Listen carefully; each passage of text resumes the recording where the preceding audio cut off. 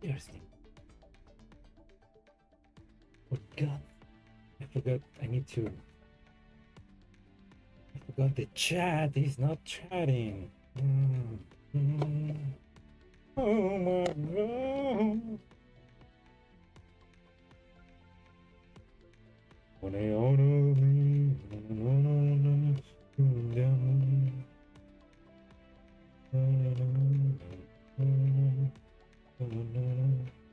hello, Ram. Oops. So, what do you hear? Sorry, I quickly went to the bathroom and then came back. Anyway, hello, Ram. Welcome to the stream. Right now, paying up the chat so that I can read it whilst.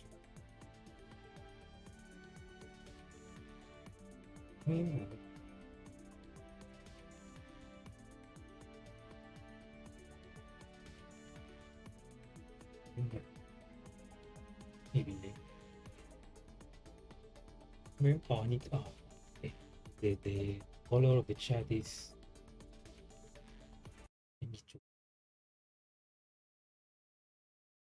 It's still wrong because I need to move the.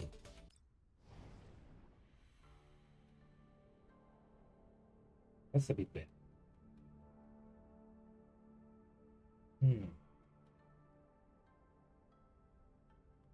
Let's actually.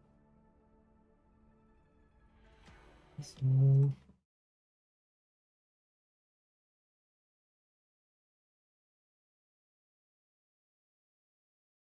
Yeah, that should be fine. That should be fine. I can read the chat, the stream chat, and I'm not losing up even. Anyway, hello, welcome to the stream. Oh, yo, yeah. I saw the stream. It was like, wait. I need to put the microphone on my head. Well, yeah, I did saw the stream. It was like we got the AK-15 and AN-94. We got the Elmo dormitories updates. We got everything, man. We're this. That feels like an anniversary update. Is it the anniversary? No, it's not. It's not. It's not yet, because the anniversary is kind of like the end of the year. But it feels like they're giving us everything. And they mentioned that there's probably gonna be some extra updates that they're gonna announce on the Anime Expo and Bilibili World streams. So we're getting feed so well. But yeah, I saw the. No, we only need the Doritos. You know what? I'm fine with them not giving us the Doritos. If they give us everything else, I'm fine with that. But also, like because they put the dormitory update on the official EN account. So that means that we are maybe gonna get the dormitories at the same time that CN is gonna get them. So it's gonna be like equal. We're gonna get them at the same time, so it's gonna be like, ah, it's gonna be awesome. But we're still gonna probably have to wait maybe 6 months for Alba, which is EN94, and Mastiff, which is gonna be AK-15, to reach EN. Well, that's fine. We can wait. But much better time to save up for them. I need to get them. I need to get the 2 of them. Also, did you see that AK-15 has a fucking mech? There's a pretty funny tweet from Ferrari. I'm gonna pull it up. I'm gonna quickly check. I'm gonna quickly read it. Let's see. Get the hell out.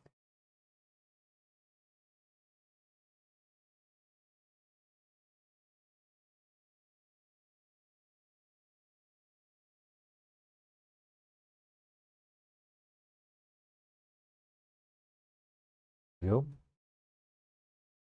Wait, no, I'm covering my face.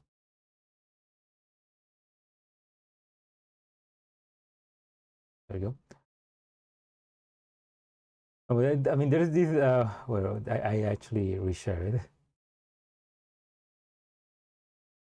There's this moment with for Ferrari. It's like we're gonna. It's kind of like. First look at artworks of Alba, A94, and AK-15. I leave the name to the translators. Alba EN94 event PV images. Also confirmation from the 5 suit skins from Germany are being reprised as skins. Now, SSR EN94 releasing alongside Alba on July 8. What do you mean AK-15 gets a mecha? AK-15 working title name is Mastiff, a reference to her being the white Mastiff of Scholz Wolfpack. Her make us all name too, but I leave that to the translators. Well, like, and then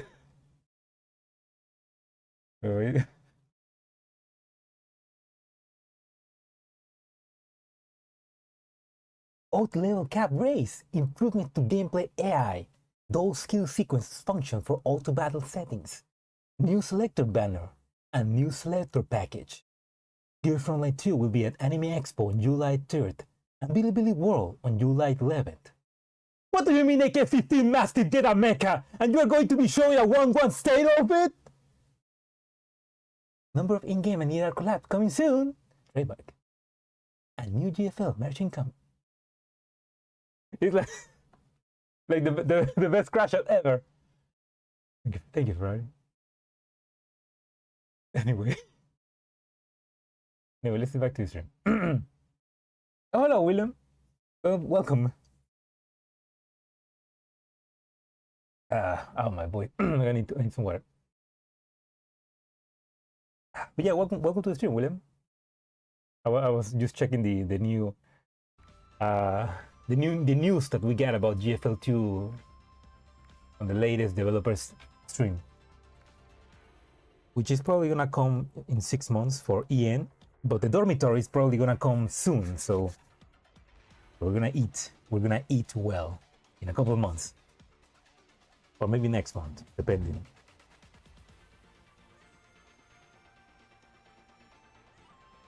Good to be here, thank you.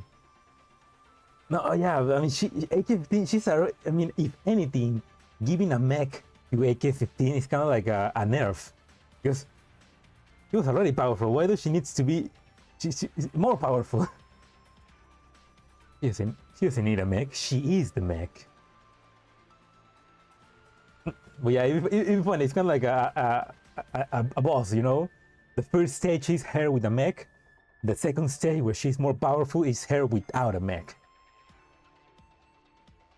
Yeah, it's gonna be funny to see. It's gonna be funny to see how she plays in gameplay with a fucking mech. But anyway, let's actually begin what we have to do today. I procrastinated too long playing this event, and now we're just 3 days away from it ending. And I need to finish it up before that because I have work. And I need to finish the next few days. The old mechs, they just give a more clankables. It's like giving Superman a gun, though. Yeah, pretty much. Oh, you know, it's like giving the Hulk an Iron Man suit. Wait, that actually happened.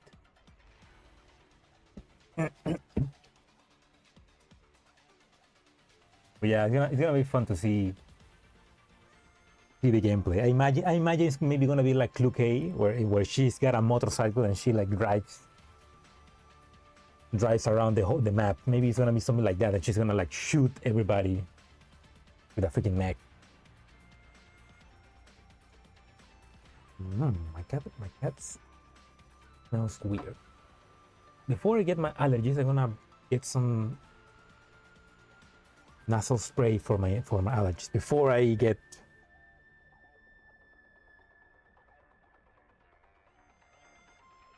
Yeah, I hope that works. That's a can, yeah. The kiddos wish you happy birthday, right? Yeah. Yeah, when in your birthday they wish you happy birthday. There's like a new section open where you can go and you can see the messages. They all tell you happy birthday and stuff.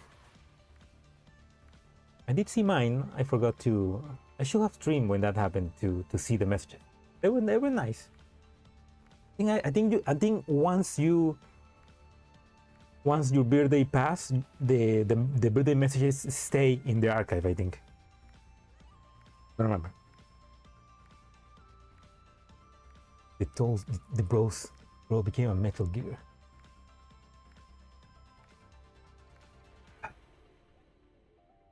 But she was already metal. And had girls inside of her. He only became more metal. He became a Metal Gear Solid. Anyway, let's actually begin the event. Where we get introduced to Zhaohui. No, that's not that. That's not how you pronounce her. If Mo teaches us anything, it's that we need to pronounce the name correctly.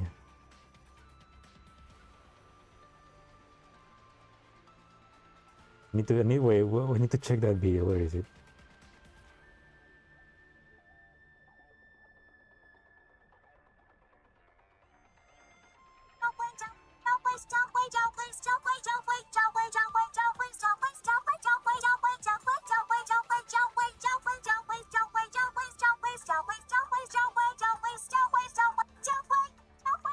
Zhaohui, yeah, Zhaohui. I don't think I'm pronouncing it right. Zhaohui. Zhaohui. Yeah, Zhaohui. Zhaohui. You know, I'm smelling something burning in my house, but there's nobody else, so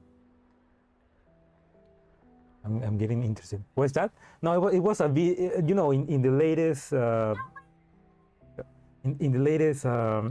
Belgian Iceland broadcast from the official GFL account, where when they announced the Zhaohui event, Mo was pronouncing Zhaohui, and the thing is, everybody in the end was saying Zhaohui like Zhaohui, which is how you read it in English. But Mo was pronouncing her how you actually pronounce it in Chinese. So it's like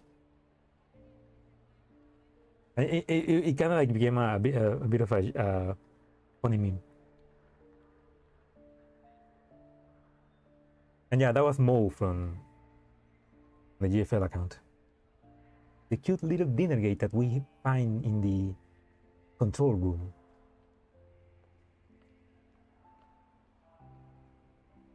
Yeah. You know what? I'm gonna quickly check. I'll quickly check the where the smoke is coming. Maybe it's just my neighbors smoking some pot.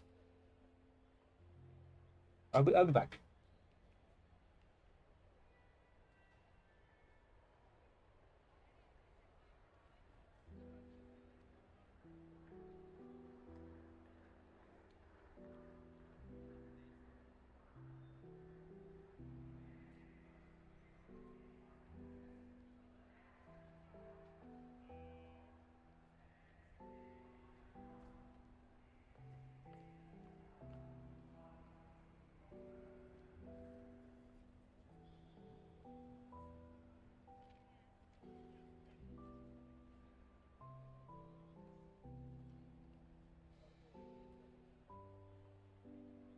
It's probably nothing. I mean, nobody's screaming, so. I mean, I mean, it was coming from the how do you say the you know the place where the hole in the building where air.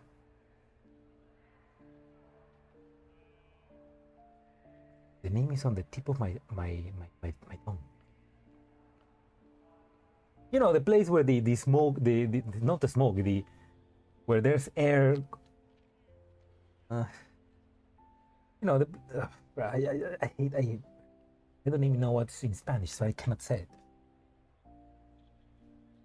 It's probably one of the neighbors tried to bake something and it burned.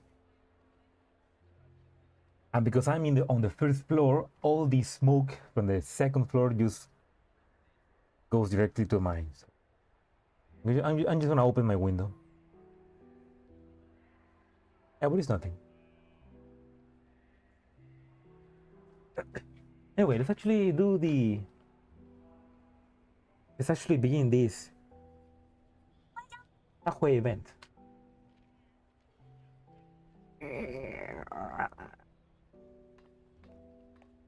With a deafening screech, the door of the intercontinental train car slowly grinds open. A green-tinted figure rides the flow of the crowd into the cabin and quickly strides over to the cramped windows. Ah, there it is. Zhaohui. She's cute, you know. On the train. Be back once the request is complete. Ian will manage the squad affairs while I'm away. I will also urge everyone to rationally consider my proposal. Mash. All the gear sounds are smashed. Sending that message to the squad chat group, Zhaohui puts down her commute terminal and turns her gaze outside the train window. Looks similar to Fem Roper from Wooden Waves. Oh. I don't know how she looks, but maybe I'll take your word for it. Fem Roper. Fem Roper. That's an interesting name. What's up with gacha game? Mobile games always using interesting name for the characters. Hey, look at that cat. I didn't see that. Look at that cat. And there it is as well. They're real cats. They're not 3D cats. They look like real cats photos. Do you think they're the cats from the developers that they're just putting into the game?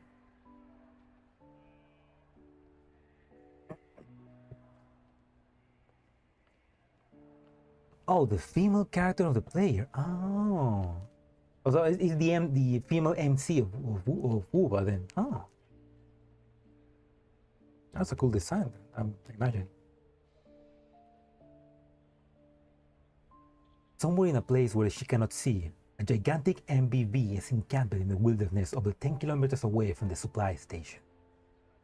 Just then, metal shutters close over the armored glass window of the cabin, obscuring everything from view. I'm gonna quickly Google her.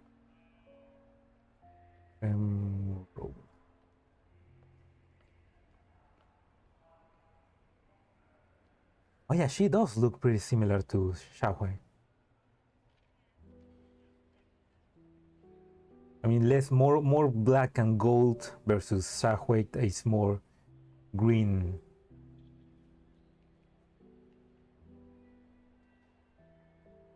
That's cute. Yeah, they're cute.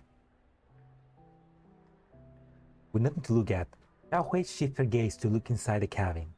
More and more people file into the cabin, filling up the seats around her. Soon there's a loud whistling as the fully loaded train lurches into motion, gradually picking up speed as it pulls out of its supply station,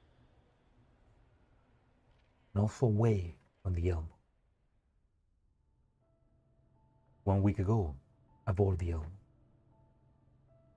The Elmo has set off once again after the mission to render emergency assistance to 404. Oh, this is interesting. So this is happening before. This is happening in between Centaresi event and Aphelion, which is chapter 8.7. Yeah, I guess basically this is chapter 8.8 or 8.9, I guess.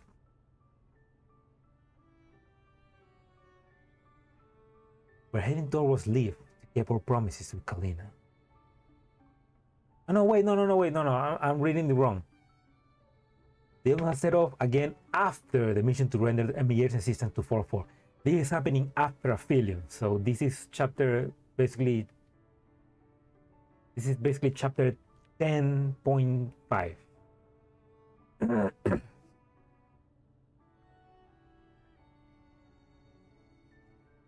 Oh yeah, to try Nova and can say it's better than Project Net. No, don't say that. Don't betray Mika. Well, it's not Mika actually, but Try Nova is the one where the girls become 2D, right? To avoid boots. I mean, to be that's a full game at really release. Project Net is like still on development, right? I mean, hopefully they fix the game a bit more when it launches. What I want them to do is to do a global beta test so that we can actually try it. I would love to try it out, to play the game on stream.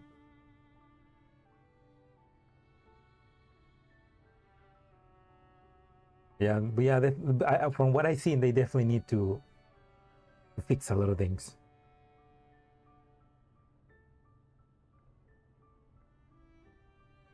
Ever since we got caught up in this crazy commission, masterminds hiding within the shadow have gradually come to their fore.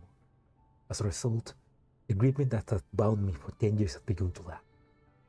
The number of those who just so happen to return to the Elmo has grown as well. Oh, hello, good night, Salo, welcome. You arrived to avoid dev subscriptions, yeah! Welcome, Salo, and I'm glad you could join. Look at that, even if you are not...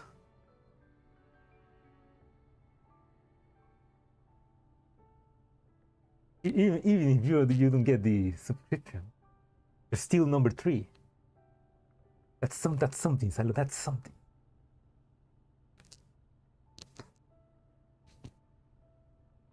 Oh, hello, Xerxes.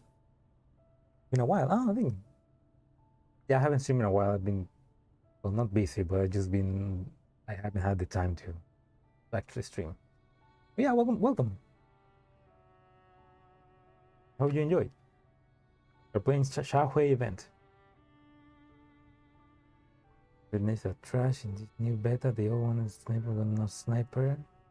The UI is confusing and many more. Oh, I didn't know. Oh, okay. That sounds like they maybe overcorrected them, and probably they took some of the critiques from the previous one and they changed everything and then kind of fucked it up, I guess. I mean, hopefully then for the next beta they can fix that. I mean, from what I see for the game, maybe it's the game is, yeah, definitely is not ready to release yet. Maybe it's just, maybe it's still 1 year away from release, or maybe more. I mean, hopefully when they actually release the game, it's actually playable in a good way.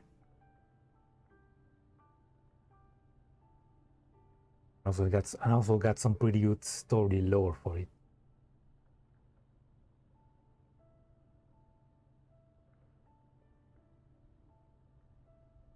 Well, meeting old friends again is always a joyous occasion. It does lead to some awkward moments. For instance, a hair of upshares in a place like this? That does seem to be the case. What do we do about them, Commander? 3 minutes ago, I was chatting idly with the others when I got report from mailing. The Elmo encountered a herd of upshares while cruising across the landscape.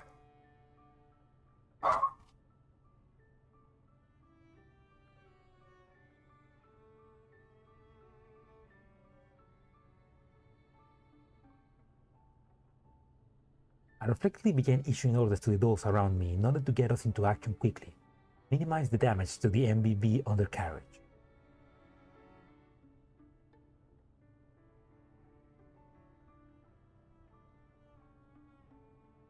Never hit long-range enemy sets too far. If the damage doesn't reach it. Oh.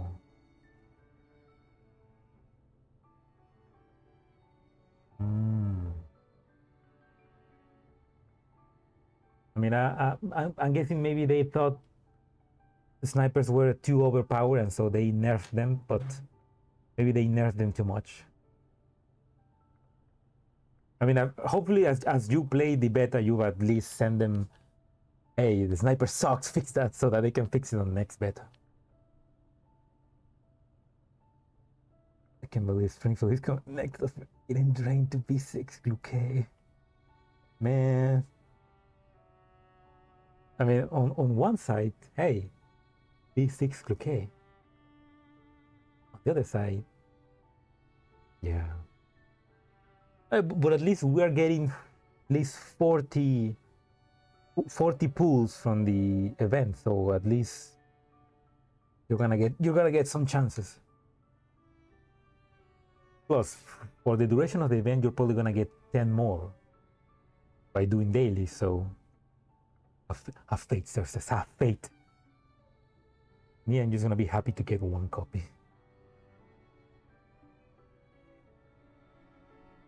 Yeah, if I can get 1 copy of Nickfear and 1 copy of MP5, I'm gonna be happy.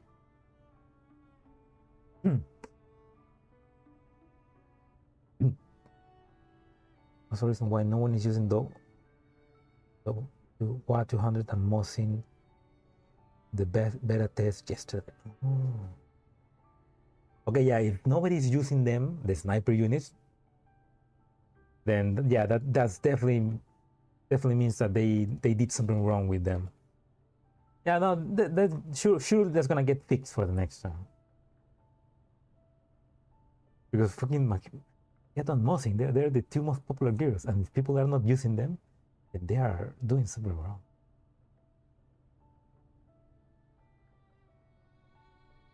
Just hope Beyblade doesn't jump scare you. Oh, but everybody loves Beyblade.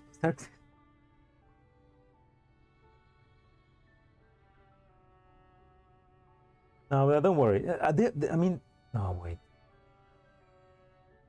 I don't remember. Are they adding? I think they were adding targeted. They were adding targeting pools in this next update. I don't remember. But I think they are adding targeted pools, or at least you are gonna be able to choose. I think. I don't know, or maybe targeted pools for the previous units. I think. Yeah, have faith. I'm sure you can get 1 Springfield. I hope as well. But the funny thing now is, so far I haven't lost a 50-50 with Beyblade. The only time I lost a 50-50, I lost with Sharkry, yeah. But that was the only time. And I have hit the 50-50 maybe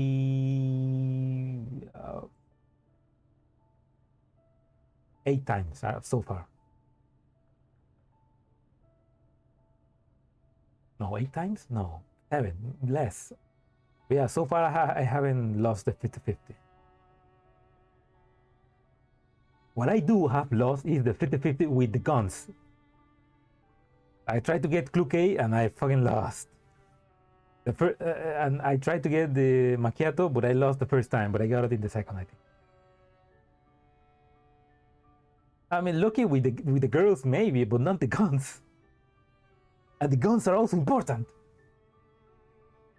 They're cool. Well, they're not that important, but they're cool. Anyway. Interesting, Macchiato. Guard the forward. No. Interesting, Macchiato. Guard the forward engine. Monsoom squad will cover the rear. Dayan, Yangyu, Zhaohui flank from behind and pick off any upshares that approach. Yeah, whoa, what? Huh? What will they say? Wait, what? Why will they say that? Whoa! What's that? Understood. Hey, time for me to show my stuff. I finished giving orders. The dolls reply in the affirmative, one after another. The sole exception is the doll in green before me, who struck her knife as she quirks up an eyebrow. Am I part of this operation too? Oh, Zhaohui, you're part of the team now. Yeah, that's weird. Yeah, that's a weird thing to say. Oh. Okay, that's interesting. Yeah, I mean, Zhaohui is just, she barely knows the commander. She's like, I mean, she just met the commander like a week ago maybe, and he's like immediately like giving orders.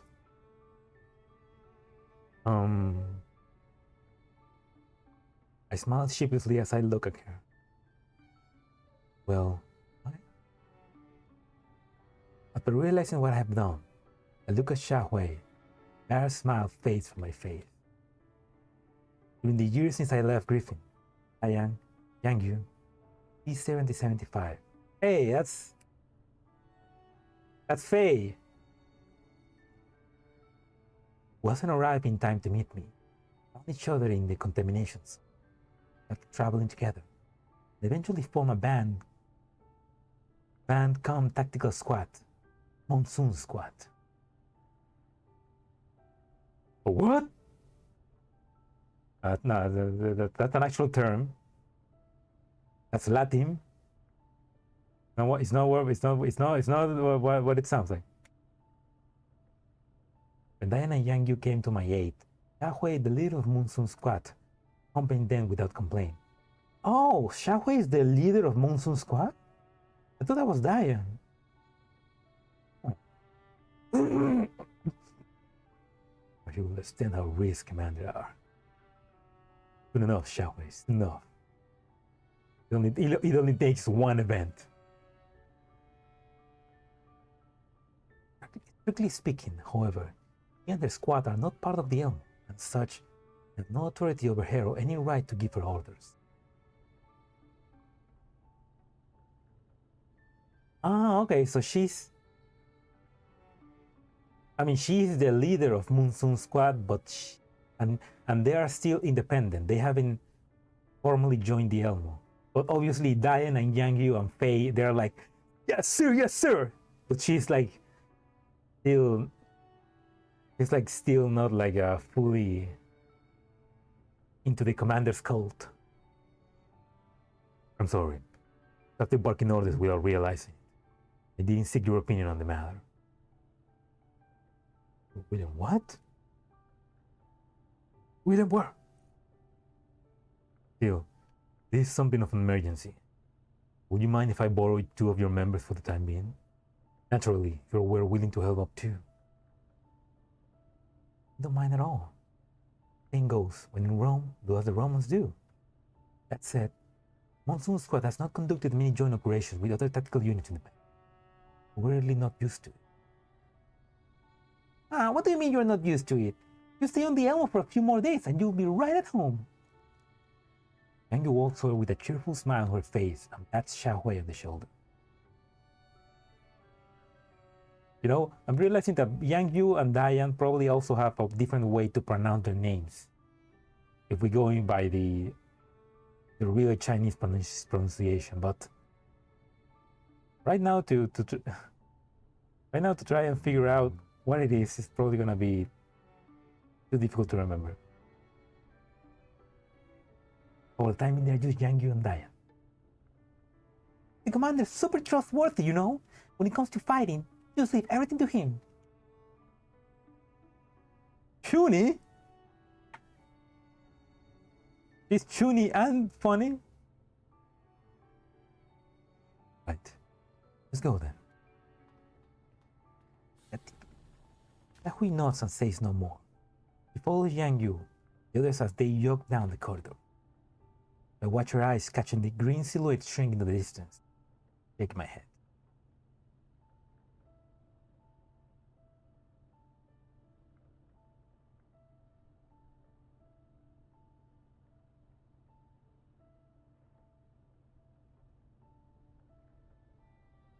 Tito, what the hell did you do? Tito, meow, Shandy, por favor, meow.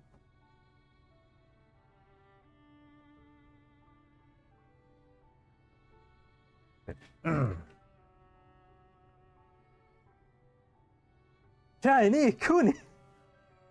She's not cute and funny. She's cool and funny. That's Connie.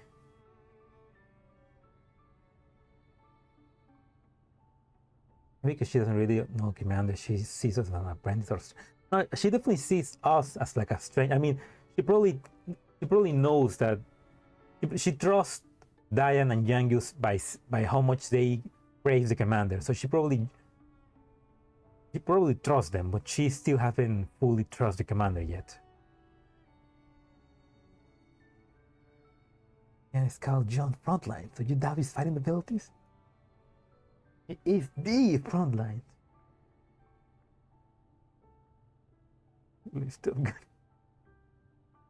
Stop gooning on the chat. Don't do it. Rosa hears me and approaches. Tactical tablet in hand. Oh, here comes the wife. Commander, we hold a welcome party for Monsoom Squad? Check. We have some decorations left over in the store.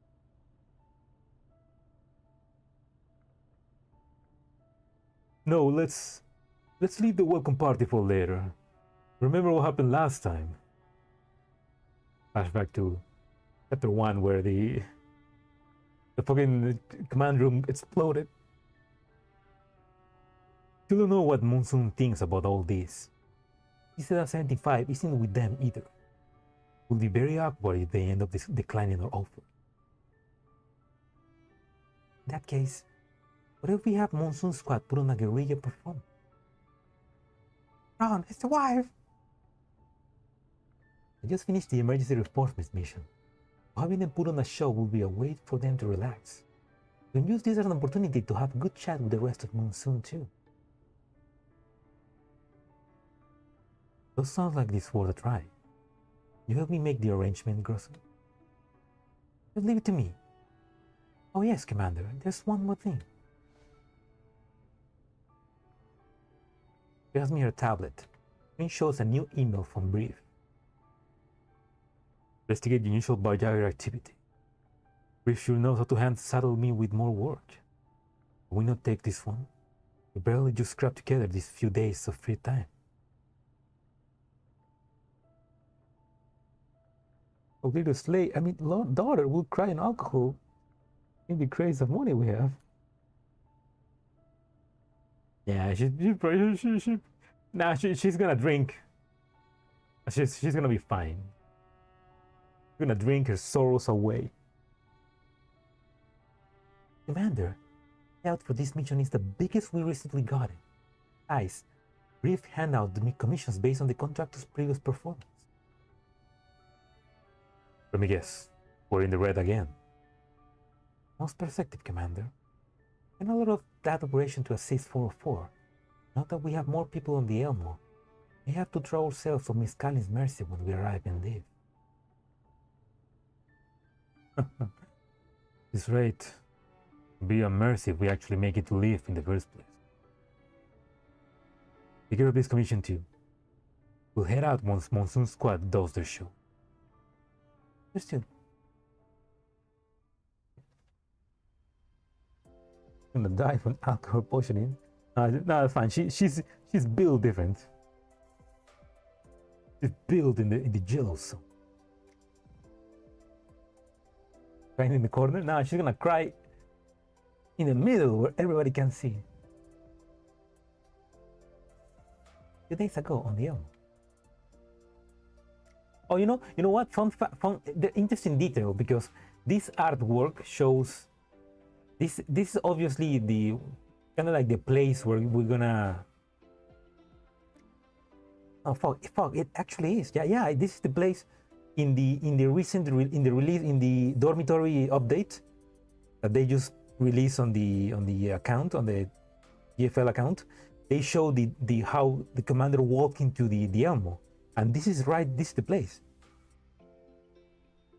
This is the table, the place where Rosa was there to serve us drinks, like the kitchen, the living room. Yeah, this looks almost exactly like how the 3D environment looks in the preview of the update, and like how because you can now you can decorate you can decorate the place, like before you unlock the zone. It looks like this, with a cloth covering, the boxes, like totally not just like a very underutilized, I guess. But it looks exactly the same, and then you unlock, and then you can decorate this place however you want. That's pretty cool.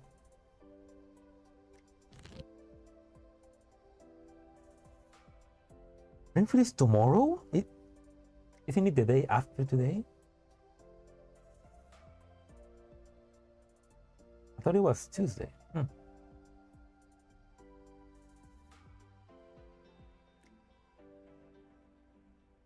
Oh, well, you know, cloth is the most powerful decoration, the most cheap decoration for a place. But yeah, I'm excited for that upgrade. 2 days ago on the Elmo, especially because you can walk around and you can interact with the dolls. It's kind of like it's basically the Nero Cloud dormitories, but in GFL2. So it's great that they are bringing that into GFL2. 2 days ago on the Elmo, the launch is packed with people even though it's close to midnight. Monsoom squad first guerrilla live in a resounding success. Fair play. Marvelous! Your dancing was magical, Yangyu. That Miss Daniel Goshen music was moving too. Prefer Miss Zhaohui's swan accompaniment. The solo near the end was quite stirring. Upon hearing people praise them, Yangyu pushed up her chest with a smug look on her face. How's that, Commander? I did well, didn't I? Ah, Beppo Jonsker! Help! Jeter is sick! Everybody's here! Yeah, it feels cool that there's more people on the album. It's like, it feels more lively. Can't wait to become a chef and roll my customers.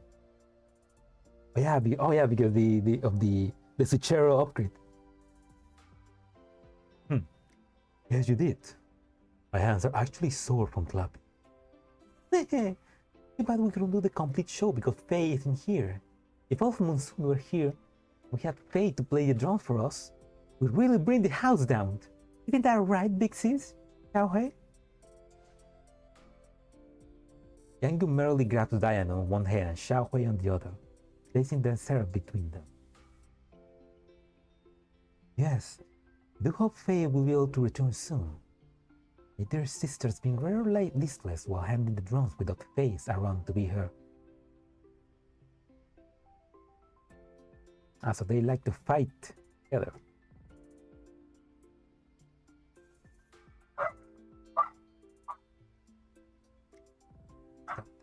Those goddamn dog.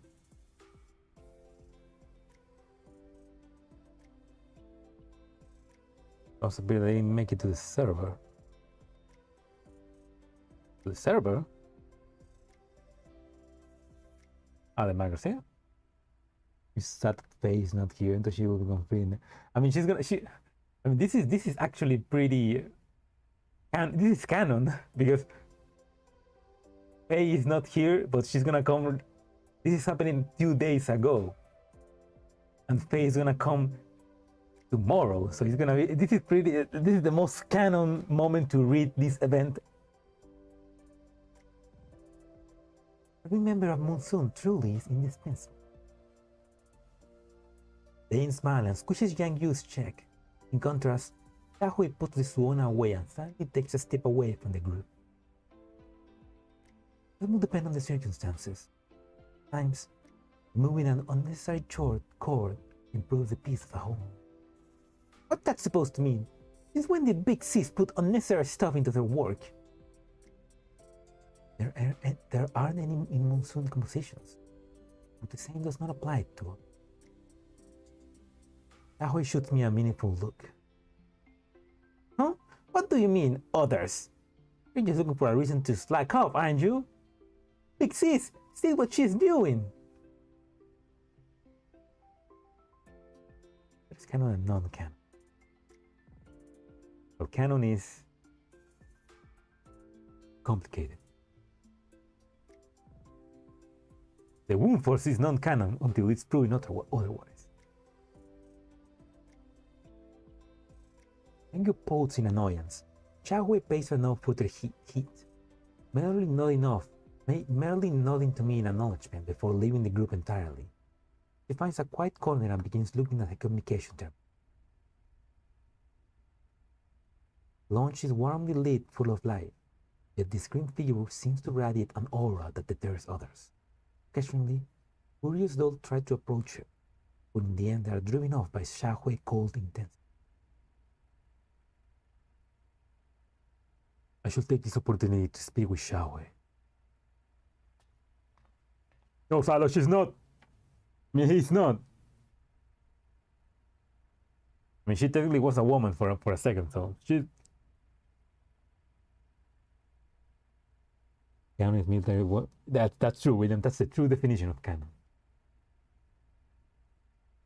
After making up my mind, I begin heading towards her. However, right as I do so, Zhaohui suddenly puts her terminal away, pushes me instead. Commander, are you free? Something I'd like to discuss with you. Of course. In fact, I was just about to speak to you. Zhaohui raises an eyebrow in surprise. You're right doing that.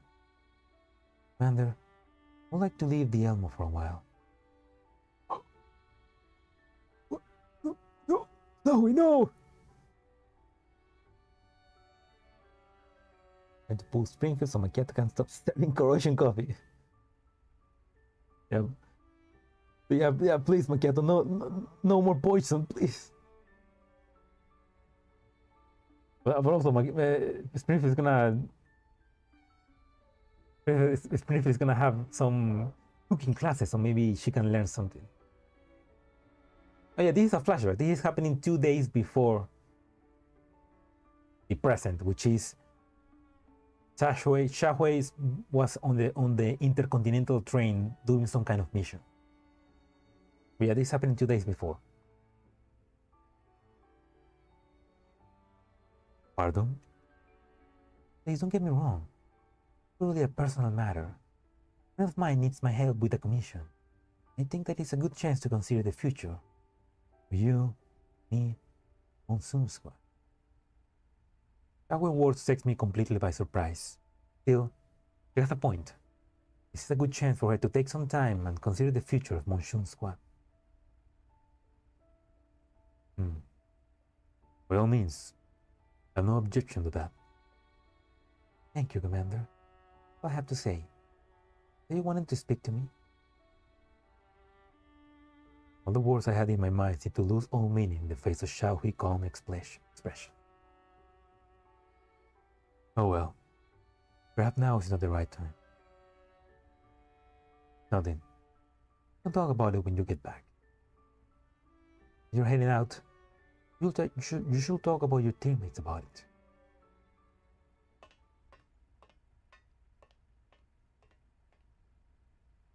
Form of Dayan bracelet. Really? How about that? I forgive you not on the idea of having an in-depth conversation with Zhaohui and not to her and leave the lounge. Zhaohui watched the commander leave, and then she turned her gaze to Yang Yu and Dayan, who are in the middle of a throng of dolls. Will she interrupt this lively gathering now? Zhaohui wonders. However, Dayan seems to sense Dayan looking at her, and she soon exits the group to approach the ladder. Zhaohui, what were you talking about with Commander just now? He was just saying hello. Was he? He seemed rather subdued tonight for some reason. You still not used to this place? I apologize for not being considerate. It was my fault for asking you to come all the way out here with us. There's a worried look on Dayan's face, but she already knows what's waiting on Zhaohui's heart. However, Zhaohui dismisses it with a slight shake of her head. You don't have to apologize. We're a team. It's natural that we should travel together.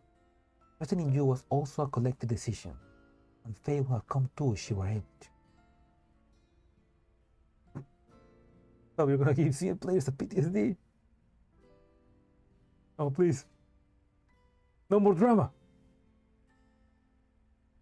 Thank you. That being said, would you like to meet some of my past friends? Miss Grossa mentioned she hoped tonight will help you acquaintance with everyone. It appears to have inconvenienced you instead. Zhaohui shakes her head again. There's no need for that. You still have a lot of time. You don't have to rush things. But this roundabout refusal, the two of them briefly fall silent. Zhaohui once again glances toward the center of the lounge, where Yang Yu is happily discussing the final points of her performance, with several of the Elmo dolls in the space that was clear for their show. She contemplates her words for a moment, then she speaks again. What do you plan to do after this? You stay on the Elmo? You plan to... Zhaohui, you saying you are not going to stay with us? I'm simply unsure as to whatever remaining here is the right choice. No squad ought to be like the wind, do we not? Constantly on the move. Constantly setting out to new travels. At the very least, that was what I believed when I first agreed to become a leader. Zhaohui. Oh. Yeah, I mean, she doesn't feel like she belongs with the commander because, yeah, she doesn't know. I guess what she liked was traveling around, maybe, or she just feels like she's like the odd one out.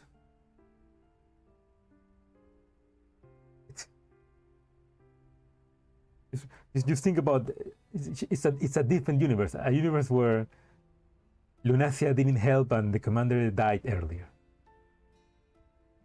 because it was retcon. Hey, big sis, Zhaohui, what's going on? You both look so serious. Let me in on it too. On seeing Dayan and Zhaohui whispering to each other, Yang Yu immediately excused herself and scampers over, inserting herself between the two of them. And we're discussing Monsoom's future. Zhaohui doesn't give Dayan the chance to soften the blow. If we remain on the Elmo, then will Monsoom still be Monsoom? I want to know what you and Faye think about this. Of course we will. Monsoom's the same anywhere we go, right? No, wait. Why are you talking about this all of a sudden? Why did you bring Faye into this? What are you getting at, Zhaohui? After her outbursts, Yang Yu glances over Diane's frowning face. Understanding gradually dawns on her. Huh? Wait, are you saying you want to break up Monsoom? Yang Yu's exclamation draws a few curious looks from the nearby dolls. Yang Yu grabs Zhaohui by the shoulder and starts shaking her. Not daring to believe her ears, Zhaohui remains silent, neither nodding nor shaking her head. But why? We're a team, aren't we? If you're the leader, you can't decide to break us up just like that. Yes, Zhaohui, and if you're not used to the Elmo. Calm down and listen to me. Didn't say I was going to break up Monsoom. Zhaohui calmly writes her terminal and shows it to the two of them. Might be the squad leader. I've never once felt that Monsoom's fate in mine is to decide. I thought the Elmo the commander might have place in your heart. Just as I know Monsoom has a place in ours. Therefore, what I put forward was merely a suggestion. One that requires Faye's involvement as well. Let me see. Yang Yu studies the terminal and finds the latest message in the squad group chat. There is an Elmo Alpha signal. I'd like you to decide on the future of Monsoom squad roster before I finish my commission. Huh? Wait, what commission? Did Monsoom squad get a new commission? No, not Monsoom squad. That's me. I received a personal request from an old friend just now. Do you remember Amida? That name sounds familiar. Oh, isn't she the broker friend of yours who saved you and helped fix up your frame? Indeed. She asked me to help bodyguard a friend of her. Check the location of the commission and it's located in a nearby city. A few hours away by train. Huh, so you're enough to run off by yourself to handle a commission and you're leaving us here to what? Decide whether you're staying or going? Zhaohui, do we need to think about this? Yang Yu. Of course you do. Monsoom has never encountered a situation like this before. And I believe that we all need to take some time to think about it. In any case, I've already spoken to the commander about leaving the Elmo for the time being. I see. That change just now was... The commander agreed to it? Zhaohui nods. Alright. I understand. Exists. Yang Yu talks unhappily and Dayan sleep. The layer merely nods. It seems she has accepted Zhaohui's suggestion. In that case, how much time will we have to decide? Zhaohui turns to look at Dayan. Expression seems much more composed in contrast to Dayan's worried look and Yang Yu's cold face. Not too long. The commission will be 2 weeks long. I hope that when we meet again, we'll be able to make a decision that none of us will regret. Oh, I should use jealous. Her team is choosing the commander. And can you blame her? She got the perfect jury squad, and then comes the commander being like, "Hey, oh no, a straight man." Oh, wait, enemies, Beplay and Grossa, what?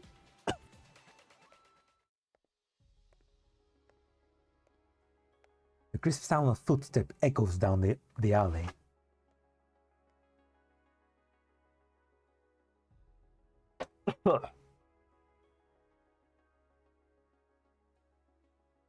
Zhaohui follows the address display on her terminal and turns a corner into yet another random alley. The already poor lighting is obscured further by the tall, crumbling walls around her, making the cramped alley appear even more oppressive. Oh yeah, the past events are gonna be added to the past event tab on the game, so we can reread them. Which is great. It's great for new players that weren't able to check the past events, like the sojourners and the other ones.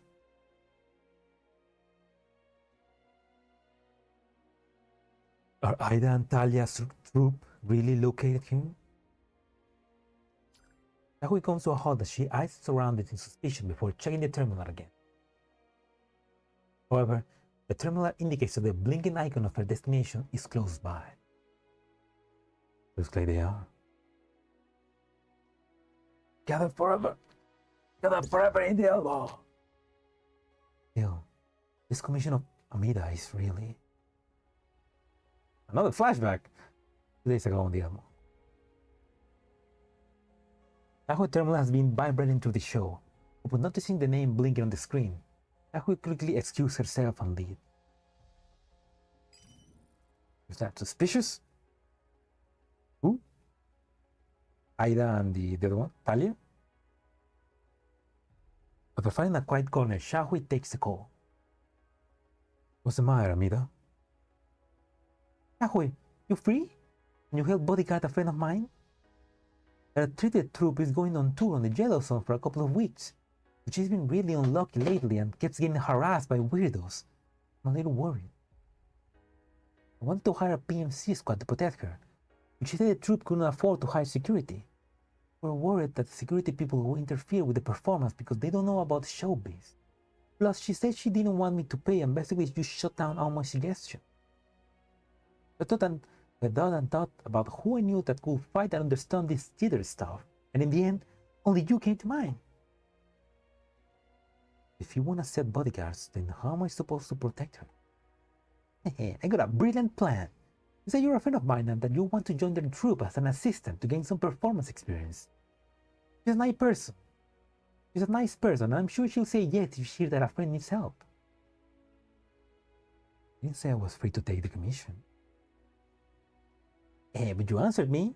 That means you're definitely open to it. Her name is Ida. This is where she and her troop are staying for the time being. Please help me out. I'll pay you for this. You don't have to. Doing you a favor.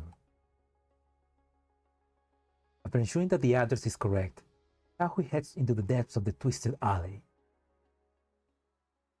Just then, a scream comes from within. Ah! Okay. Ah! The panic shriek seems especially loud in the dark confines of the alley. Zhaohui breaks into a spring as she runs toward the source of the sound. Then she sees a dark shape suddenly burst out of the shadow and darts past her. This is sad. GFL can't help anyone here. GFL is no longer what it used to be, man. They gone private. F for Griffin Leon. No, I mean Griffin Leons is still alive. Still a piece of shit, probably. Help! He took my bag! Stop him! Before the boys finish speaking, Zhao has already turned around and is hot on the heels of the robber. The robber clearly doesn't expect Zhaohui to catch up so soon. Pulls out the knife, swinging it wildly at her. Zhaohui remembers the basic of CQC and nimbly evades the slashing knife and kicks it away before grabbing the robber's arms with lightning speed. With a quick reversal of the grip to take him off his feet, he slams him to the ground and pins him there. Gah! Ow, ow, ow! That hurts! No more copies of Hungry Sabrina.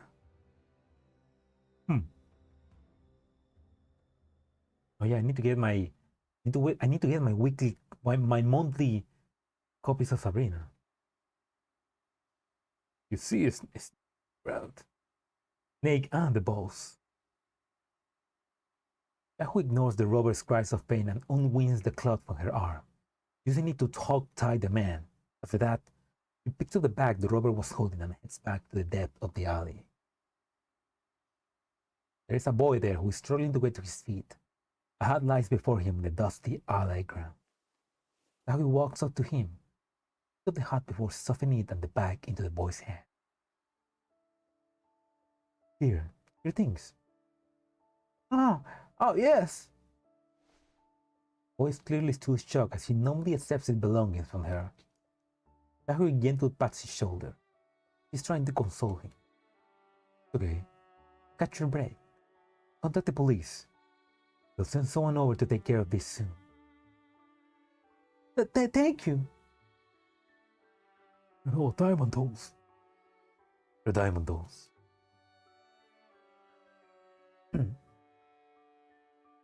If we go like in MGSI, like you could personalize the emblem of the Elmo like in MGS5. When no one hears the war, they say, other memories fade and as a feeling numb, I don't know. After holding his back and panting heavily for a bit, Boy finally managed to calm down.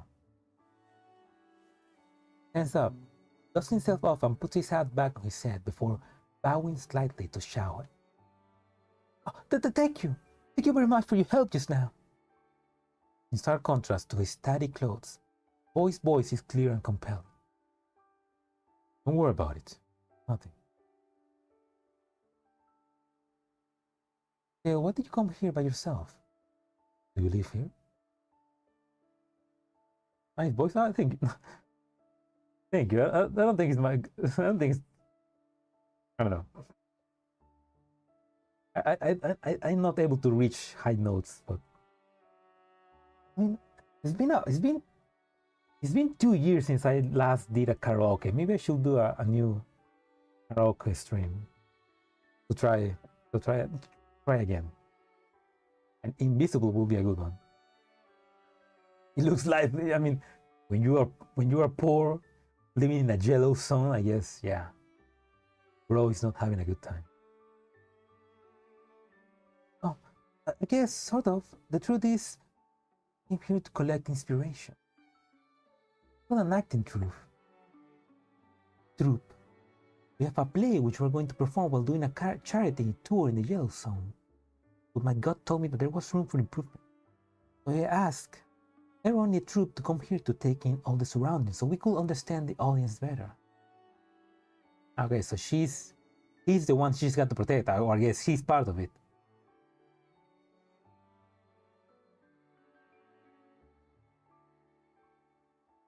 Eh? Just like a yellow zoner, right? Oh, wait a second. So he's just a rich boy cosplaying as a poor guy. What the fuck? Well, you do look like the yellow zone residents I've seen before. See? Everyone in the troupe was saying that this outfit was perfect for the female lead to wear while traveling in the yellow zone. Wait, she's a girl? Female lead? Now he scans the boy again. Yep, our play is about 2 girls becoming friends and adventuring in various parts of the world. No, what I want to ask is, you're a girl?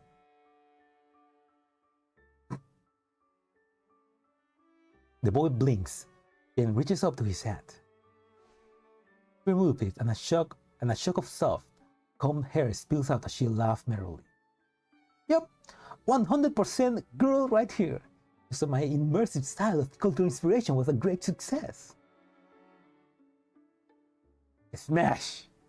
Emilia, she's a girl, smash!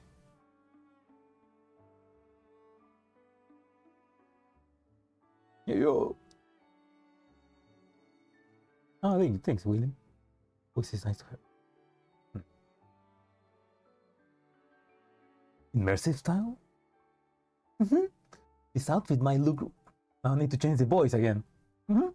This outfit might look raggedy and all, but it's actually our stage costume. I'm wearing this so I can get into character more easily. Still, I didn't expect to get robbed even though I looked so destitute. My luck, I guess.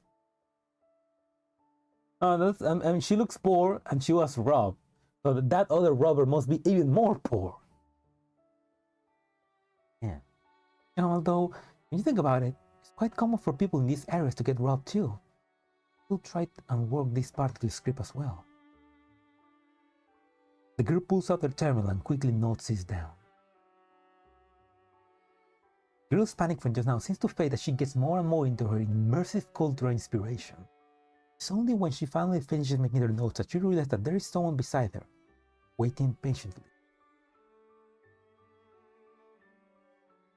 Ah, wait. New names confirmed. Alba and Boimastina. Okay, so AK-15 is gonna be, name is Boimastina.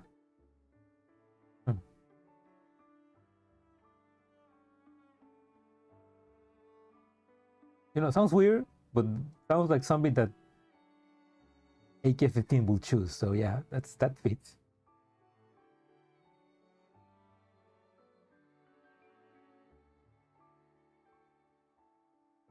Accurate.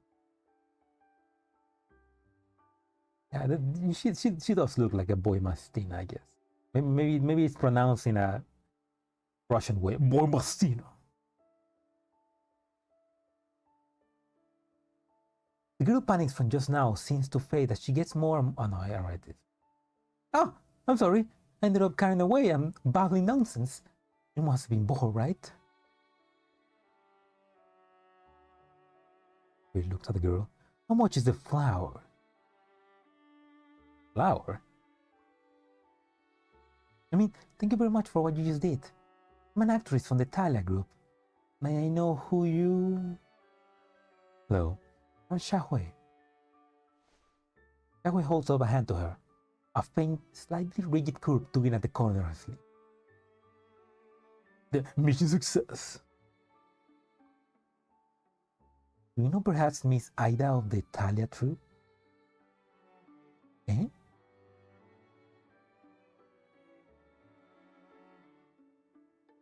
And that's what happened, manager. What do you think of Miss Zhaohui? Can she join us? She got highly recommended of that broker friend of mine. Ah, she's Ida. Okay.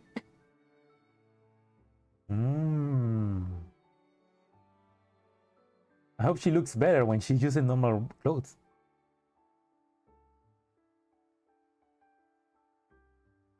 After returning to the troop temporary quarters, Guru explained Zhaohui's circumstance to the troop manager. The manager gives Zhaohui CV at once and over and is pleased by it.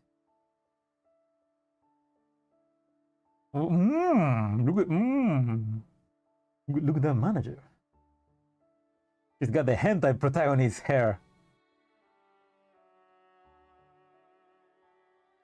Hey Chen, is that you?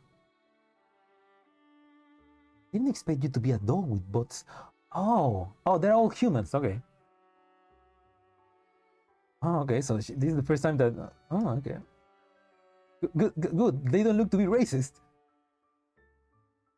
Kind of like every time there's a human in one of these stories, we got like, hope you're not racist. I hope you're not racist. I hope you're not racist. Against those.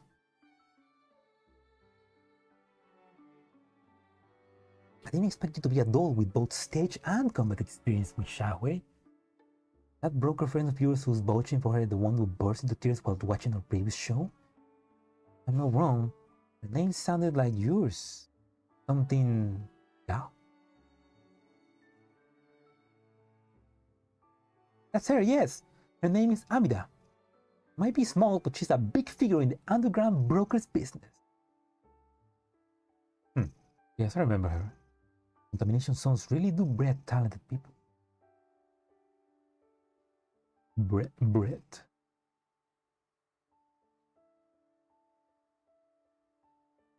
Vanier looks at Zhaohui. To be honest, we're really hurting for manpower for this tour. Anyone with plenty of experience and who can handle many roles is more than welcome to join us, doll or otherwise. Good.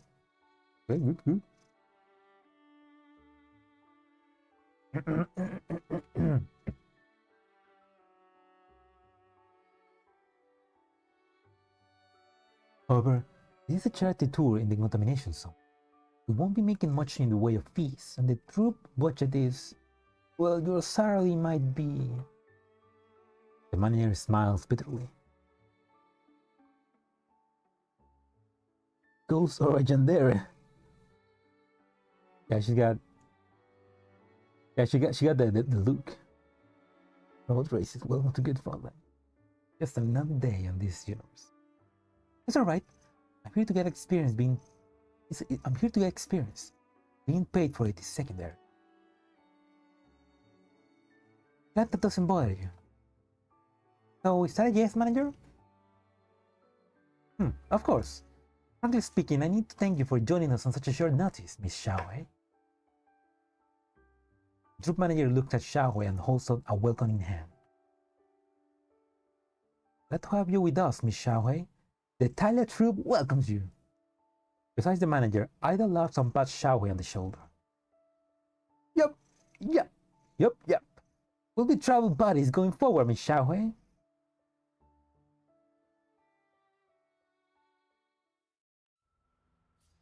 Well, that was easy. Mission success. She was able to infiltrate the troop. Now she just need to protect them. Is there a Zhaohui somewhere here? There is. Let's use her for this. Let's use her for this one. She had a pretty fun skill where she will teleport, and was pretty useful. Like her being able to teleport anywhere.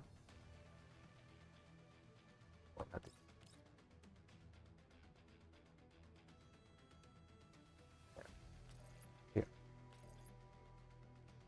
Yeah, double kill.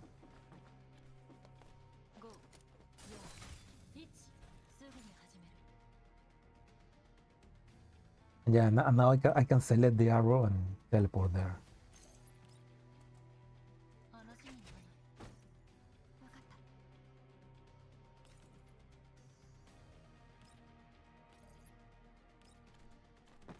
I love those with AoE attacks. They're the best.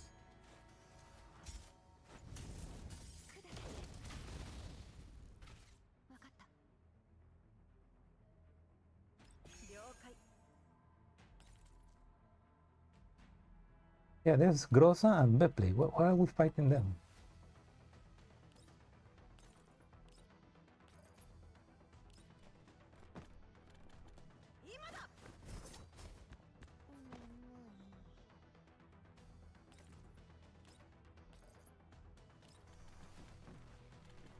It's Spider-Man, yeah.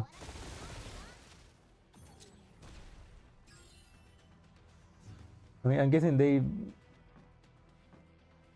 I don't know, maybe there's an explanation, or maybe they just wanted to use some those for us to attack. I don't know. Yeah, kind of weird.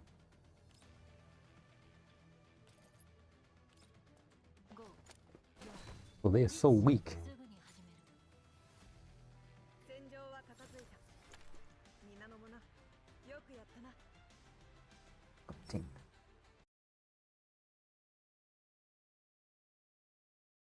Imara! Yeah, back to burning everything is just so great. Yeah, this the boonies. Oh no, that's what I mean. Obviously, this is this place obviously poor people, you know. Well, not poor people, just people with income challenge, I guess, with low resources. But they have solar panels, which I'm guessing is maybe a testament to how in the future solar panels are cheaper, or maybe are just available everywhere. Maybe. But still, they're still poor people. Yeah, this CG appears in Suomi. Does it? I don't remember. Slums, there we go.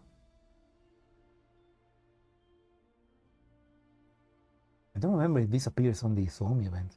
Oh, something similar, I think, but not this one, I think.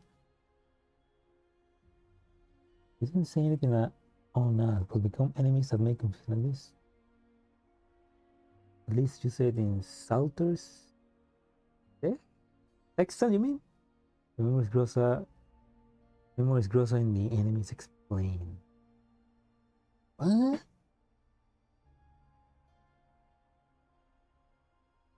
In Sexton?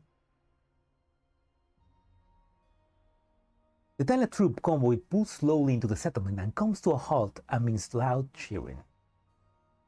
Wait, my cat is looking at me really.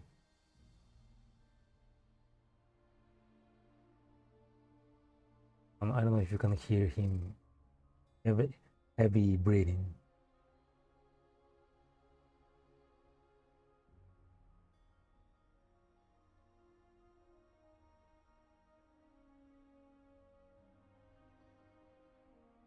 Yeah, he's heavy breathing in my face. I'm gonna quickly go pick him some food. I'll be back. Vamos. Vamos.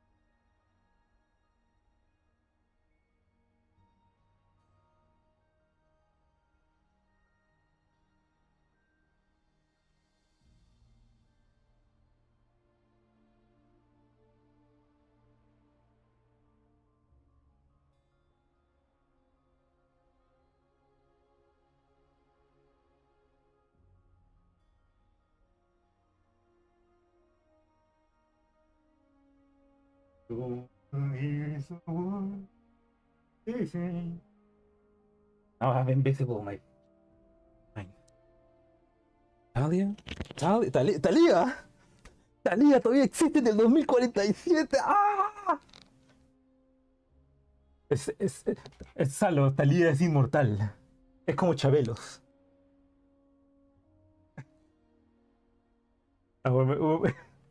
Talia still exists.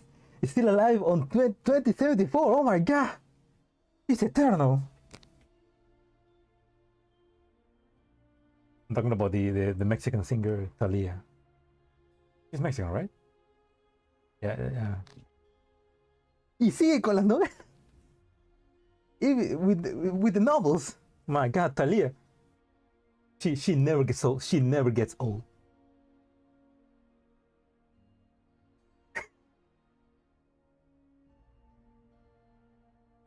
This could be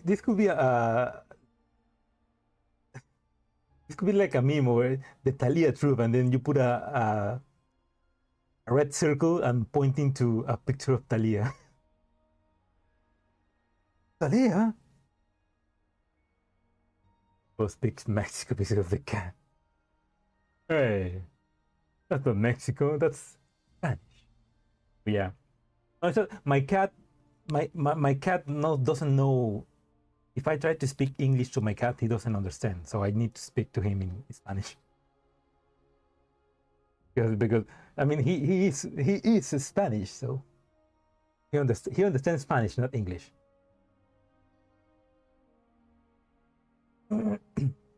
It's kind of funny how even though they don't speak our language, they understand the language that we speak to them. Like a cat raised in some place is not going to understand the language of another place. Kind of fun, kind of interesting to think about that.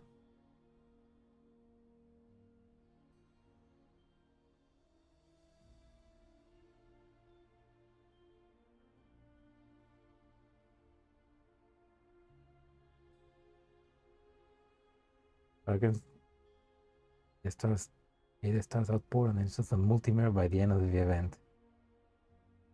And somebody ends up and the villain ends up dying or in the hospital and forgetting his life, becoming disabled for the rest of it, or something like that, in the most dramatic way possible.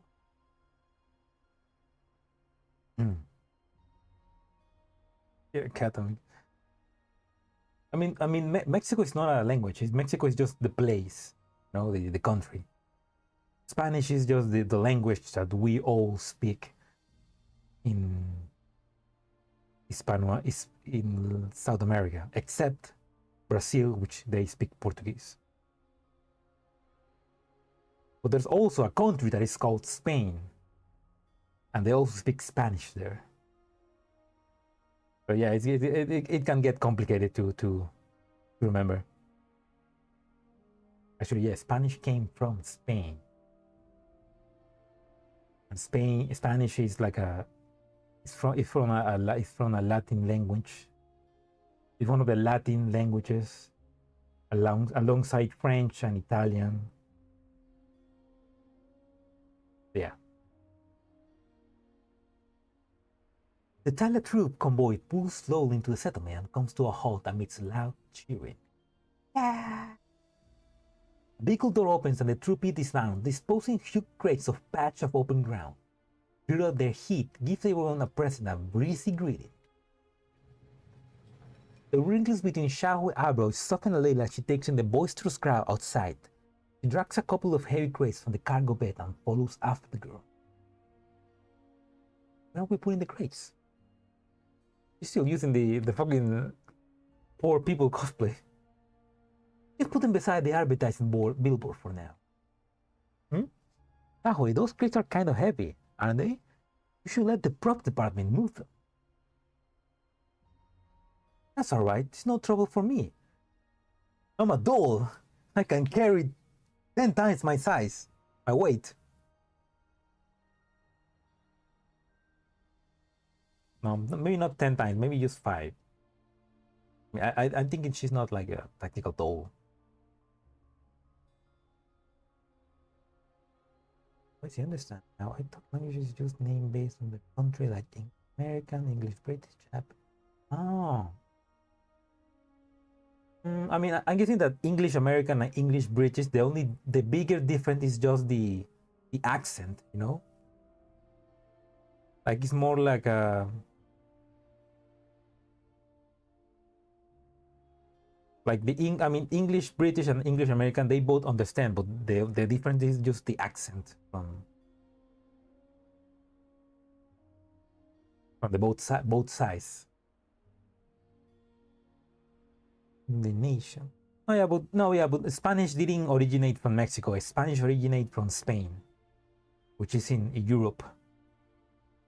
And when Spain obviously colonized most of South America, they bring up the language, and we all are speaking Spanish, even though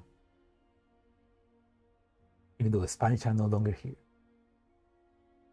And it was the same for the Philippines. Yeah, right. Yeah, no, the Philippines, they also used to speak Spanish because they were colonized by Spain. Then the United States came and colonized them, and now they speak English. And the language from them, which is Tagalog. No, that's not it. I don't remember. Sorry. But yeah, that's basically a bit of world history, or well, Spanish history, I guess. That's all right. It's no trouble for me. She said so. Zhaohui hoists the crates into a large circular clearing that's ringed by a fence of wooden posts and old rope. Oh, you! She lays the crate in the center of the space reserved for the stage, then bends down to straighten a bunch of simple-looking billboards.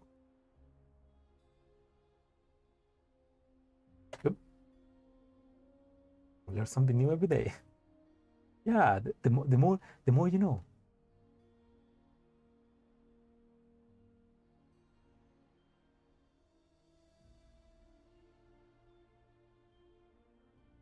Wait, oh fuck. Said billboards were made just for this show. Their painted surfaces are covered in huge eye-catching letters. The Daybreak's Oak plays now on tour. Alice alive in 2074. Yeah. He will never die. Thalia also got hit by collapsed particles and became immortal. Just like old Misha and Dr.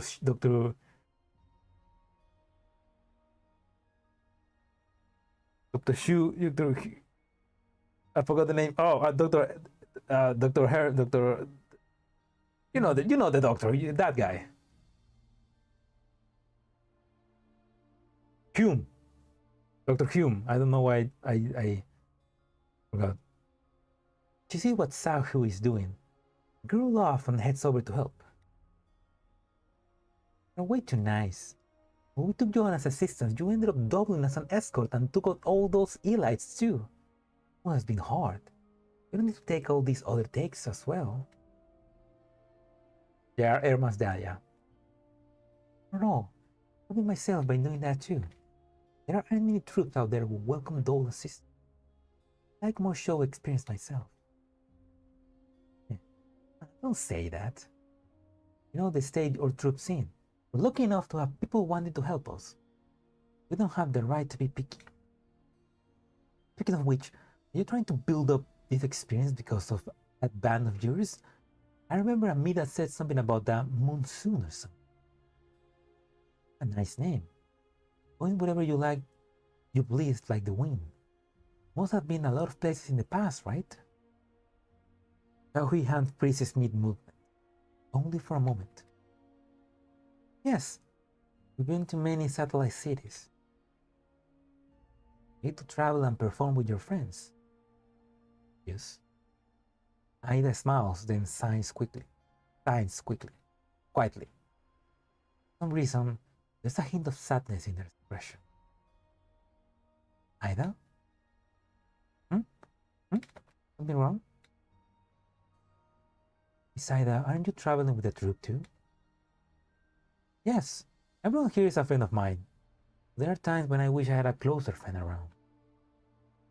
Well, let's leave that aside for now. But remember that it's going to be a while before rehearsals. So could you do me a favor, Miss Zhaohui? What do you need? Ada pulls a copy of the script and her comms terminal from her bag. Well, I heard one of the residents say there was an abandoned town around here, not far from the camp. Would you accompany me there? I'd like to take this opportunity to gather more inspiration about the Yellow Zone. Oh, that's fine, Salo. Have a nice lunch.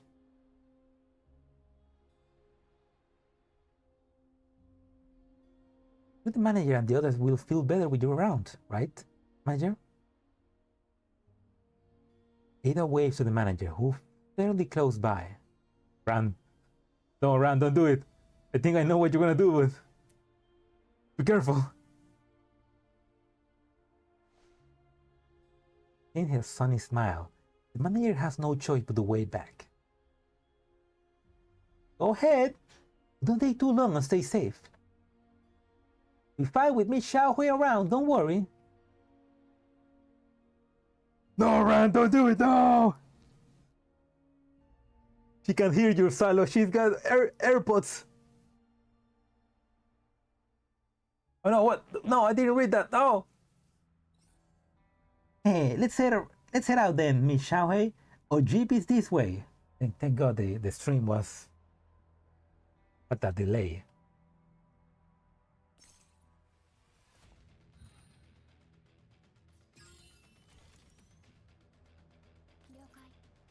Do this.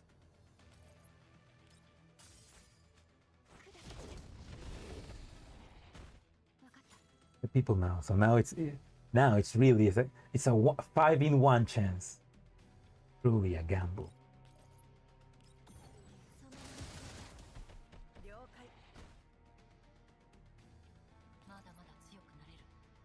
Zhaohui moved really far.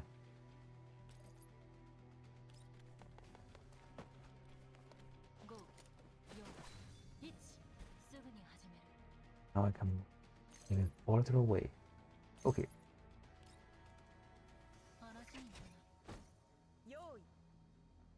Now I'm wishing I had Zhaohui.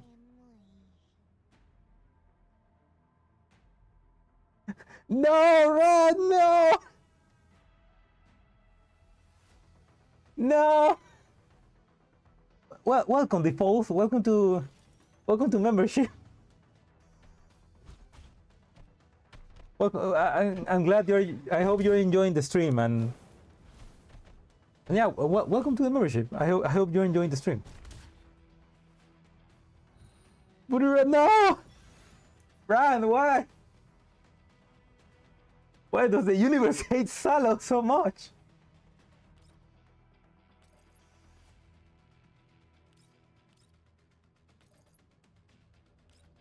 That's so fucked up.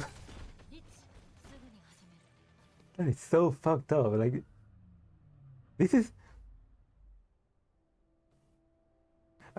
You know what? I could make a like a short documenting all the times that we have failed at giving Salu one membership. I'm gonna consider that doing that soon, but no. Why? Man, people, the gacha really hates Salu. What's gonna be? You're gonna become evil. No. He who stares at the abyss, yes, the beast stares back. He who stares at the gacha stares back at him. I mean, he ran away because he didn't want to know. He didn't want to see the fail again. He knew what was gonna happen.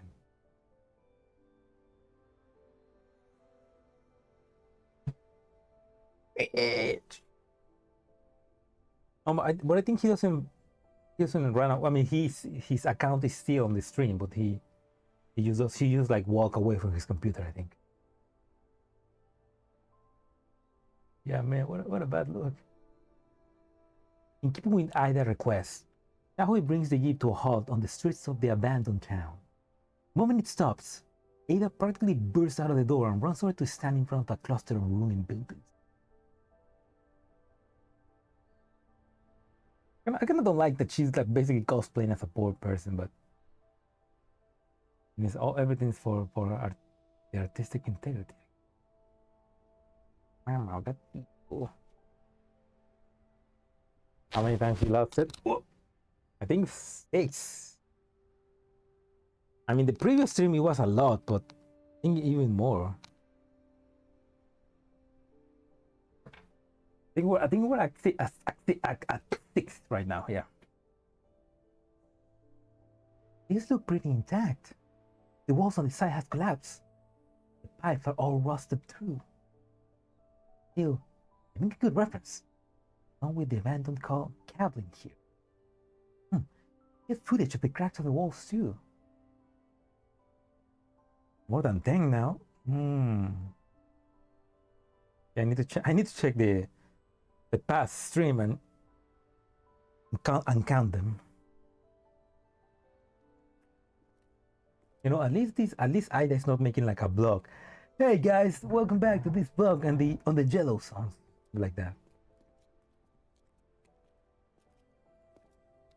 That is sad indeed. Ada holds her terminal up and begins recording her surroundings as she walks forward. What a shame. This town is completely ruined. Wonder why? Oh yeah, I wonder why. It's not like there's some radiation.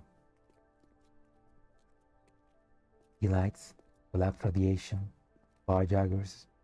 Take your pick. Zhaohui keeps a watchful eye on the surroundings as she walks behind Ida. Still, you see signs of an old firefight. Perhaps the residents fought barjaggers here. I see. Those barjaggers really are everywhere, aren't they? That you need to know how to defend yourself when traveling in the yellow zones.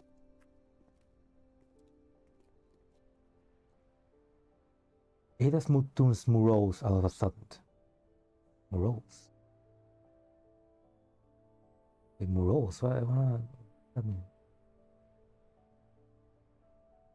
Morose. Meaning. Sullen and ill-tempered. Okay. Malhumorado, básicamente. If you play Uma Musume or Phantom Persona 5X,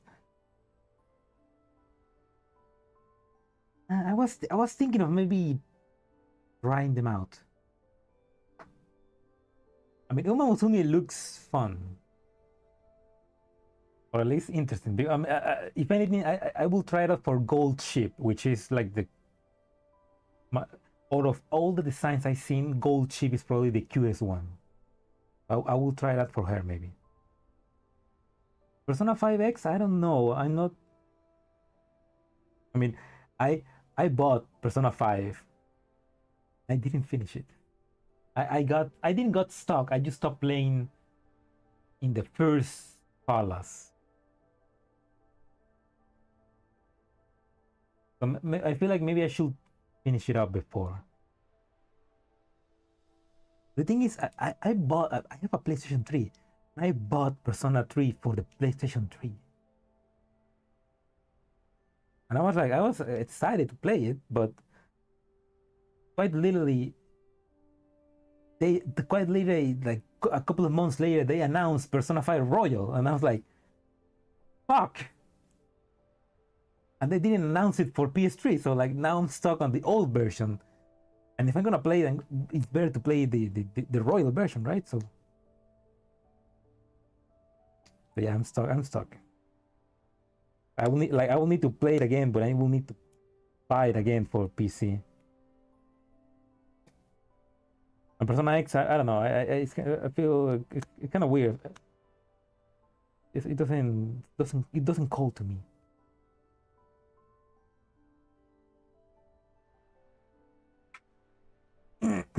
Right. However, she soon speaks up and begins rattling off questions while filming her surroundings. Hey Zhaohui, and you travel with your friends all the time. You must have passed through yellow zones quite often, right? Are your friends as awesome as you are? Oh, awesome, yes. Yes. You're skilled at both fighting and performing.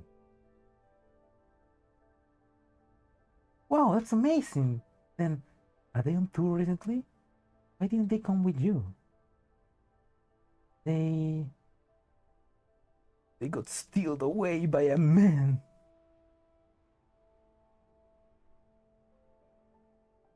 A sudden question about why she has parted way with her friends catches Zhaohui off guard. He lapses into silence. But thinking about her answer for a bit, Zhaohui is about to speak when she hears a suspicious sound. Footsteps on a paved road. The sound of unfamiliar male voice speaking. Oh. Didn't you say that? Wait. Didn't you say that you saw a woman lead the troop with her friends? Where the hell is she? Search harder! There are jeeps by the side of the road! They haven't gone so far! Before Ida can react, Zhaohui grabs her hand and ducks behind a nearby wall. Zhaohui looks at Ida in the eye, then shakes her head and speaks in a quiet voice. Oh. What? Know who they are. It seems they're gunning for you. Two of them. What? Me? Ida's body begins to tremble. Sensing Ida's fear, Zhaohui gently but firmly presses down on her shoulder. Have you ever seen an upside-down tortoise? their little legs flaming in the air as they try to get upright. What? What do you mention, Sasha? What's that? Repito, por favor.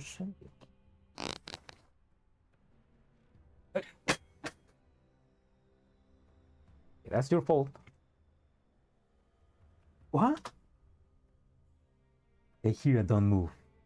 I'll show you now. Gonna do what to the guys? Let's see. Right as she finished speaking, Zhaohui sprang out of cover. The green flash her bullets, their blades streaked through the air towards the two men peering into the rubble. They are instantly thrown into disarray and stumble back to the ruined walls, completely off balance. The fuck are you running for? Shoot her! She's just one girl! It's too fast! I can't even... A green colored flash interrupts his reply with a kick. The attempt to strike him back is cut off by an emerald knife hand strike. The living man goes down and Zhaohui steps in to fill the gap. Green tinted knife slices through the air in front of the other man, cutting off his escape and cornering him in an instant. In less time than it takes to draw breath, the knife edge presses against the man's throat. Zhaohui speaks coldly. Freeze. Freeze, motherfucker.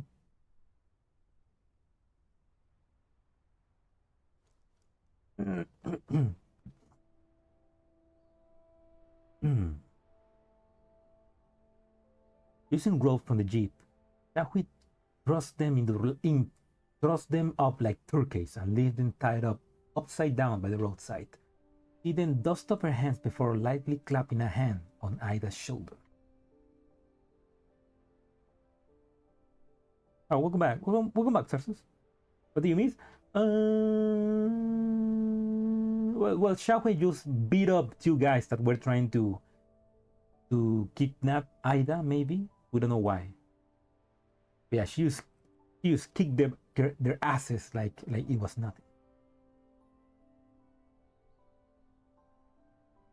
It's too fast. Meanwhile, Tito's and the reverse collapse code in bakery.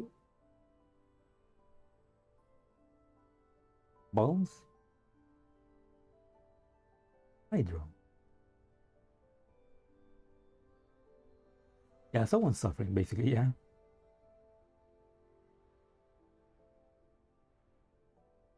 He then dust off her hand before lightly clapping a hand on Ida's shoulder.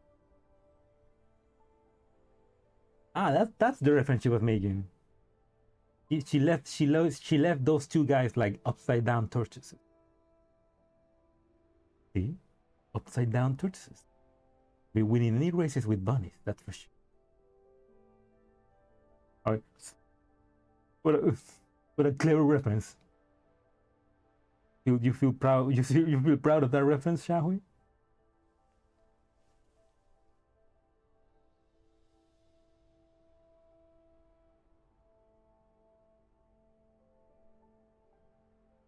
The bound men are struggling and appear to be trying to speak. Their gags prevent them from doing so. They can manage their muffled vocalizations.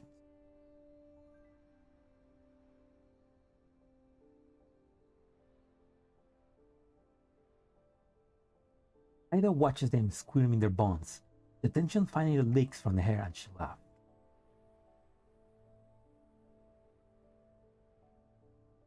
I'm much better now. Thank you, Zhaohui. You're welcome. Still, who are these people? Where will they go after you? I don't know. Ida bites her lips and shakes her head. Upon seeing that Ida is completely clueless, Zhaohui walks up and pulls out of the gag from one of them. Why are you following Ida? Who sent you?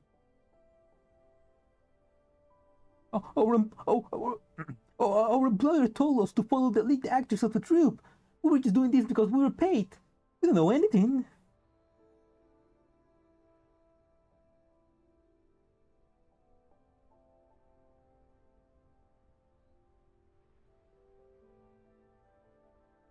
Who are you? It was an anonymous request made through an underground market. How the hell will we know? Why don't you ask this chick who will have a grudge against her? The man's answer is direct. The point. Zhaohui turns to look at Ada. Looks her. Well, Ida? She has some she's grudge against me. Ada clenches her face and thinks for a bit. Then she shakes her head. Drinks some water.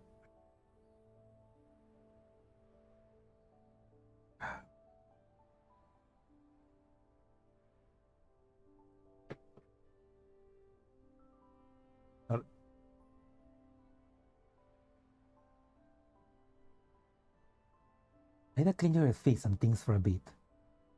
Shakes her head. Sorry, Miss Zhaohui, I can't think of anyone.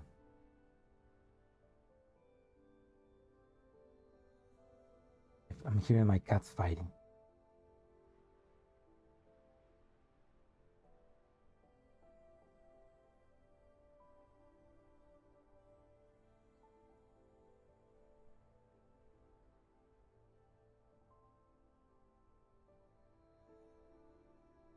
Okay, they stop.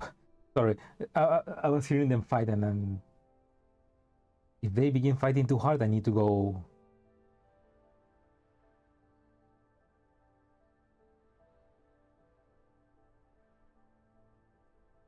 They be going after the troop? I mean, I'm the lead actress.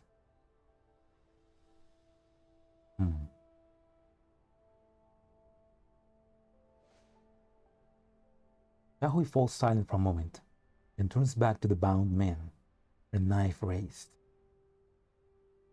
However, just as Zhaohui is about to bring it to the next, Ida suddenly steps up and talks on Zhaohui. No, don't kill them. Hey, Zhaohui, please wait. Zhaohui frowns. That tightens her grips around Zhaohui's arms and shakes her head worriedly. You won't learn anything even if you keep questioning them, right? Show hasn't even started yet, and the troop will have to stay here for a while. If we end up offending someone new now. Alright, I understand. Zhaohui swiped her knife through the air one more time before returning it to its sheath. The ropes binding the men come apart, and the two upside-down tortoises fall heavy to the ground. Zhaohui leans against the two-man jeep and icily watches the two of men trying to free themselves. I let you go because Oida plead for you. Don't let me see you again. Yes, ma'am. Get out of here, you scoundrels.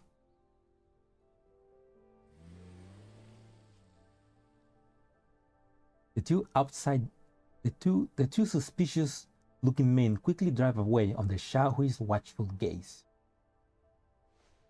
He watches them leave. Ida bows to Zhaohui. I'm sorry, Miss Zhaohui. I didn't mean to stop you from looking into things just now. No need to apologize, I understand. The troop doesn't need distractions before the show begins. Yeah, thank you. Thank you so much. So, I have another imposition to make. Leia puts her hands together and bows slightly to Zhaohui. Would you please not tell the others about this? I don't want the others to worry about me. Please? Please, Miss Zhaohui, please. In the end, Ida's sincere plea triumphs over Zhaohui. Alright, I'll keep quiet about this. But if anything comes up at the start of the show, I tell the truth, the truth. I tell the truth, the truth. I tell the truth, the truth. That sounds... That rhymes, yeah. I tell the truth, the truth. Yeah, that's fine. It's a deal then. Thanks, Miss Zhaohui. Oh yeah, we should head back to our camp. The Hell's out to be starting soon. We spend Enough time up here as it is. Ada hurries over to the jeep parked nearby. Zhaohui jokes after her, but she casts her eyes into the distance, towards the direction of the man's vehicle.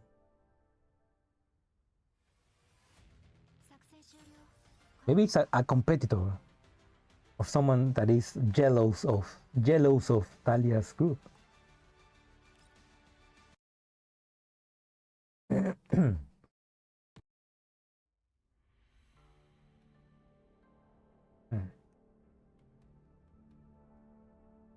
It's kind of long.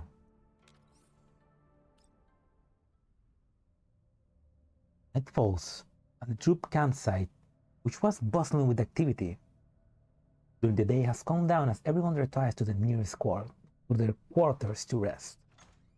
However, Zhaohui is quietly opening the door to her quarters. After quickly looking around outside and ensuring everything is normal, she surreptitiously drives away from the campsite. Her jeep races over the wilderness, towards the abandoned town Zhaohui and Ida had visited the day before for their cultural inspiration. She parks outside the town and dismounts before examining the surroundings to the ground. But the other one left from here. She's gonna hunt them down. Holy. He is hardcore. Car tracks look new. They match the model of the jeep and the direction they took to leave. That's right. These are the tracks. She follows the somewhat indistinctive tire tracks, the jeep turning here and there, stopping and starting again. Finally, Zhaohui comes to a halt outside a secluded valley. For her, a dozen of vehicle tracks, all leading towards the valley mouth. What's going on here? What is it now? See you next. Oh, that's fine. You're around and a nice day or evening, and everyone of you might watching this. Thank you, Ran, and thank you for sticking around for the stream. Yeah, you as well have a good week because it's still Tuesday. Yeah, have a good week as well and a good night's sleep. Yeah, and enjoy the update tomorrow. I'm gonna have to wait to maybe next week to begin the Springfield event. So yeah, have a nice sleep, Grant. Thank you for staying, and thank you for your attempt at getting the Salo membership. Maybe next time.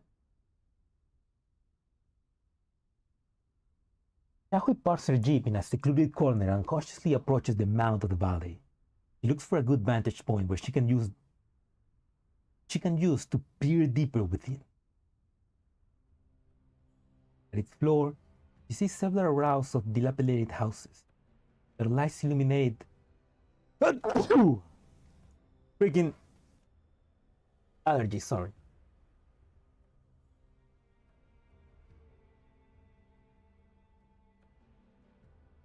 The lights illuminate the valley and the vehicles of various makes driving through it, as well as the people patrolling beside them. Even from afar, their unique style of dress instantly tells Zhaohui who they are. Barjaggers? Barjaggers? Yeah, they are Barjaggers.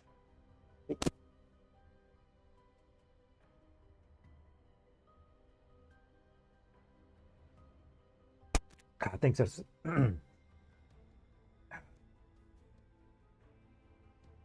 Zhaohui frowns. Barjaggers are endemic to the Yellow Zone, so finding one of their bases isn't exactly out of the ordinary. However, the men she caught earlier today didn't seem like Barjaggers. What exactly is going on here? As Zhaohui sinks into thought, she hears a sound from nearby. We found it over here. Zhaohui quickly ducks behind a pile of rocks, looks at the source of the sound. A pair of figures walks through the night. The one in front appears to be a girl. One behind is wearing a huge coat. Tissue? Yeah, I have a tissue here. And I'm saving it for when I actually needs some mucus. Mucus cluster.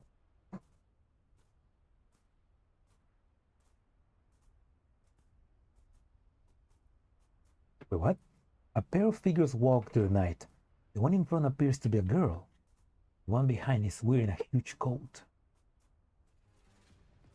There seems to be something familiar about them. Zhaohui ups the output of her visual modules, but just as she's about to study them in more detail, they suddenly turn towards her. Look out, there's someone up ahead! Figure opens fires and a bullet kicks up a spray of sand at Zhaohui's feet. The girls are already running towards her. Zhaohui ducks behind a nearby wall. The fact that they have managed to spot her so easily is a clear sign that they aren't ordinary people. And normally, picking up a 1-on-2 fight will not be wise. However, if the one in the back is someone important, then taking them out might be a good idea too. Upon making up her mind, Zhaohui bursts out from behind a pile of rocks and throws her grapple rope over at the coat figure. Look out! The girl immediately turns to cover Zhaohui's target. She can swat the grapple away in time. The coated figure executes a combat roll and evades the throw with Spike. However, Zhaohui has already launched her stealth towards by now. Commander? What? That's us! Another burst of bullets docked Zhaohui's steps.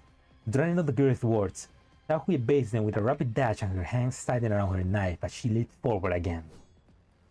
The blade lashes through the fabric of the coat, and the light reflecting from the knife blades illuminates its wearer's face. Commander? Zhaohui? Zhaohui? What? What the hell is going on? After a little scuffle, I explained the reason why we're here to Zhaohui. You're saying that you're here to investigate barjaggers' activity in the region? Indeed. The Elmo recently got a commission to track down these barjaggers. You wouldn't have known because Gross and I set up a little after you. According to brief, this particular band has been going all out with the killing, looting, and burning up, and a few brokers of friends of mine have reported losing stock to them as well.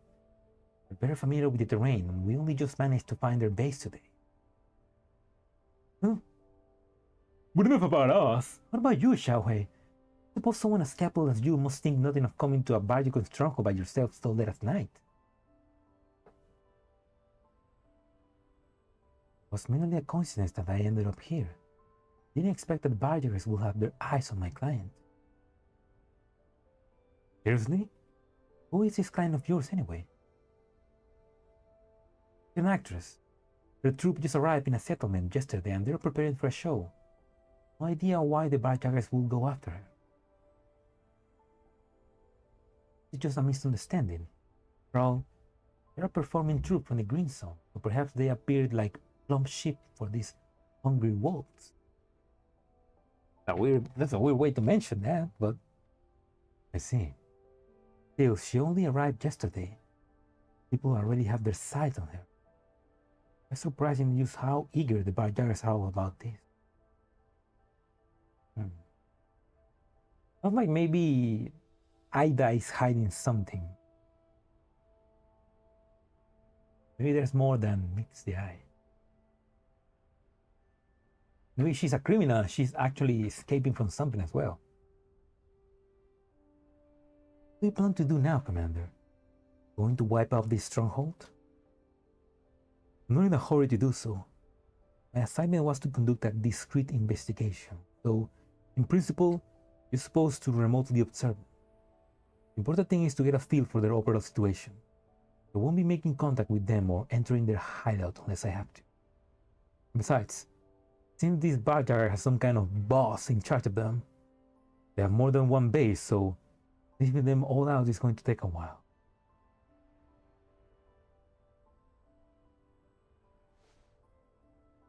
Zhaohui thinks for a while. A moment later, he looks up at me.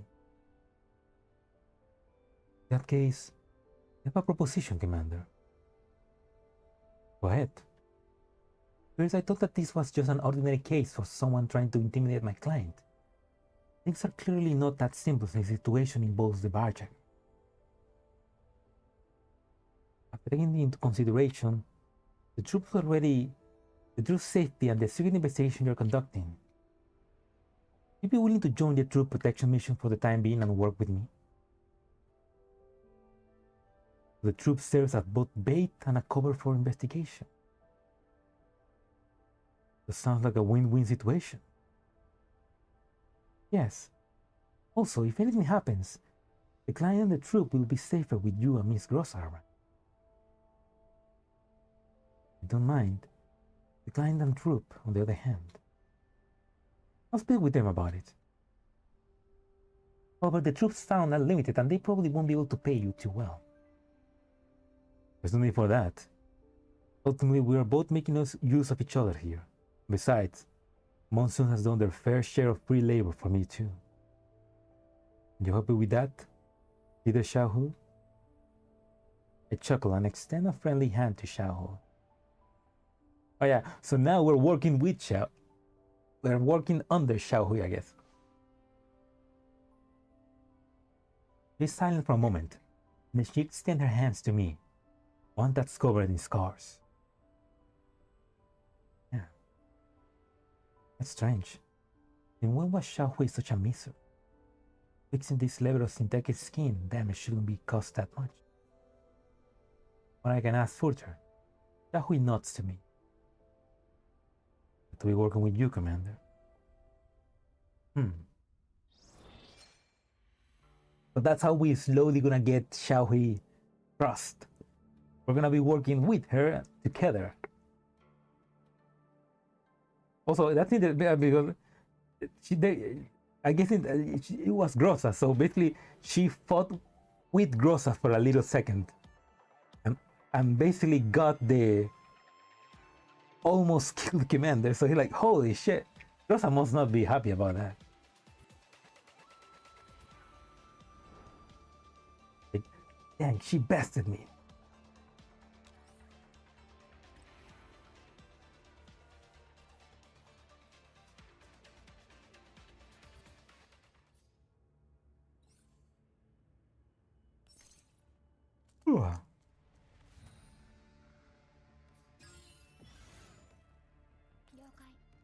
Quickly.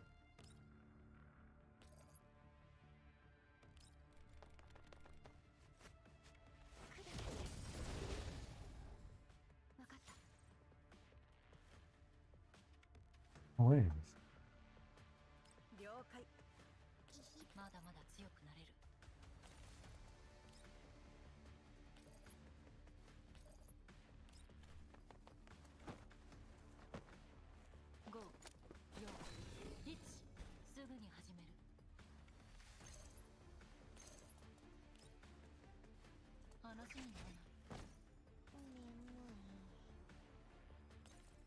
Okay.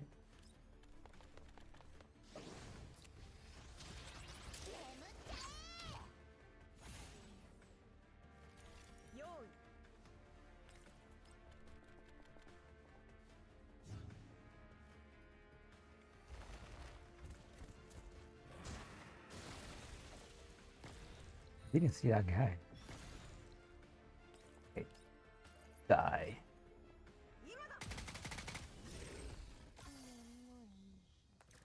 You Zhaohui? Feel that spawn.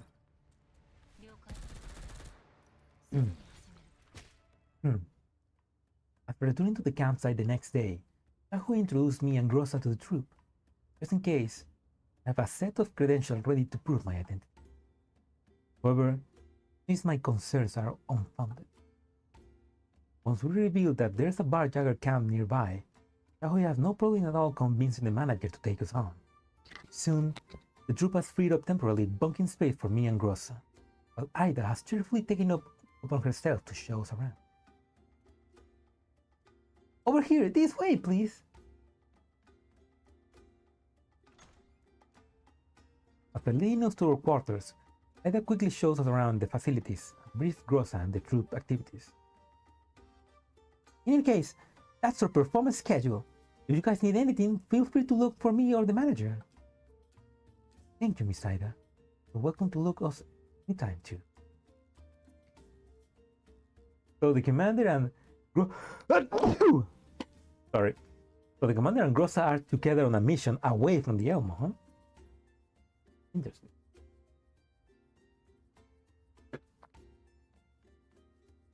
A good example of people, I saw some people saying about how the commander doesn't do anything, he just commands the dolls, but this is a good example of the commander also goes on missions sometimes. Briefing us, Ida doesn't leave right away. Instead, he ends up gawking at Zhaohui, who's standing by my side. Zhaohui notices Ida's gaze and walks over to her. Ida grabs Zhaohui and pulls it aside before whispering to her ear. Zhaohui, you're pretty skilled at bounty hunt. He looks towards me from a distance. He's a reliable friend of mine. There was something fishy about that attack yesterday, so I asked him to come and help us out. Me. Alright. Then, still about that attack from yesterday. Don't worry. Didn't tell the manager about it. Ida busy relaxes and she bows to Zhaohui in gratitude. So much. The date! Yeah!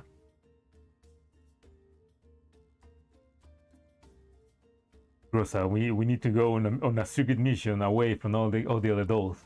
Grossa be like, 8 then. no, Grossa, it's a mission. 8 in a mission. Perfect. No, Grossa, no.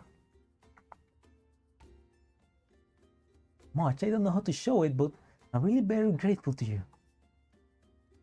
Think nothing of it. However, for safety's sake, I would recommend you leave the campsite as little as possible. Sure, I won't go far. Ida leaves the room after nodding grateful to Zhaohui. As she leaves, I smile and approach Zhaohui.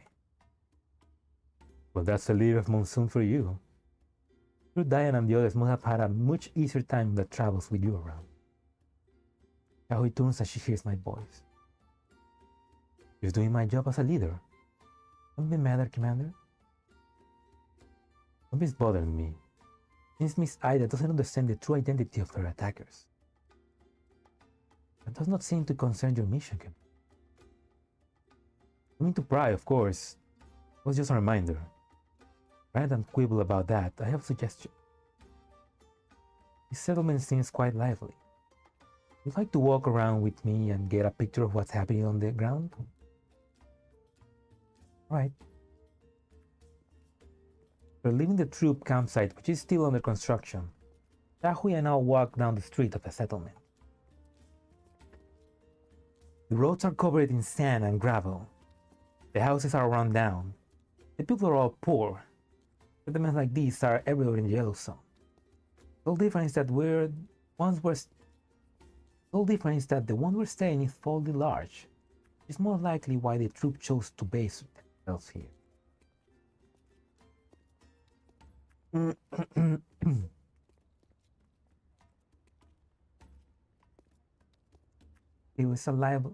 Still, the livelier a settlement is, the more likely it is to draw the barjackers' attention.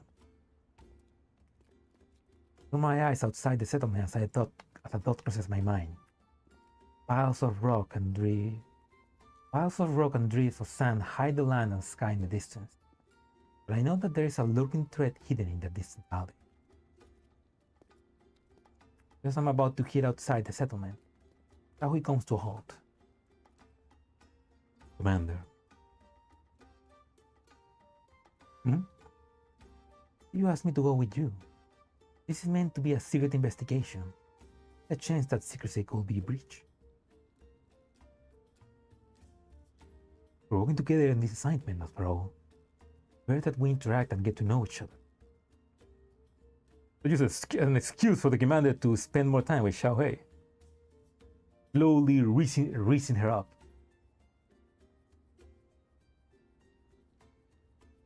Also, things in the Yellowstone can be pretty complicated. I am empty-handed right now. It will bear with a certain squad leader by my side. According from what I know of you, Commander, Dealing with over 10 bar joggers by yourself, even without a tall squad backing you up, should be child's play for you. Plus, you have Miss Grossa too. Oh my god.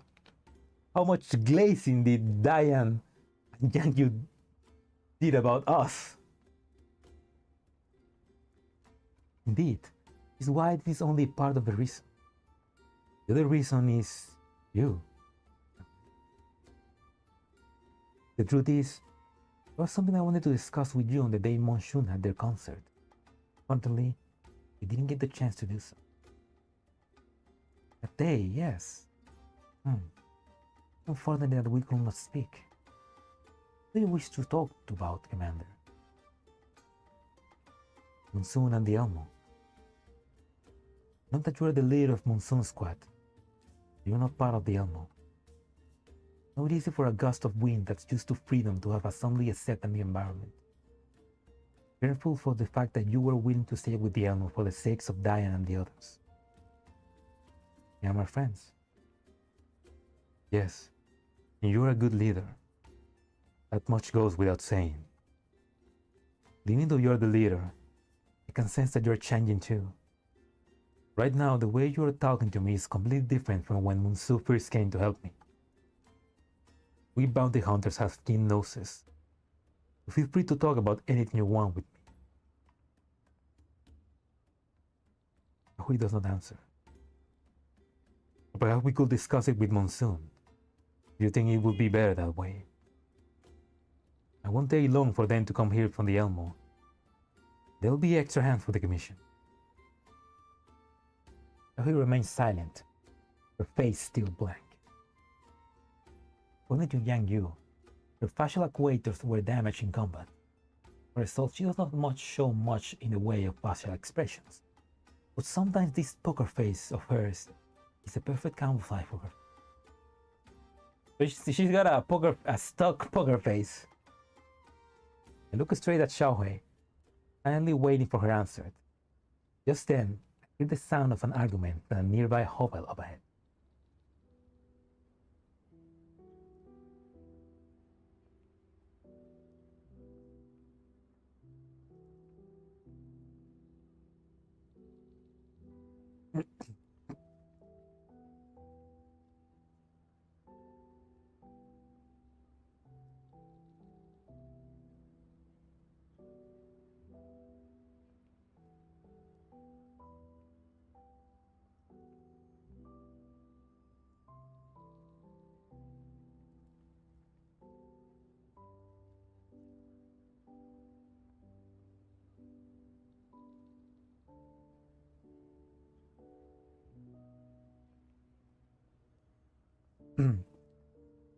What? Sorry. Not like that. Listen to me. Those letters I sent were just... Listen? Listen to you how? If not for you, Ferris wouldn't have. No, Ferris, Look, just listen. For some reason, the Plin's gear voice sounds strangely familiar. Zhaohui and I exchange looks. We nod and take cover nearby. Enough of this bullshit. You think I'm going to buy that goody two-shoot act? You're just... not because you... No, I really didn't. Huh. Not that you... Not that someone like... Not that you're someone like this? Because of you... Stop pretending already. Get lost. Get out of here. The argument doesn't last long. Soon, the owner of the nasty boys departs, leaving behind the sound of a quiet sobbing. It lasts for a while before gradually tampering off. Then, a familiar figure steps out from behind the wall. It is Ida, the lead actress of the Tyler troupe. I knew there was something mysterious about her. Vicious, I mean. She rubs her tears away as she walks. Her clothes are dusty, and her hair is a little mussed, probably from a scuffle just now. Zhaohui frowns and prepares to stand, but I put a hand on her shoulders and gently shake my head. Go right now. Maybe a personal matter for I. Zhaohui doesn't answer. He doesn't move either. Only when Ida leaves that I loosen my grip, let her rise. As expected, Zhaohui doesn't go after Ida. Instead, he fixes me with a cool look. Why did you stop me just now, Commander? If this is a personal matter for Ida, putting me in rashly will only make things awkward. Group is about to put on the show. It will be better to figure out things and then ask Ida about it later, rather than incur unnecessary trouble. This isn't the first time Ida has encountered something like this. The disputes just now are very intense. That man keeps bothering Ida. Ida ends up affecting the show. You don't know the full picture yet. Bargaining thoughtlessly might only end up making things worse. The containment zones, there are times when minding your own business is not a bad thing. That's what Ida wants too, isn't it? Zhaohui frowns. Minding my own business. This is minding your own business to you. So this is minding your own business to you, Commander. Zhaohui's expression doesn't change. I can hear a hint of disappointment in her voice. However, it is the most sensible choice right now. If Ida objects, then I will not pursue the matter for now. If it affects the oncoming play, not remain silent. In my case, I look around the area alone for now. I can handle things here myself. You should head back to the campsite, Commander. Since Zhaohui has made up her mind, I signed and turned to leave. We'll discuss after she settles down. By the time I return to the troops' campsite, the stage at its center has begun to take shape. A group of people are gathered around it. That seems to be in their midst. As I approach, Rosa turns to me from where she's standing at the edge of the crowd.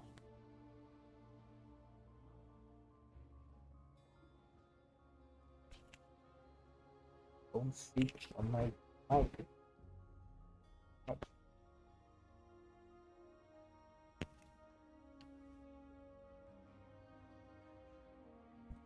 And there? What's going on here? Miss Ida is rehearsing. Apparently there was a recent revision to a certain scene. Look at the heart of the crowd, but this is just a scene rehearsal. Ida is completely into it. There's no sign of the tears she just shed now. Shortly afterwards, Zhaohui enters the campsite too. Ida is still performing, but Zhaohui frowns slightly before standing aside to watch in silence.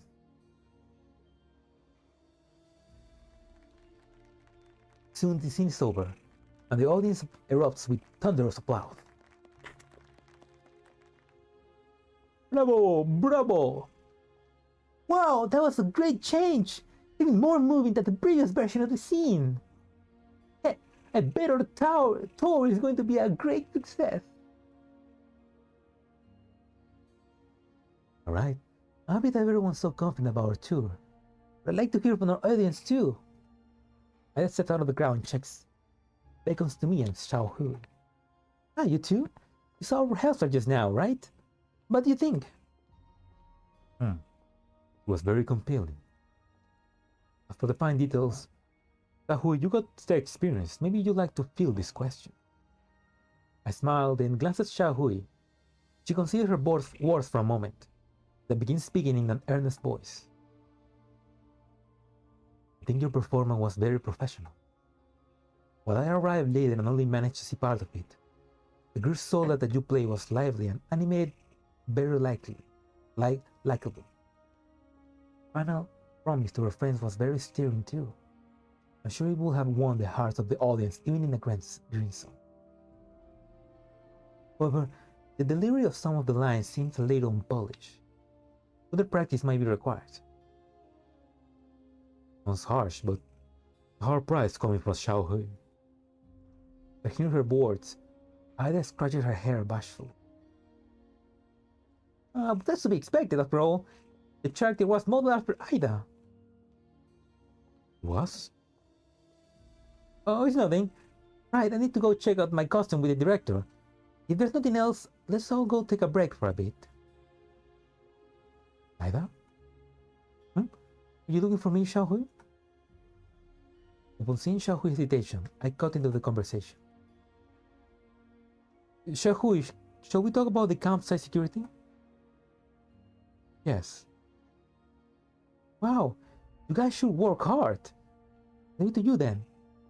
Then, gotta head over to the director's office. I think that the director was the guy she was speaking to. Maybe she's got a relationship with the director, but the director wants to end things. So now things are complicated. Maybe. That's showbiz, baby. Zhaohui's face is as blank as ever. Thinking internally, Ocean. What did you find outside the campsite? Thanks to your restraints, I didn't manage to find anyone suspicious. In that case, you shouldn't ask the question Ida about it either. Commander, are you saying that you believe asking about the matter would be bad for Ida? Or that it will affect your investigation of the barrier? But I said that I was willing to work with you. I was upfront about how the investigation will take priority over protecting your troop. Currently, Ida's situation is not related to the troop. Working with you does not extend to interfering with the actor's personal life. I do not wish to give rise to unintended consequences by doing so. And welcome back, Salo. Another membership Dutch. Mate gives you plus 10 evasion. Speaking about mate, Salo, yesterday I was in a friend's house and she had mate. And she invited me mate. And I drink some mate. It was mate. She told me that it wasn't a very strong one, and it was orange flavor. But it didn't taste like orange, to be honest. But yeah, probé un poco de mate. And it didn't taste that good. I mean, maybe you know how you need to make a wall? My kind of like collapsed and everything became just water with mate and the little the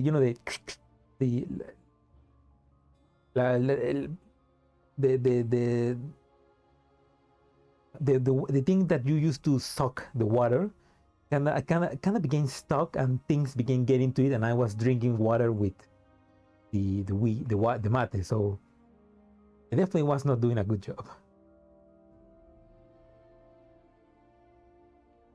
But it wasn't bad. I feel like maybe I just didn't prepare it well. I'm open to try it again.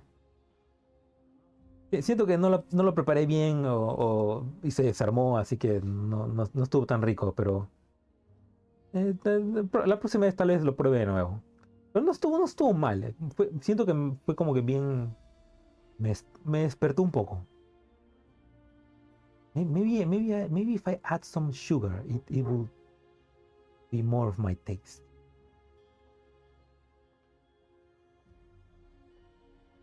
But yeah, it was a nice experience. In the Yellow Zone, supplies are not cheap. And while I don't know how Monsoom operates, for bounty hunter, minding your own business is an important principle for survival. There's a way. La bombilla es como un filtro. La hierba no se bebe.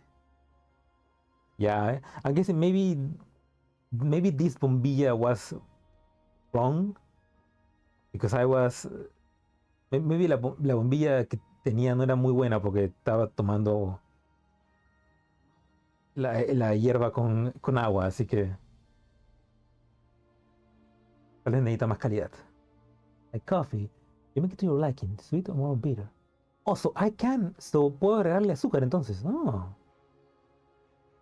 Okay, la próxima vez voy a agregarle azúcar. That's nice to know. Because yeah, I felt like sentía que si le agregaba azúcar me hubiera gustado más. If I added sugar, I would think I would have liked it more. But I'm gonna try that next time.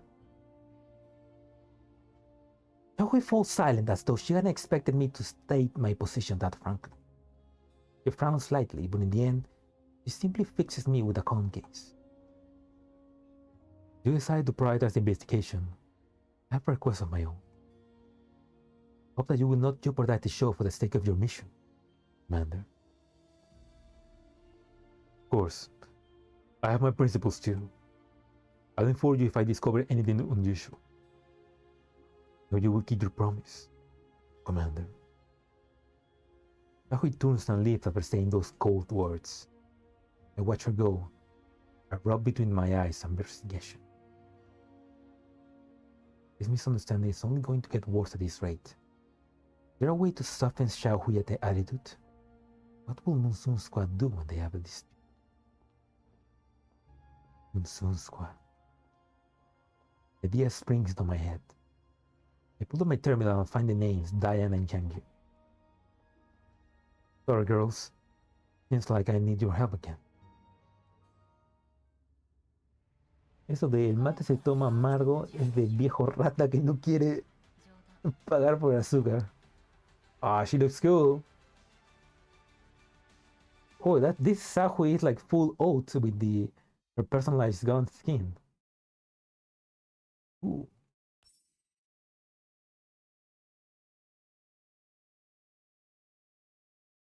Right, then I won't listen to those viejos ratas and try mate with sugar next time. So before we continue, I'm gonna quickly go to the bathroom, so I'll be back.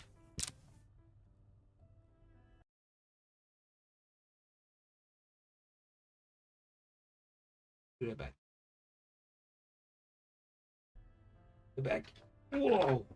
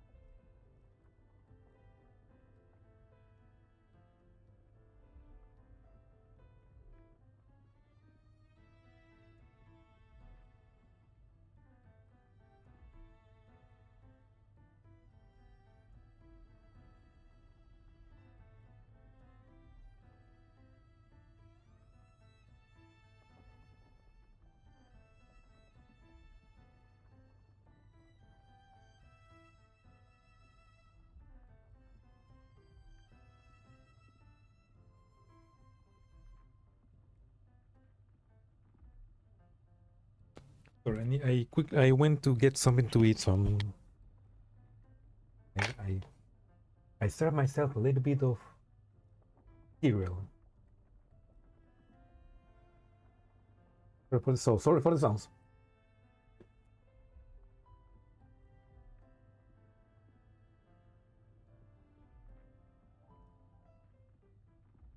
In the wilderness, ship races towards its destination.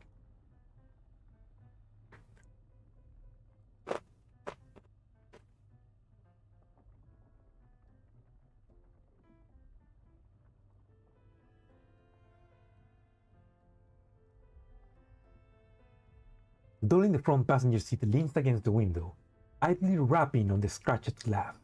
Rapping?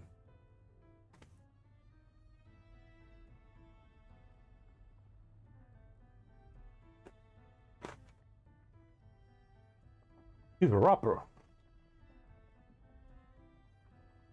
Exist, go faster. The commander and Zhaohui will have walk out in each other by the time we get there.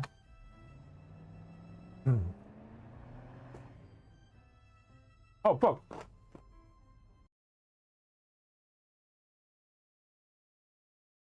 Well, to take the screen off.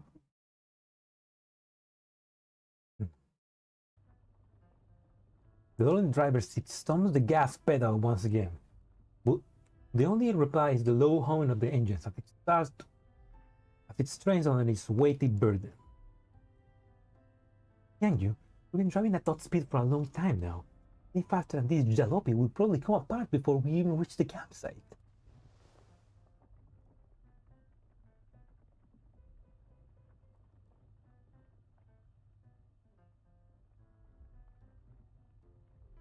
Hearing Diane's reply, Yang pouts and curls up in her seat. Fine. Truth is, I just want to see the commander and Zhaohui ASAP. A poker-faced woman cruelly dumped us to take on a mission by herself. I can't wait to see her staring idiotically at us when we shut up. Yang, I know you're still mad about what happened back then. But the commander didn't ask us to come in order to make things worse. You don't want Zhaohui to truly leave Monsoom, do you? Yeah, come on. Yeah, we need to be nice to her.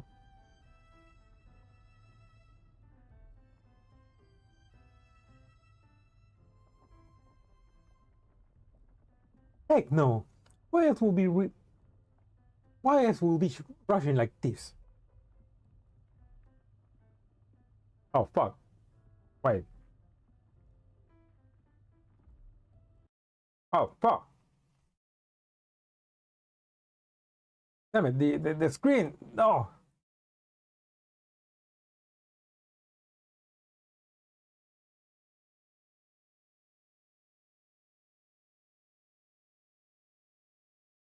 Hello, Blue. Hello, Blue. Welcome. I was like, I forgot to. I had the Twitter screen, and I was reading the event without realizing. Yeah, we are so cooked the next batch.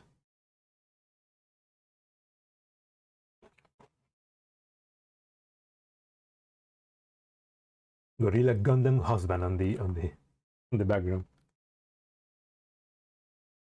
Yeah, good things are coming next. I mean, not next patch. It's gonna be like maybe 6 months from now, because it's basically kind of like 3 major events to get to that one. So we're gonna wait. We're gonna wait a while, which means we're gonna save up for a while.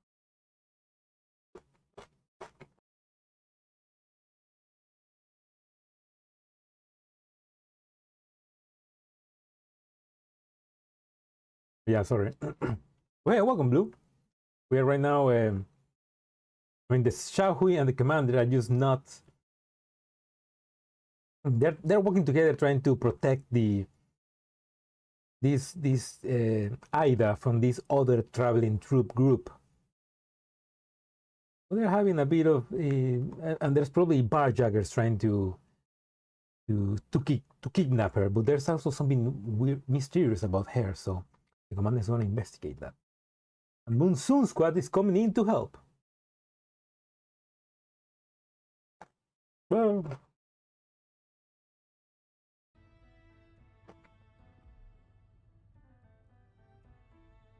and I am eating zero. Heck no, why else will we be rushing like this? Anyway. Okay, fine. Relax, Pixies. Promise I won't get mad at her when we meet later. At most, I'll wait till she gets back to the Elmo before sickly thumping her a little. Thumping her.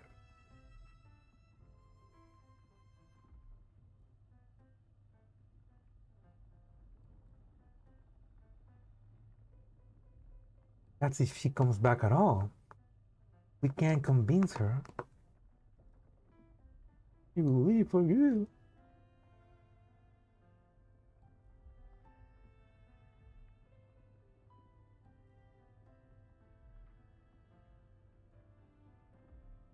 We have faith, don't we? She's on her way too, isn't she? Faith's never gone along with others, but even she is willing to come to the Elmo. So there's no reason why Zhaohui will refuse her either. Yeah, that's true. Yeah, I remember Faye C70, C75 was really hot-headed, so. But even she wants to be with Commander, so. I have 200 pulls on a dream of B16 Beerstream. Let's hope that dream of Springfield is strong enough. You got this, Blue. You can do it. I also have a dream. Dream of B0 Springfield and B0 Perry.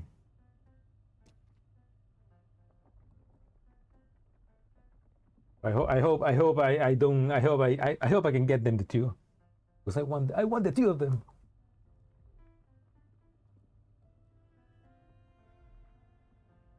Best mom and best little daughter.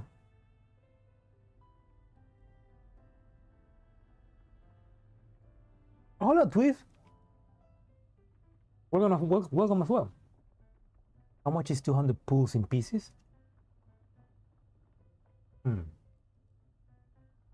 question.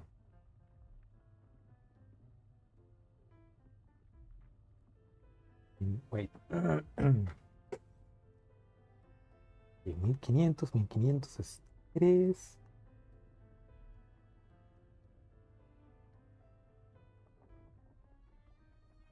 Meow.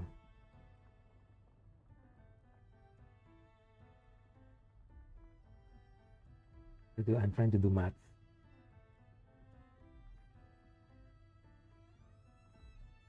Yes, 20, 30.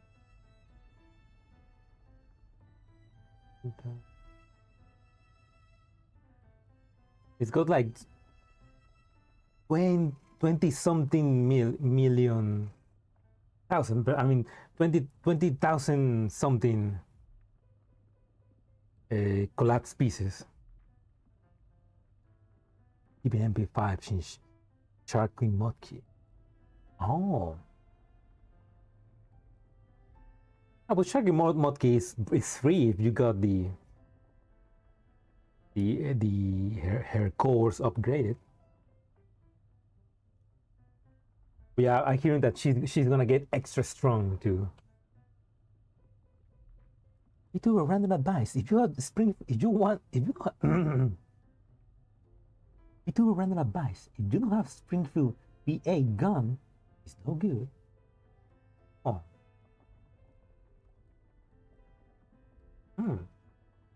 That's good. Salo, thank you for the information. So if you want Springfield to be extra powerful, you definitely need to get her gun as well. So make sure to save up for the gun as well.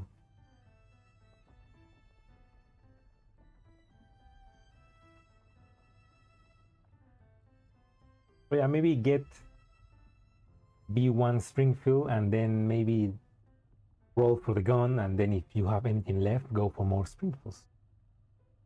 It's want to have the platoon. Thank you, Blue. The platoon thanks you. Also, next time there's a Zhaohui banner, I'm gonna try to get Zhaohui more copies, because there's I mean, you can use Zhaohui on a bunch of compositions to get multiple runs of high points for the platoon, for Gunsmoke. Like she helped me reach 4K on the previous Gunsmoke, so I definitely want to get her to a higher level. Hopefully more people on the platoon also can use that strategy. And the gacha got be on your face. You Springfield rerun in 2 patches, yeah.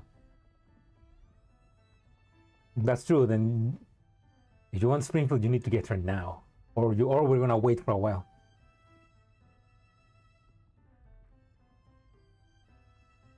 Anyway, can't really say that. After all, who is even an ex-Gryffindor?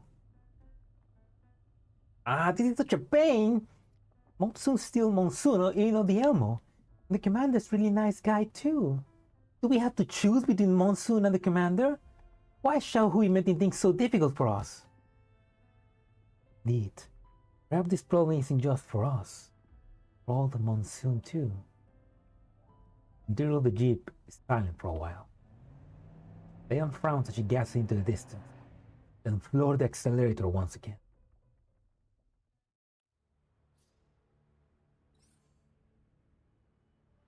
Step it to the lead.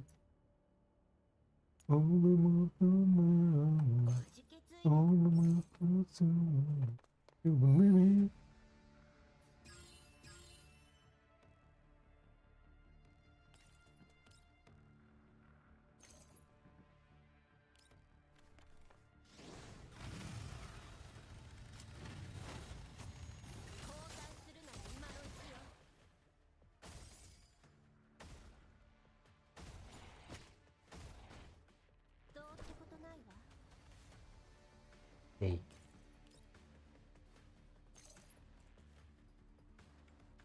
No.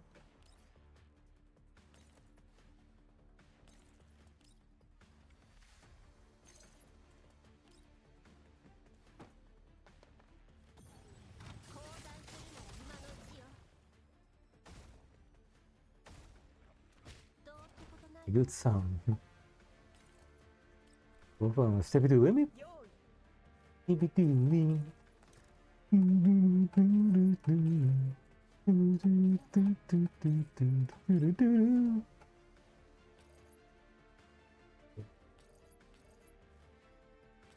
There we go. 1 turn clear.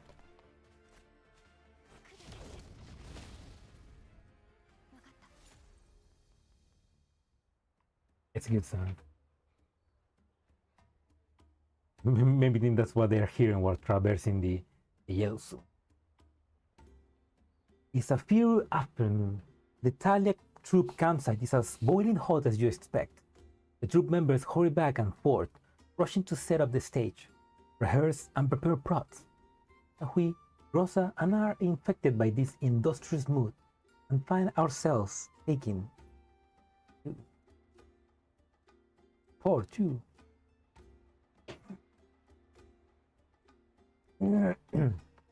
Suddenly I hear the sound of happy shouting from the distance amidst the sheltering heat. Commander! Zhaohui! Zhaohui turns up and freezes up. Meanwhile, I turn just in time for a gust of crimson wind to slam into me. The impact is so massive that I lose my balance and stumble back. Oh! Look out! Just as I'm about to fall, a hand reaches out just in time to steady my shoulder. At the same time, the girl who just glumped at me barely managed to correct her posture and helped Zhaohui to stand me back up. Oh, whoa! Sorry, Commander. It was an accident. I'm okay. My feet back under me at last. Look at the girl before me. Her long twinkles are fluttering in the wind. The smile on her face is so bright that it makes me feel happier than just looking at her. I reflexively reach out to affectionately ruffle her face. Oh, we should do that more often, you know, ruffling the girl's hair. She came fast, almost caused a speeding accident, in fact.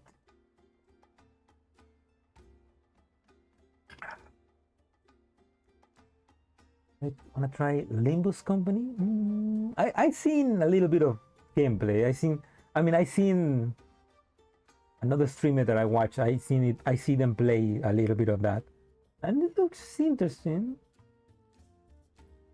Like the designs and the character looks cool. Everything is maybe one day. I was thinking maybe one day try it. It's a gacha. Why does all games are gachas now? I mean, I tried all the a couple of the other games from the same company, the Library of Ruina and the other one that I forgot. Mostly because I discovered them thanks to Millie's songs about them, the soundtrack that she made, which is just beautiful soundtrack. Yeah, I was thinking maybe one day I'll try Limbus Company. They're low than me, they got the other one. Yeah, I like the aesthetic. But I should try that one day. Yeah, Project Moon, the death, yeah. They're peak. And the choices for music that they do are also like peak. They know how to make good music. I need Jiangyu, but I need Jiangyu. You know. We all need Jiangyu to kick our faces in with her turbo legs.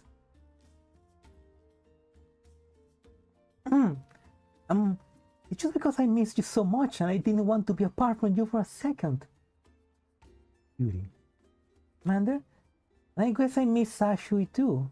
In any case, the moment we got your message, Big Sis and I came here as quickly as we could. Isn't that right, Big Sis? You laugh and turns to Deya. Was just only arrived. We're not late, are we, Commander? And Zhaohui? There's an apologetic smile on Deya's face as she turns to the green-hued doll. Forgive us for acting hastily and coming here without informing you. You have nothing to apologize for. In the first place, decision-making authority was in your hands while I was away from the squad. Zhaohui remains calm, being confronted by this sudden visit from the teammates. Tengu seems annoyed by this. Gets up to shout your face. Wait a minute! Why isn't your mouth wide open? Aren't you the least bit surprised that Big Sis and I are here? I am surprised. I'm not a tickle-me toad though that opens its mouth when you squeeze its stomach. Yeah, that's also one of the announcements from the CN stream. Yang Yu is gonna get her Project Neural Cloud skin, which that's great because that means that we might get some other Project Neural Cloud skins into GFL too. Maybe we can get the one for Ksenia. Since the recipe is the same as always, so maybe the one from Lind, which is also just was added to the CN server. The one from Lind where she got the two big robotic arms.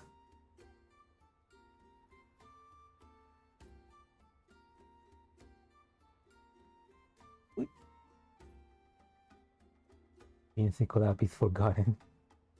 The PNC collab was the skin, nothing else. It was always a lie. I'm getting physical abuse by the dolls. Have you seen the 3D? Yeah, the 3D dormitories which we can now explore. Yeah, like that's a massive upgrade, and it looks like we are gonna get it as well as a CN server. Like we're gonna, like the CN and the EN server are gonna get it at the same time because they announced it on the CN server and on the EN server account, which is so cool. Yeah, it's so cool. We're gonna get the dormitories.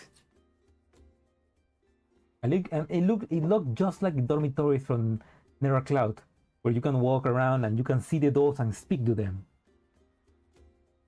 That's gonna be cool. The fact that we're gonna be able to just speak with the dolls. We need to know more about them or used to see them dork around. I'm excited for that, yeah. Also, my emotive expression models only support opening my mouth to a limited extent. That's why you're so annoying. Teeth and I came all this way and you're not even reacting to it. Do you not care at all? Yangyu. Zhaohui looks for the fuming Yangyu in the eyes and shakes her head. Not that I don't care, just that I guess why you came here. They had difficulty for events. And that would be a good update as well. Because so far they're pretty easy. I have no choice but to accept your arrival and introduce you to everyone in the troop. Speaking for fucking... Oh shit. Saying so, Zhaohui pulls Yangyu and Diane over and smiles faintly to the troop members who are gathering around them. Ada, manager, everyone, Nessa. These are Dayo and Yangyu, my friends from my band. Like me, they have extensive stage and combat experience. Welcome! You the ones who have been traveling and performing everywhere with me, Zhaohui? Indeed. You're interested in the troop upcoming play and insisted on coming by to help. Please feel free to tell us if you need anything over the next few days. Be in your care for the time being, everyone. Dayan smiles and bows. On seeing how Dayan is acting, Yangyu's face light up with a smile too. Yep. Let me know if you need any help.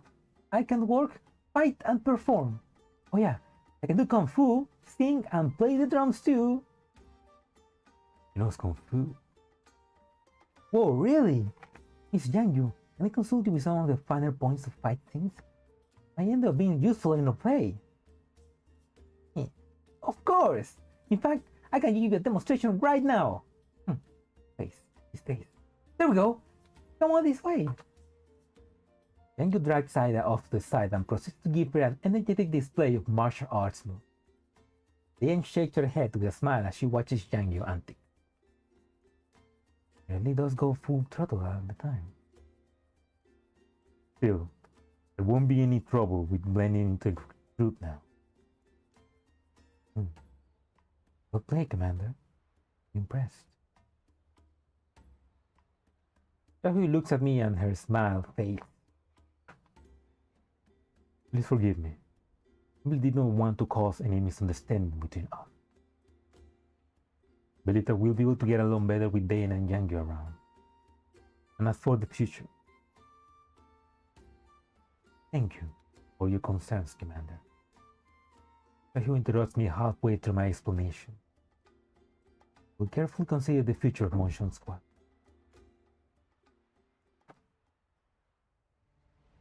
Still a bit angry.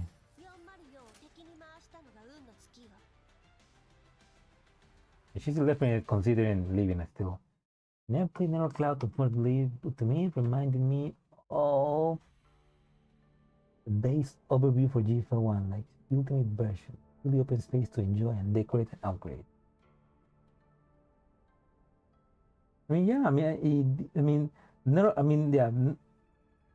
Nero Cloud was kind of like an upgrade to that GFL version. But now that it's gonna be in GFL2, it feels like an extra upgrade. Like it is the like you said, the ultimate version now. Because we're gonna get a lot of things. We're gonna be able to decorate, personalize everything, to get the dolls in. We're gonna get a pool for the people to show up in their summer outfits. It's great, man. It's good. It's good to be playing GFL too. Bar dating scenes as well. Yeah, we're gonna get to eat the food, like choose a doll and they will prepare food for us. They say it's Kino. Oops, sorry.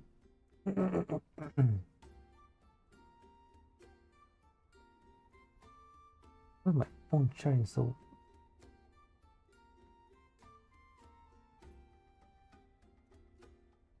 So there's a slight tension between Zhaohui and Diana and Jiangyu. It can affect the assignment. The show preparations are still proceeding apace.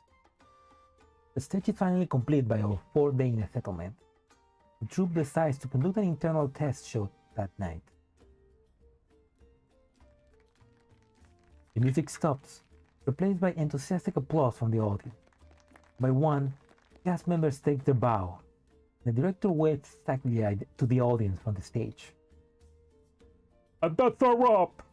A big thank you to everyone for making this stage show of Daybreak Oath a great success. From the director's announcements, the cast members gather excitedly into a group hall. The lead actress, Ida, is naturally in the center of the group. Ida, you were amazing! I didn't expect the change final to be so moving. Thank you everyone. I couldn't have done it without you. Did the script revisions or in the later performance and joint rehearsals. I'm so grateful to have your support.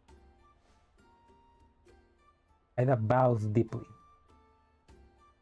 From where she's standing in the middle of the crowd, Rector comes over and pats her on the shoulder. Come on, Ida. Come on, Ida. No need to be modest. We all know just how hard you work to make this tour a success. I'm sure Feli's parents will understand your feelings if they were here. Oh, okay, that's Feli's parents. That definitely has something to do with the backstory of why she's so suspicious. They sent the invitations out long ago, but I guess they won't be coming. Otherwise they wouldn't. Ida signs quietly and drops the subject. Then she instantly wipes her dejection away like he had never existed. She smiles as she grabs Zhaohui's hand and Jiangyu's hand. She's acting right now. Acting like she doesn't want to cry, but she wants to. That's right, director. There are lots of interesting things recently while talking to Monsoom squad. For instance, Jiangyu's Kung Fu move looks really cool on stage. I was thinking that maybe we could work them into the next production. Oh, really? Yep, I still remember the super cool flying kit you showed me. It would be perfect for a fight scene. Also, as Ida begins to act out a movie Jiangyu in Tao, a dark shadow falls from the sky. Look out! He pulls Ida away just as a glass bottle filled with paint hits the spot where Ida was standing just a moment ago. The paint inside it splashes out as the glass shatters into fragments, blooming into a lurid, savage flower. Before Ida can react, a second and a third bottle sail into the campsite, interspersed with a hail of stones, leaving streaks of paint all over the stage. Everyone's a critic. Hey, someone's causing trouble! Diane, protect the castle, Commander. Jiangyu, with me. Zhaohui's voices remains on the wind as she leaps out of the campsite, landing behind a nearby wall. With lightning speed, Zhaohui subdues the suspicious men hiding behind the wall without giving him any time to respond. On her end, Jiangyu has also grabbed someone outside the campsite. Both of them drag the men to the center of the campsite. Despite being pinned down, they're still struggling and cursing. Who the hell are you? Let me go! Yeah, you're just a crappy group of actors. What right do you have to grab me? Get it through your thick school. Stop going around doing shows and get lost now before you mess up more people's families. Oh, before you messed up more people's families. That sounds like something like maybe something that happened with that girl that they mentioned. Yeah?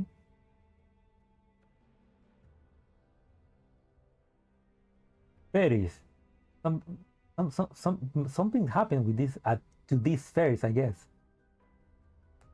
Somebody's sending people after her in revenge, I guess. Shameless and harbor criminals. The lead actress or whatever is a murderer. That makes the rest of you guys accomplices too. Shut up. Zhaohui knocks this ranting man out with a knife hand strike. Oh! Seeing how his friend was KO'd, the other man shrinks in terror. However, when he sees how Ida is not trying to stop this, and in fact lowers his head in dejection, he starts cursing again. As the verbal abuse grows louder, Zhaohui scolds and takes out her knife before pressing into the man's neck with a cold look in her eyes. Yes, Zhaohui, do it. Do it. Kill the man. Hey, let's talk this too. No need to get serious. Right then. Why talk? Why are you attacking the troop? We were hired. Our client only gave us money and told us to make trouble and messed up the show. What's all this about a murder? I don't know either. The client just told us to say that. Oh yes, you got a grudge with your little lady. He said he... Before he can finish, Zhaohui knocks him out as well. He glances at Yang Yu and Daya, indicating that they should drag the two unconscious men away. Then, look at me, who's standing aside in the distance. I instantly get Zhaohui meanings and enter the crowd before giving the director a meaningful look. Poseidon needs like she needs some rest. Let's end the rehearsal here tonight. Everyone should turn in either early. We'll clear the rest up. The scene director nod, the rest of the cast and crew obliquely disperse. Soon, the only people left in the once bustling campsite are the director, Ida. Zhaohui helps Ida take a seat and then squeezes her hand. Ida, can you tell us what happened before this?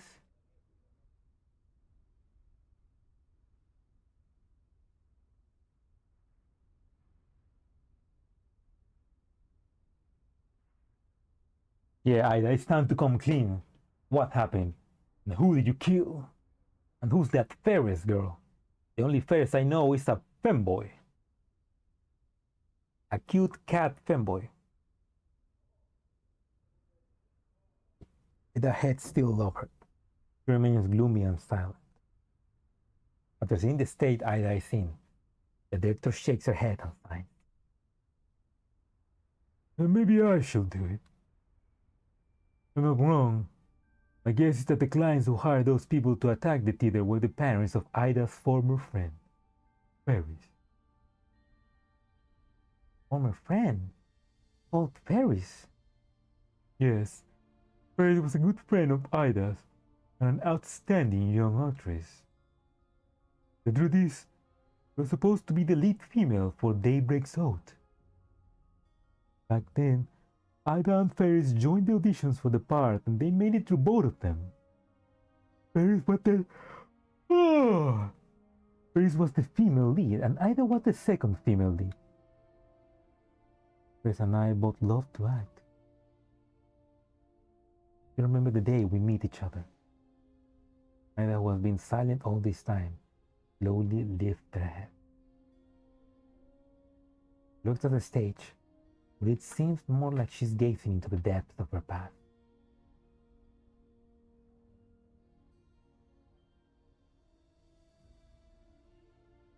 That day, I joined an impromptu drama competition. I was a rookie back then and nobody paid any attention to me.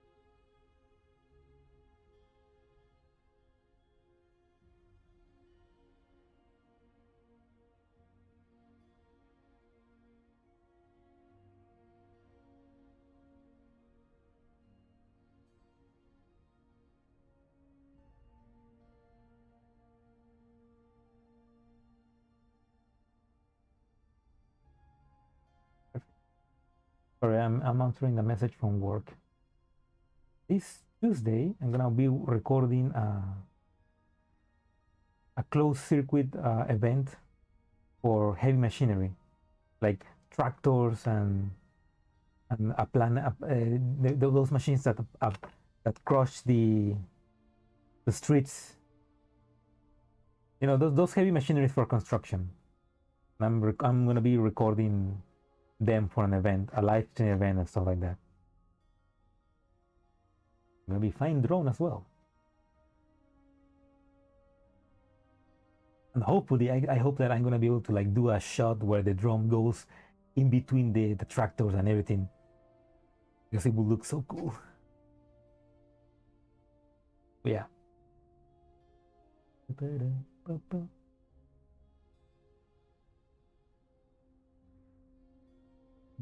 I remember that when it was a plot point that those couldn't harm humans unless altered. I'm sorry to stop people, that it's surprising. I mean, though that is mostly disabled when they are tactical dolls. Like only normal dolls, like civilian dolls, have that restriction. But if they are tactical dolls, they can kill. Because it makes sense. If they are tactical dolls, they're gonna be fighting humans. So they have the restriction lift, unless obviously the person that is commanding them tells them to not kill anybody. But yeah, they still cannot kill unless they are tactical dolls. Although remember that there's one doll from Never Cloud actually, which we discovered was a civilian doll, and she was able to kill somebody because of love.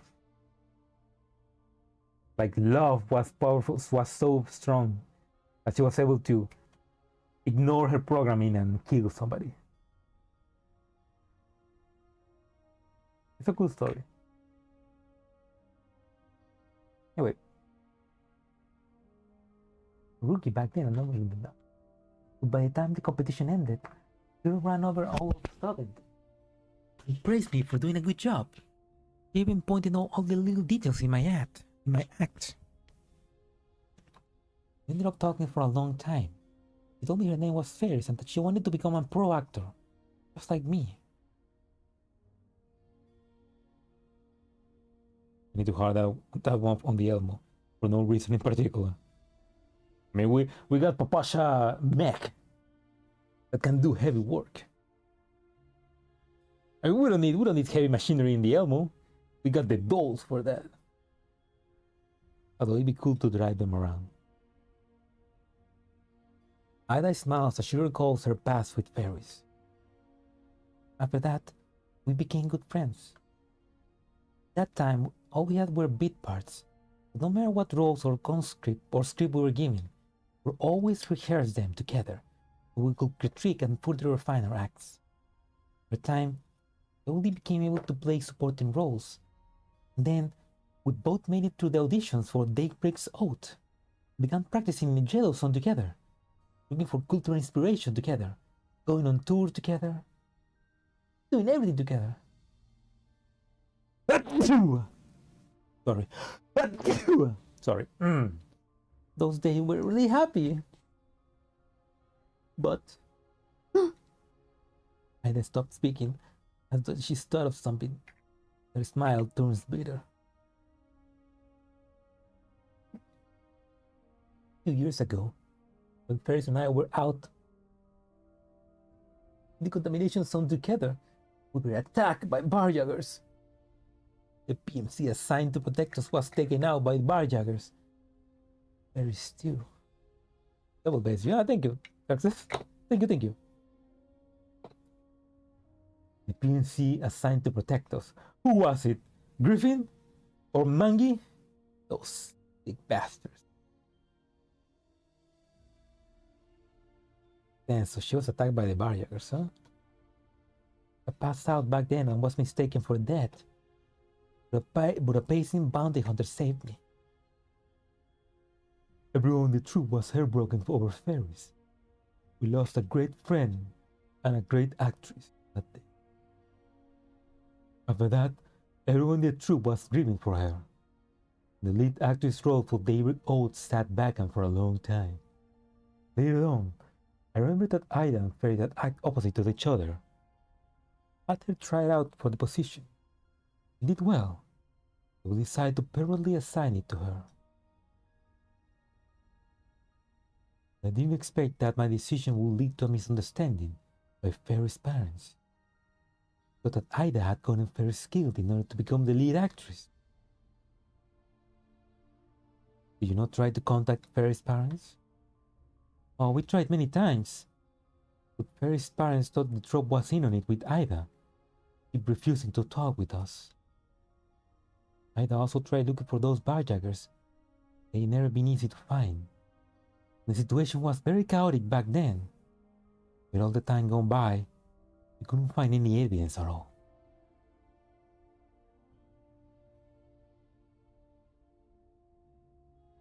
That's kind of fucked up. I mean, your daughter got killed by barjaggers, so you hire barjaggers to kill somebody else? What kind of parents are those? That's how the misunderstanding lasted all the way until now. Yes, the truth is, Ida's been working hard to try and erase that misunderstanding. During this tour, that convinced me to change the script and its ending, a memorial to Ferris. Frankly speaking, we weren't too happy about the change at first, but Ida went all over to gather inspiration and build up experience as a scriptwriter, for consulting me about it many times. In the end, the altered script began to take shape. Better not let Colgate hear about those parents. Somewhere Colgate is having, somewhere Colgate is like sneezing, like choo, choo. I feel like somebody is working with barjaggers. But yeah, Colgate should be here she loves killing barjaggers. She should be here. So we finish this rewriting script. We began preparing for our tour. After we finalized the show schedule, Ida sent an invitation to Ferris' parents.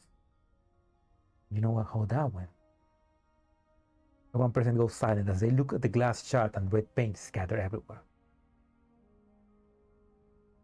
Ida, is there anything we can do to help? They alert and protect the future shows. That's right. If they rejected Ida's goodwill, they definitely won't give up easily. Ida smiles bitterly and bows to everyone again. Sorry for causing you trouble. Where this show takes place successfully is part of our request. You don't have to blame yourself for this, Miss Ida. Zhaohui helps Ida up, and Yang Yu comes over to help support her by his shoulder.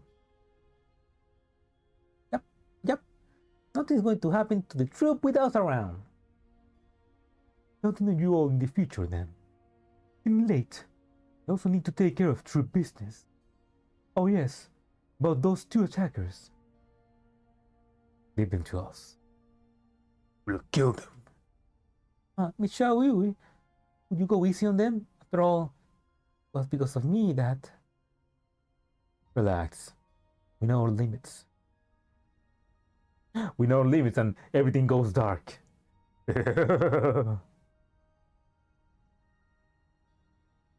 Several minutes later, the two hired attackers receive a stern talking from Yang Yu. Think off, vanishing into the night. Okay. I watch them fire away. I can't help but ponder the situation. So they were high then. No, if they were like that. No, they were like the people who tried to ambush Ida earlier. Probably related to the barjackers too.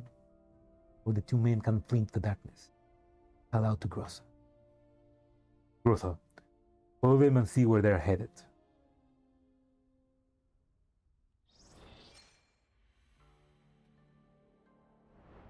And be stealthy.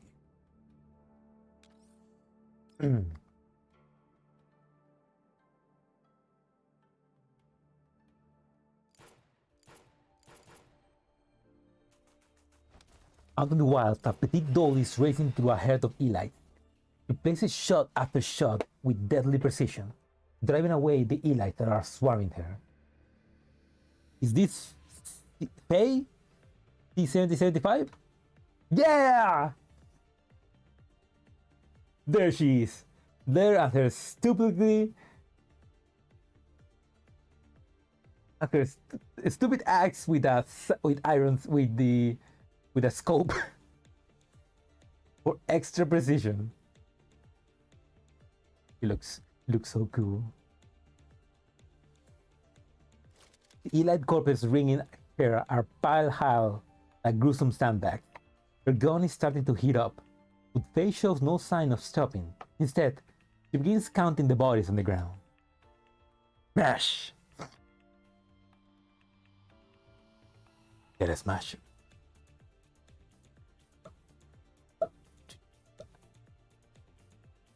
7, 8, 9, 14.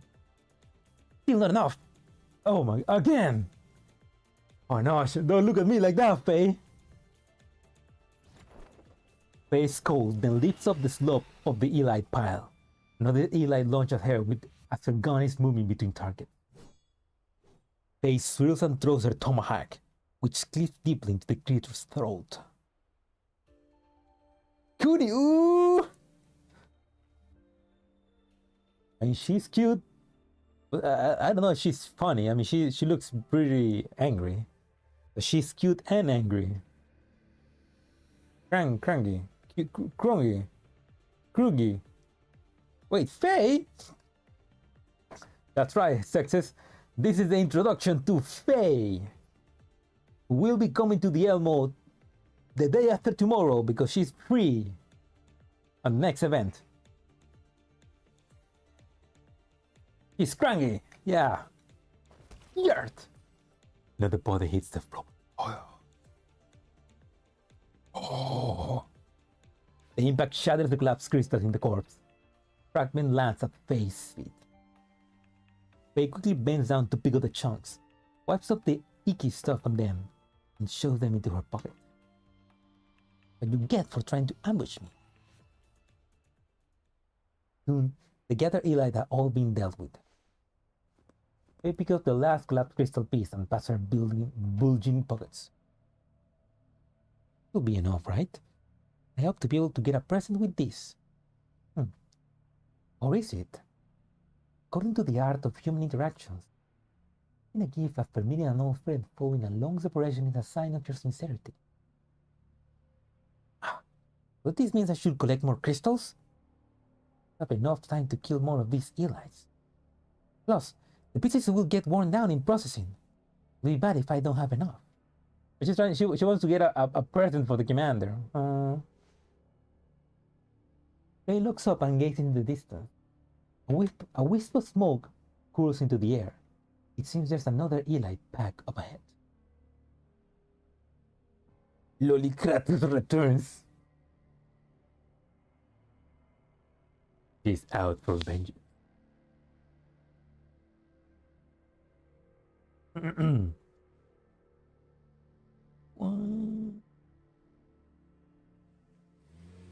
Oh, she's got a motorbike.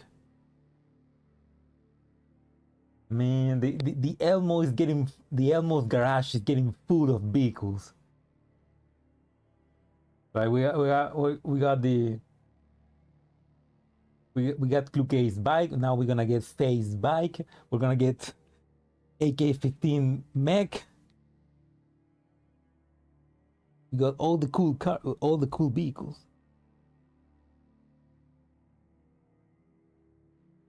She mounts up on a motorbike and rolls over the source of the smoke.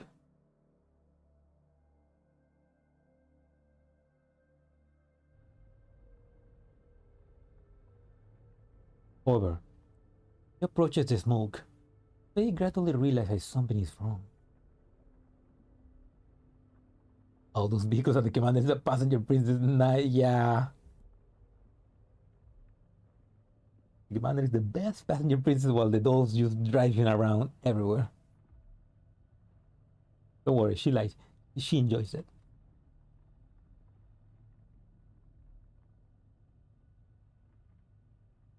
He approaches the smoke. They gradually realize something is wrong. Wait, those aren't elites. The source of the smoke lies just over 100 meters away, but it isn't being created by the elites.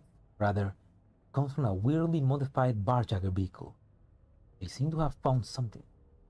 Several converted junkers are powering fire on a small hill. The barjaggers again. They spread all the way over here. I got that face, man. She's angry. I think she and Kofi will be friends with seeing how they look to hate the barjaggers. Faye ups the output of her visual models and tries to hear who the barjagger target is. However, she can only make up several indistinct shapes amidst the rolling cloud of dust. These stranded travelers? Or residents from a nearby settlement? Who cares? Those barjaggers are all assholes anyway. You shoot first and ask questions later. That's a good strategy. It never fails.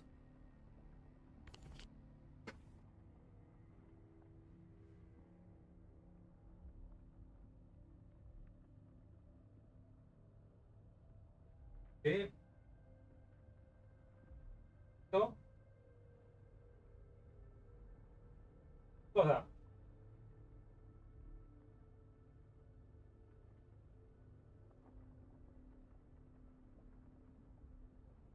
¿Sábado? ¿Para qué?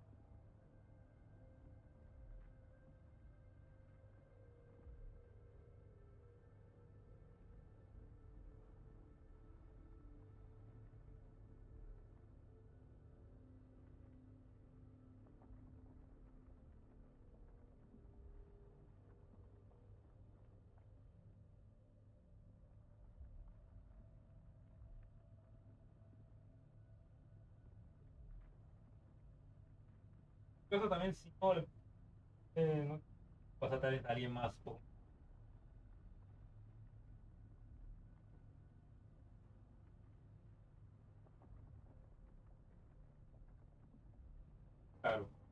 Pero con... Es que también tendría que estar también.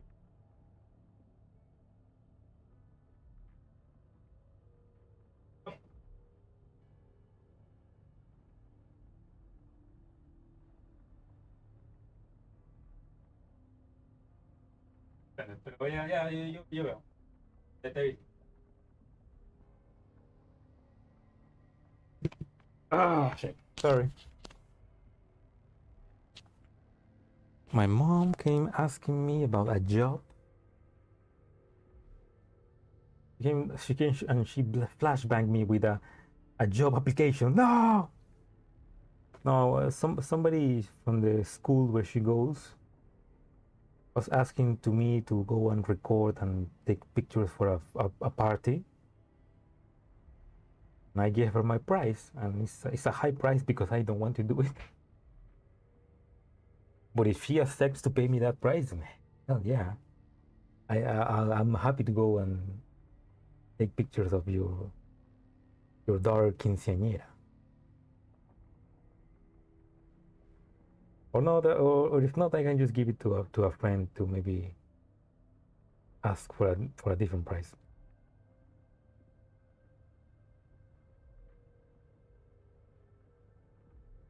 Yeah, I'm gonna ask. Oh, yeah, I'm gonna. Or a game jump scare. No, not a job, please, no.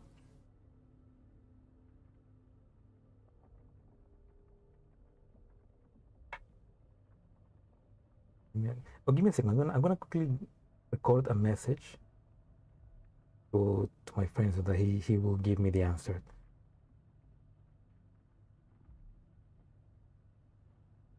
Give me a second. I'm gonna mute.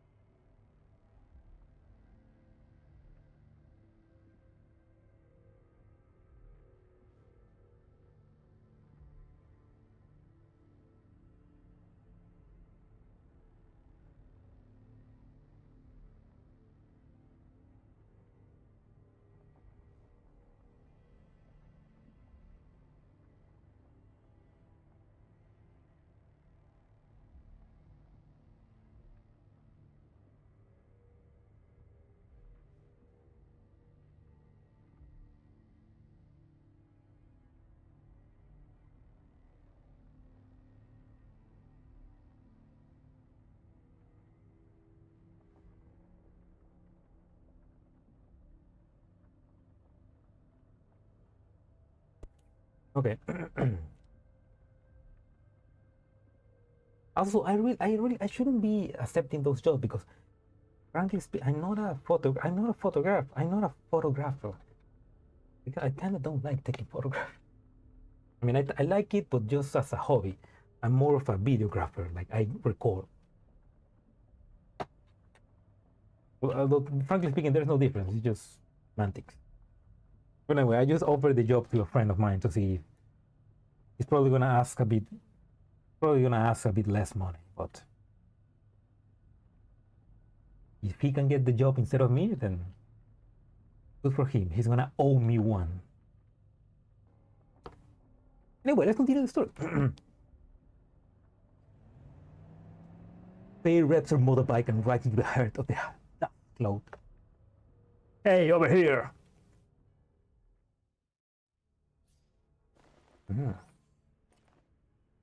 Okay, now it would be cool if in these sections where obviously adult that we don't have is fighting, if we could choose her to fight with us, but because she's not released yet, I guess it's not possible.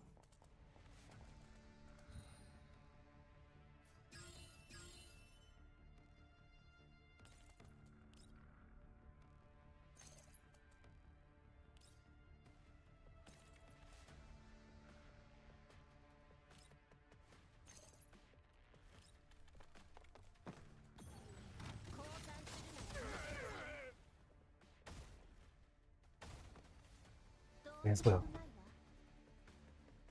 Oh wait, I can kill these bears with one. No wait, way more than that.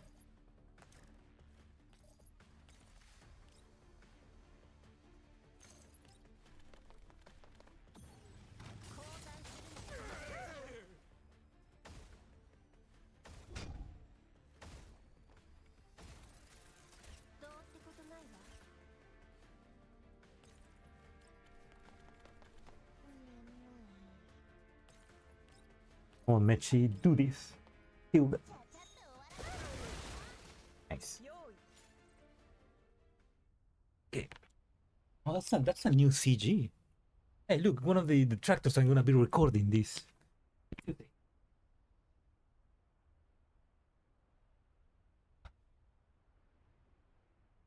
Faye surprised. The people surrounding on the hill are actually pretty good fighters and work well with Faye. Soon, the Barjagger's convoy of modified vehicles is driven off. Faye brings her motorbikes to a halt and runs up the hill, waving to the people behind the smoke and dust. You guys alright? We're good. Thank you for your help just now. The surprise attack of yours was most impressive. You're welcome. You guys were pretty good too. You bounty hunters? Thought you were local res. Is this gonna be the girl from the Elmo? As the people she has dressing emerge from the smoke, Faye words catch in their throat. You guys! Hey! Okay, she's finding her. What a coincidence! Yo, Faye!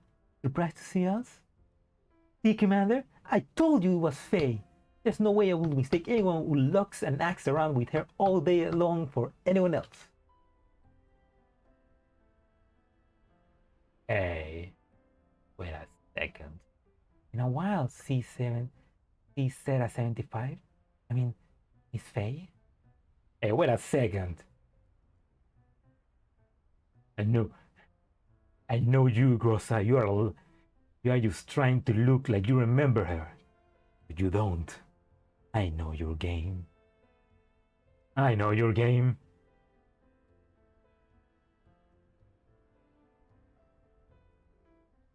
Yes. Long time no see. Hey. I smile and walk up to this door I haven't seen in a long time. I gotta say, I like this because I mean the C7, the C-Zeta 75 gun is to me one of my favorite guns.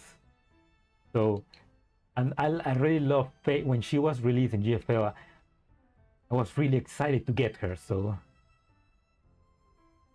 I remember back when resources was difficult to get in GFL 1, no, I immediately got her to max level with the little resources that I had. So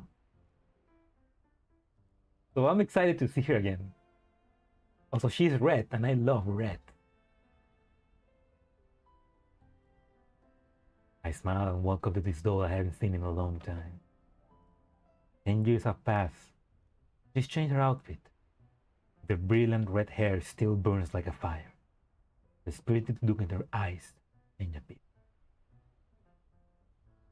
Looking forward to meeting you again from the moment Dayan told me he had contacted you. Well, we meet at the campsite, but I didn't expect to run into you here.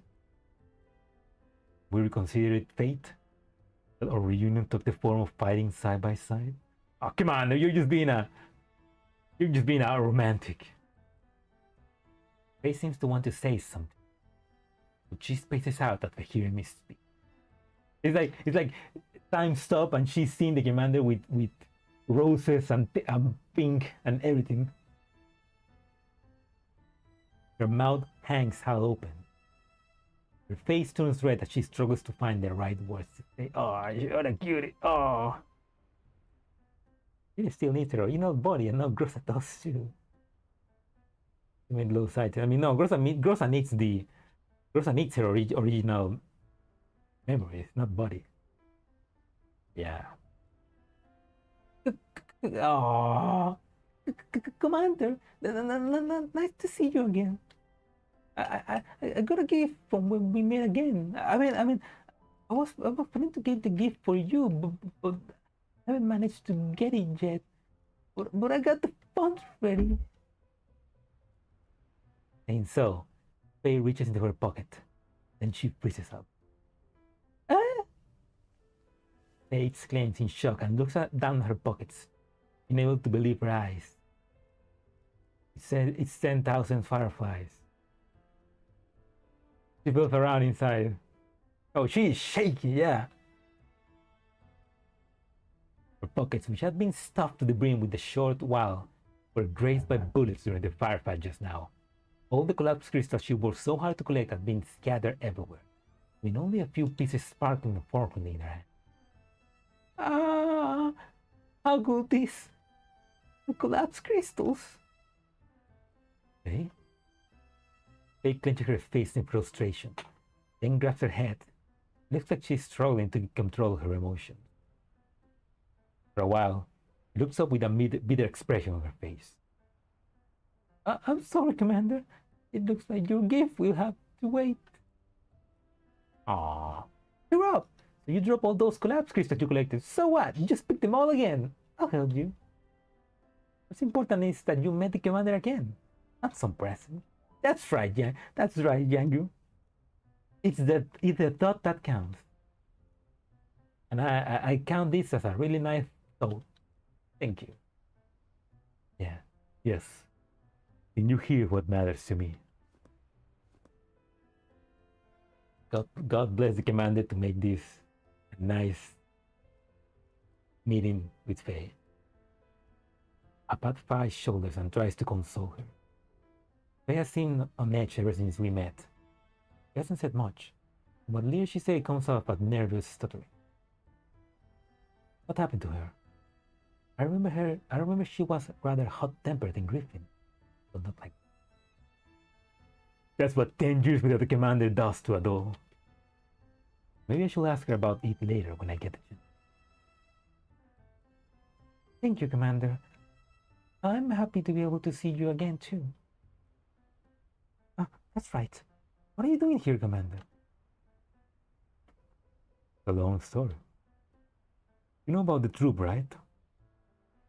Someone caused trouble here last night. Gross followed them to another Barjagger camp. Yang and I came to help check it out, but not long after we met, those guys went off for a walk. After this, you're going to... We're heading back to the campsite first. Just got a good picture of the situation here. I believe your teammates are looking forward to meeting you too.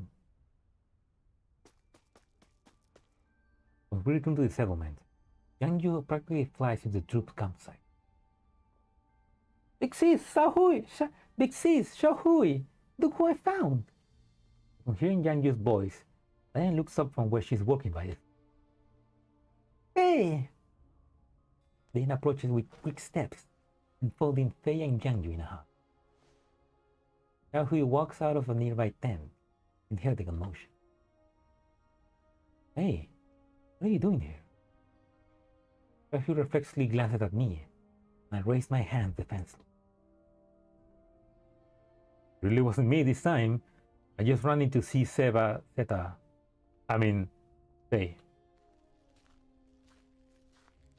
I like that detail of the Commander sometimes calling them by their old names. It's a nice detail.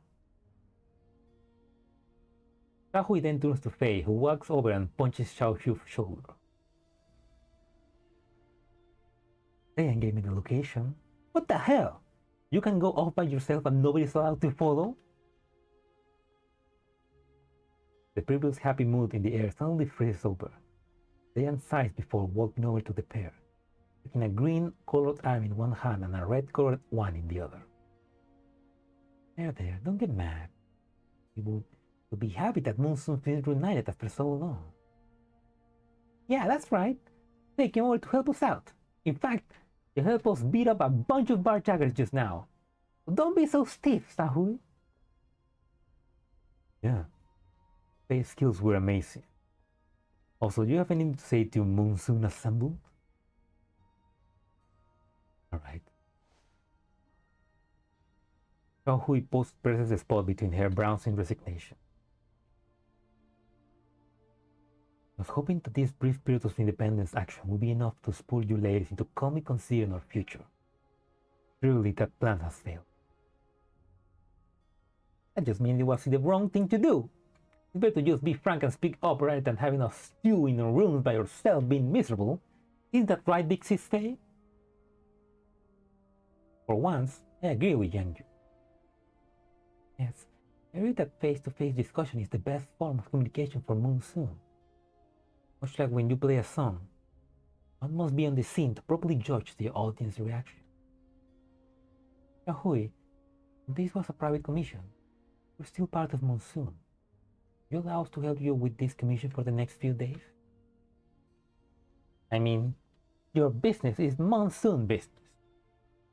Yeah, we'll help you out if Amida gives you another job next time. Any sincerity in the teammate's expression, the coldness on Zhaohui's face seems to have faded. Zhaohui looks at them in the eye and... Alright.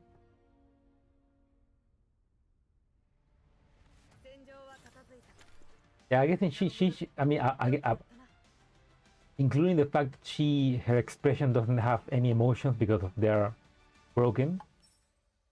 She is also not very good at sharing her emotions and opening herself up. Several days later, inside the troops' campsite, Monsoom Squad and Grossa intensified patrols outside the campsite for the following days. Despite the little upset during the test show, the attack we feared never came. The troop enjoyed a rare few days of peace. A relief that the troop has been otherwise unmolested, but I am hard-pressed to find rationale for the barjaggers' action. Maybe that link between the barjaggers and the attackers from that night was purely a coincidence? Truly just two layabouts with nothing better to do and a job from the underground? No. Perhaps I need to investigate further. Must have been something behind the scenes that I missed. Once afternoon rehearsals for the troop are over, he got Zhaohui. He listens to my intentions for coming here, puts down the props she's checking and looks at me in puzzlement. In puzzlement, huh?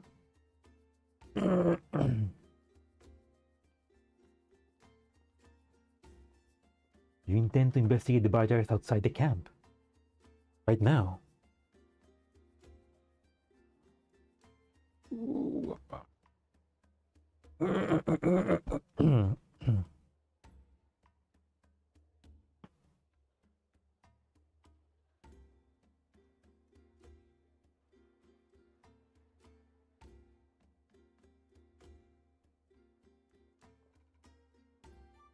Yes, right now. You think that something's wrong too, right? You want to look at around. Things seems peaceful enough at the campsite. The settlement outside is nowhere as warm and welcoming as it was when we first came. In fact, it felt somewhat deserted. Oh, so... So something's gonna happen. Our audience is gone. That's right. The troop advertised the show heavily. There ought to be more people here. However, since the barjaggers' activity nearby has forced people who were planning to watch the play to abandon their play. Wonder, do you think the change in the barjaggers' actions is linked to how we stopped the attack on the camp that day? Can be sure. We all know the barjaggers are mixed up in this. Besides, barjaggers have been a scourge in the surrounding region, yet the settlement and the troop has been completely untouched. Makes sense. I don't think it's because we rebel. I don't think it's because we rebel ourselves. I don't think anyone will actually pay to invite those starving wolves here. Therefore,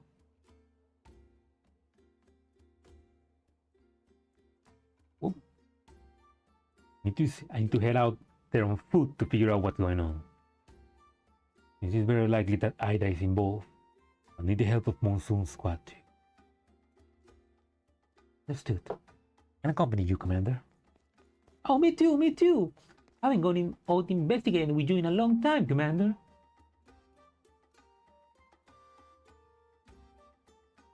Yangu has appeared from seemingly nowhere and inserted herself between Zhaohui and me.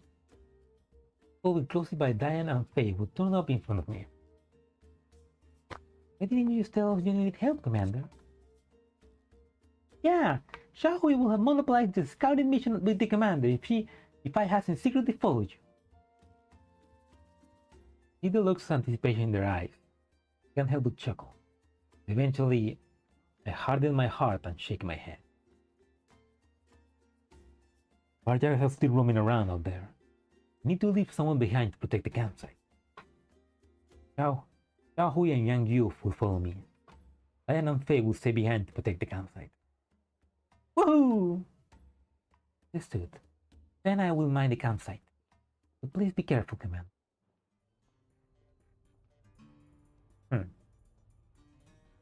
They all wanted to have like finally a date with the Commander, a group date. The jeep drives deeper into the wilderness. There's no trace of the barjack. I mean, this is a good song.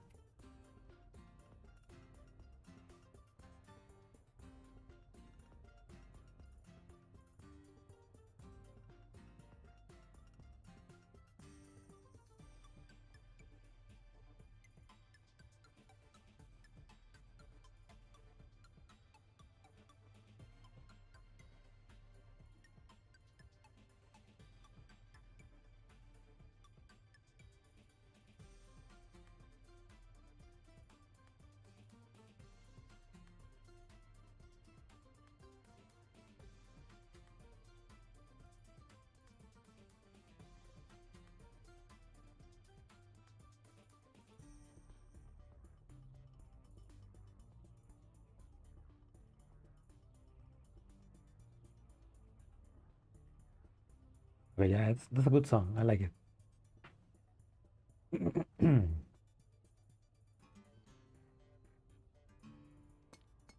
Yang stares out of the back seat window for a long time, but she can't find anything. Bored, she begins tapping out the ribbon on the vehicle's frame. Yang, mind your volume.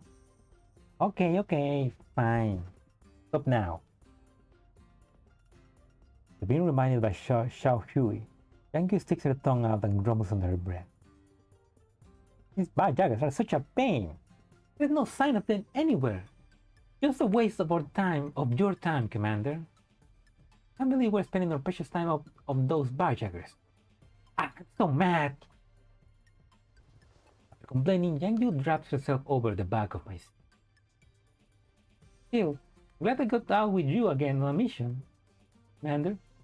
Feels just like the old days. In fact, I can't help but wonder how nice it would be if the troop could just keep performing. Then Big Sis, Faye, and I could just ignore that crappy agreement and stay with you forever. Right, Commander? The agreement.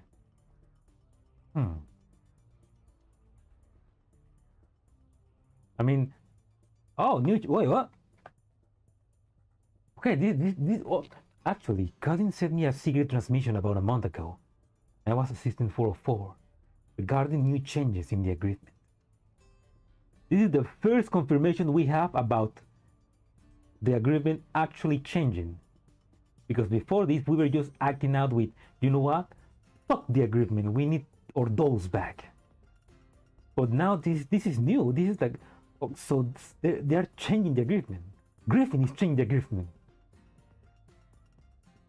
But quite a few dolls have already returned to the Elmo through chance encounters. I was planning to maintain the status quo for a while longer to avoid the Elmo becoming the target once again. After seeing the gloominess and the light on Yangyu's face, thinking about the pendant that Diane cherished so dearly, I find it hard to keep quiet. Perhaps I can't answer for the world, but at the very least, I can give them an answer. Commander?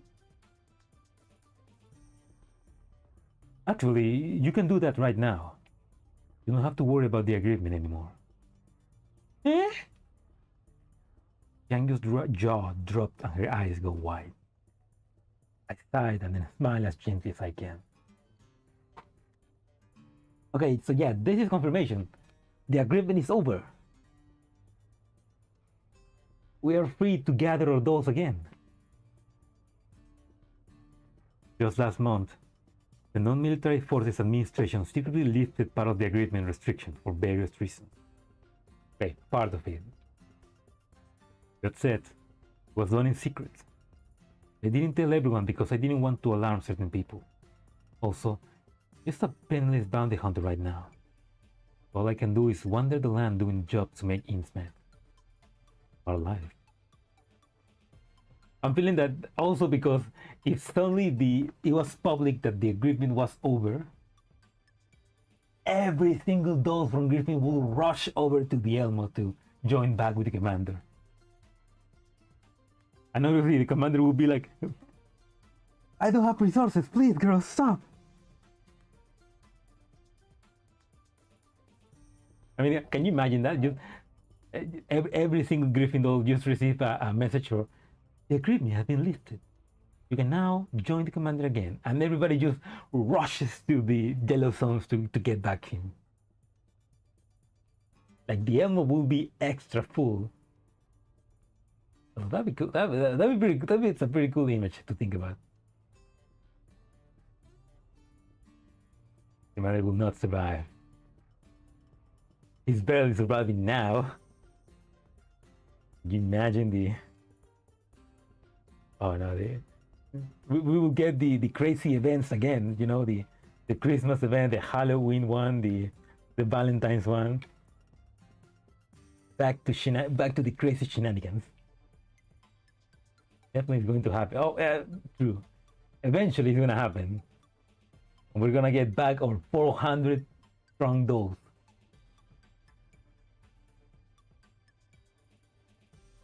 You will love to see it. I don't care if you are wondering or not. I'm happy as long as I'm with you, Commander. It won't ever be a hardship for me. I'm sure Big Sis and Faye feel the same way too. Oh yeah, go back and tell them too the good news. They'll be really happy if they know they can follow you again. Really now? I chuckled, then turned to look at Zhaohui. However, I realized that she's staring intently to the windshield. Face grin. Well, at least she doesn't have to worry about the dummies, right? True. That's true. Oh no, what did she say?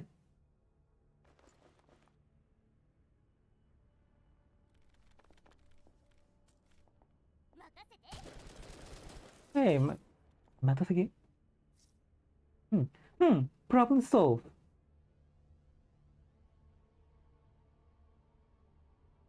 Okay, she said, who said, Commander Bajar spotted. Okay. True, at least we don't have to worry about dummies. Because we are poor. And we don't have money for dummies. There he is, get him!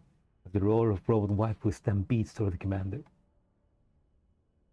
Hey, look at that. There's a fully modeled Yang Yu here, but we cannot use her to fight. Zhaohui, catch up quick.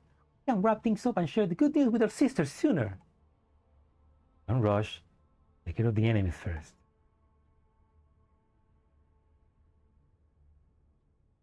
Right? I know how we can do this sooner and faster.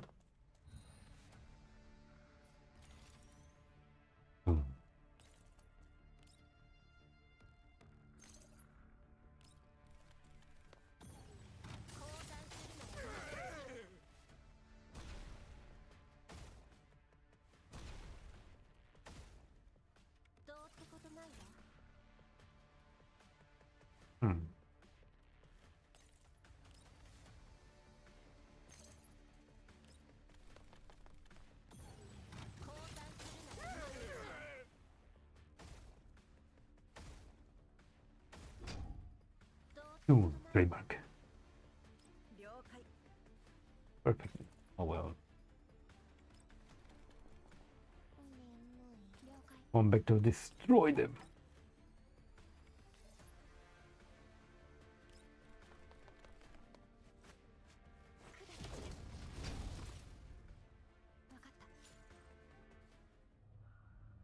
Thanks to Zhaohui and Yangu's combined attack, the ambushing barjaggers are soon driven off. We wipe out the remaining enemies along the way, but don't see anyone else around us. In order to verify the barjaggers' tracks, we even pursue them all the way to the barjagger camp we found earlier. However, the brightly lit campsite from that night is now completely deserted, as though these bandits were tipped off and vanished without a trace after shifting their area of activity. What's going on? Maybe they got scared by how we've been spanking them over the past few days and ran off. No, judging by the state of the camp, this was an organized withdrawal. But we missed them again. Let's head over to the other camp that Grossa found. We arrived at the other camp, however the situation there is the same as before. Hey, where did everyone go? I came here with Grossa and the commander just a few days ago, while barjaggers patrolling around the area. Indeed. They just packed up and left in a few days. Where did they go? I lean against the window and rub my forehead as I feel a headache coming soon. There's really nothing wrong with those barjaggers. The past, eliminating barjaggers was not a difficult task. However, they seem to have become more cunning over the past 6 months. The behavior we saw during this request reflects that. They have multiple temporary bases. They actively send out people to take underground market requests. They can even conduct organized group withdrawal.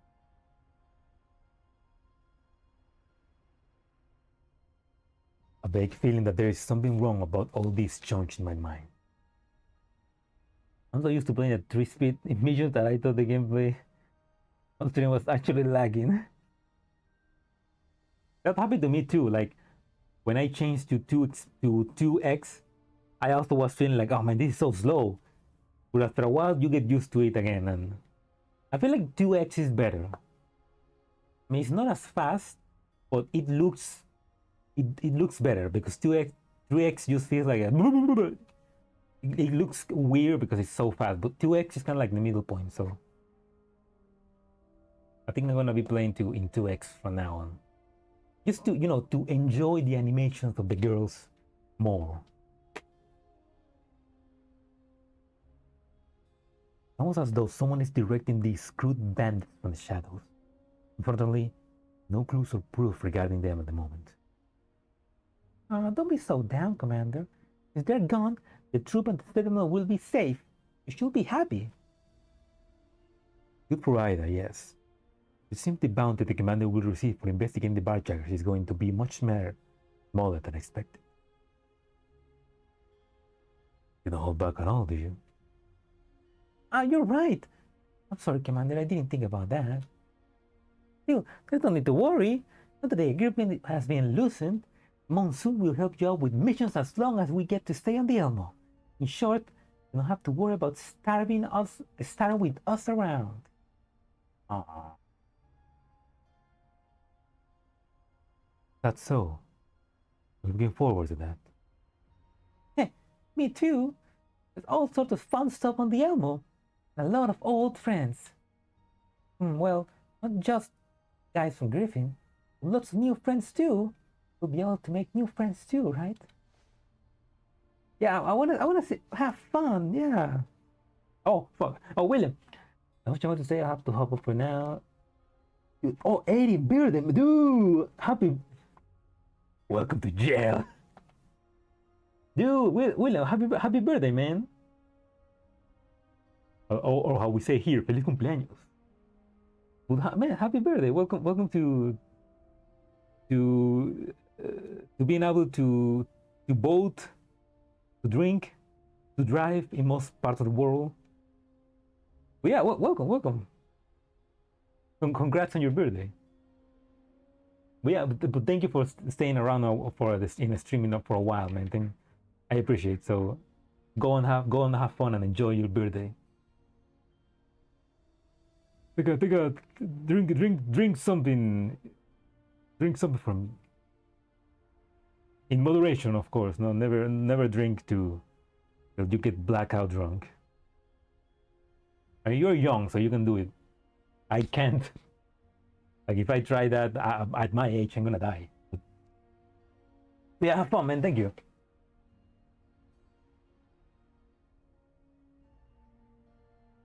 Tequila is good. Tequila is good idea. Yeah. Yeah. Have a nice birthday, man.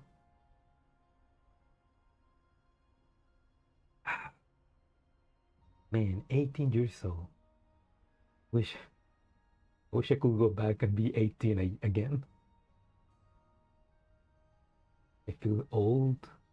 My neck always hurts. My lower back sometimes hurts when I wake up.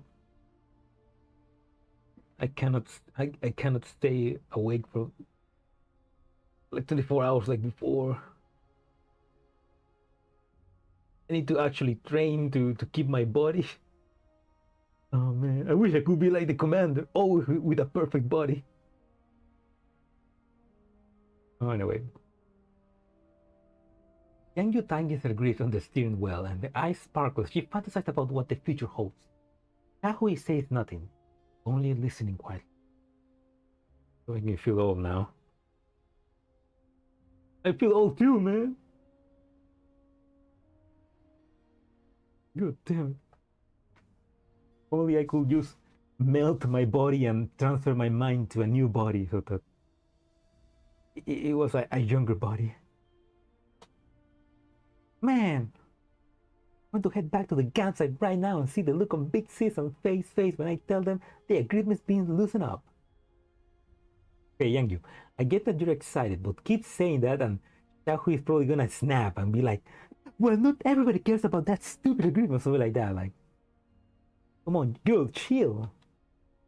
Hold on tight, Commander. Putting the pedal to the metal.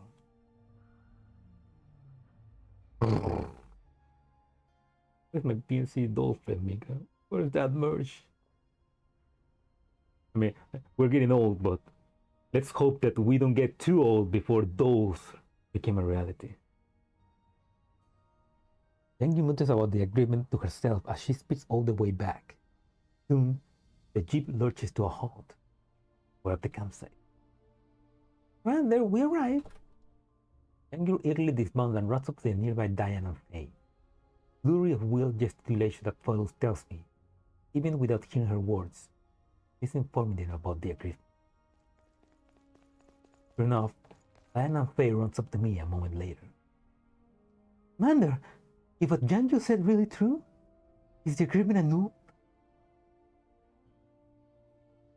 Strictly speaking, it was because the terms have been loosened that, after the previous assistance to 4-4 concluded, we were allowed to stay on the Elmo. So if you don't mind following me on my wanderings, you can come back to the Elmo and stay with me permanently after the contract is finished. Wonderful! I've been looking forward to the day when I could officially join the Elmo. To the day when I could return to your side for good, Commander. Diane strokes her pendant on her wrist. Me too. I'll follow you anywhere, Commander. Doesn't matter where you go. Monsoom's squad was always about traveling after all. Alright. If you're willing, I have no reason to refuse you. However, since your leader still hasn't seen me yet. I looked towards Zhaohui. He's been keeping the distance ever since he got down the vehicle.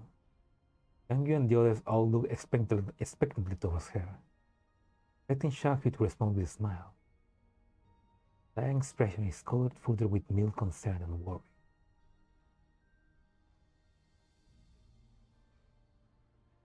Expected, Zhaohui simply toys with the knife she's holding. Her expression as cool as and even as ever. I think that the Elmo is probably big enough for the 400 dolls that Griffin had at the time when it was made.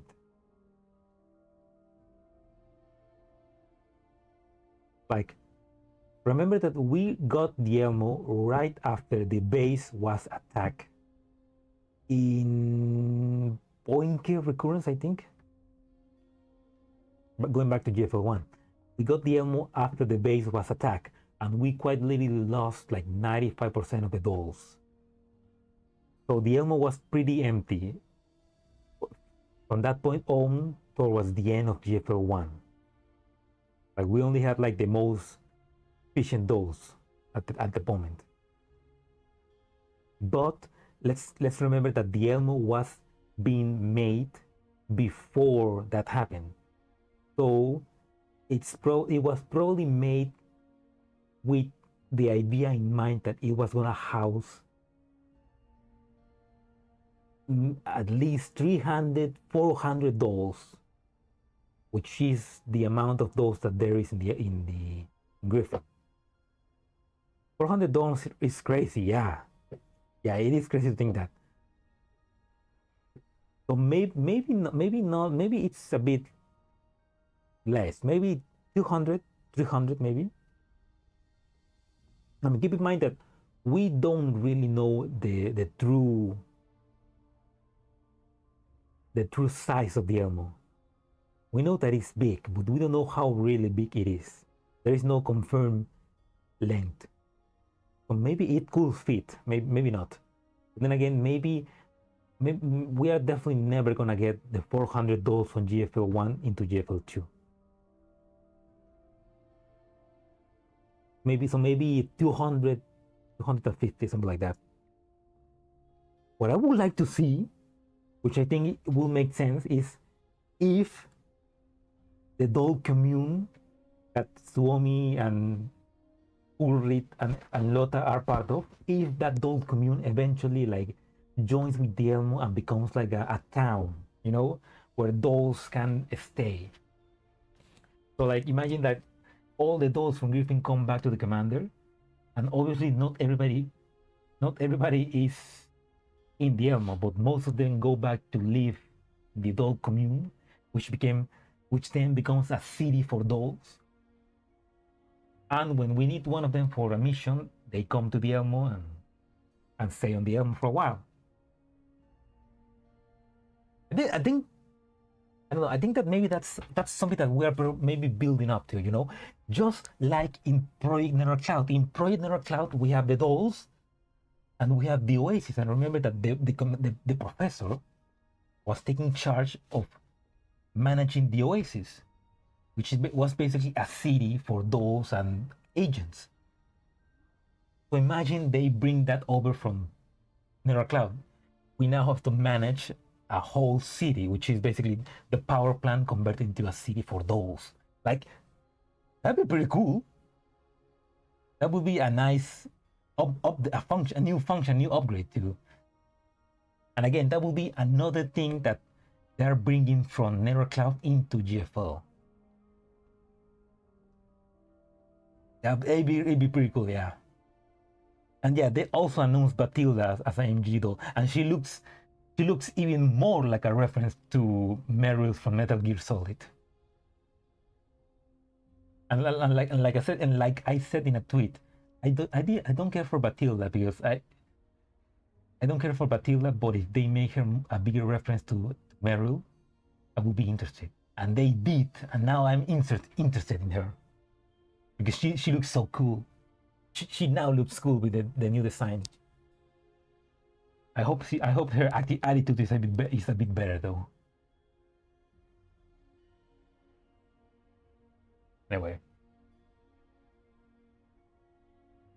as suspected, Zhaohui simply toys with the knife she's holding. Her expression as cool, even as ever. As cool. Yeah, she's always so cool. Oh yeah, we had another MG. Yeah. Lamb will be a great figure back again.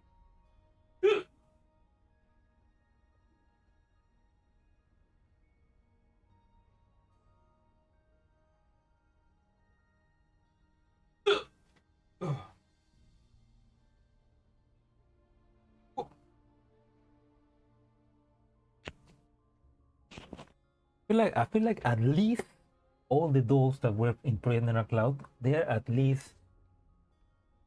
may have at least secured to be at one point in GFL2 to continue the story. So I hope they eventually show off the plan for that collab between GFL2 and Nether Cloud. We haven't reached the deadline for the suggestion yet. My answer is the same as before. Do you want me to join the Elmo? We'll need to consider it, but I will not stop you. What's there to consider? The command is super reliable, you know. You don't need to overthink this, Zhaohui. You know, I've always been waiting for this to happen. The air turns chilly. They step forward and carefully venture a question. Never asked before, but there's some reason that you are reluctant to join us, Zhaohui?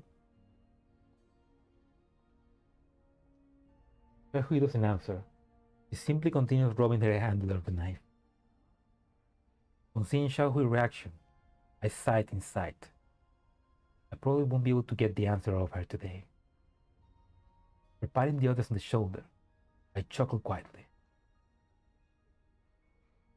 Well, she needs to think about it, and we don't have to press her for an answer today. The troupe will be performing for a while.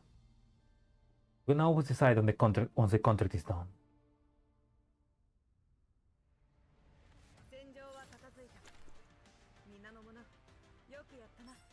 Come on, Zhaohui, join the commander cult.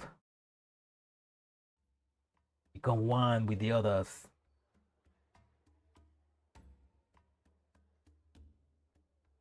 Oh.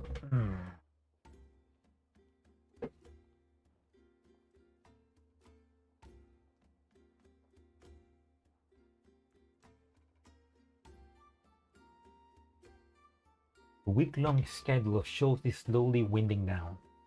And this time, the barjackers are still active in the wilderness. They don't harass the troop again. The attack Ida feared does not take place. The troop performance perceived glowing reviews.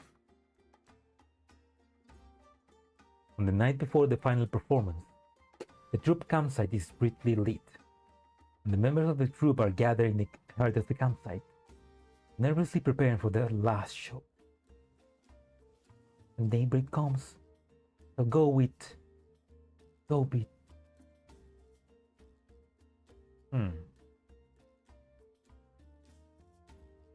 Daybreak. I used to know a squad with a name like that. Ida, mind your blocking. Sorry about that. Let's do it over.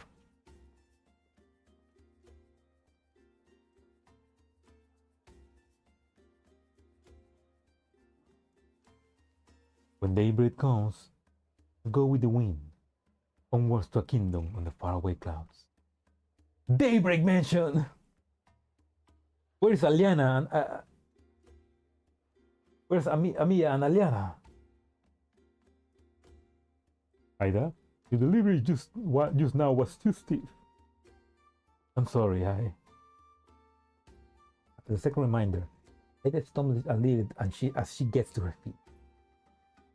Even the most clueless actor will be able to tell that right now he's not in the right state of mind for our rehearsal. There to sight and pats Ida on the shoulder. Relax. You're not feeling well. Go rest up a bit. We'll go over the other portions. Thank you. Ida nods to the director in gratitude and slinks away from the stage. Zhaohui rises from her seat in the audience and silently follows her. Is Ida? When humans are bothered by something, they feel better when they talk to holes in trees. What? So if there's something bothering you. Oh. That's a funny runaway way of saying, speak to me. Nothing else. My color scheme is about 70% to a tree hole. Here I ought to be able to provide 70% of the functionality of one.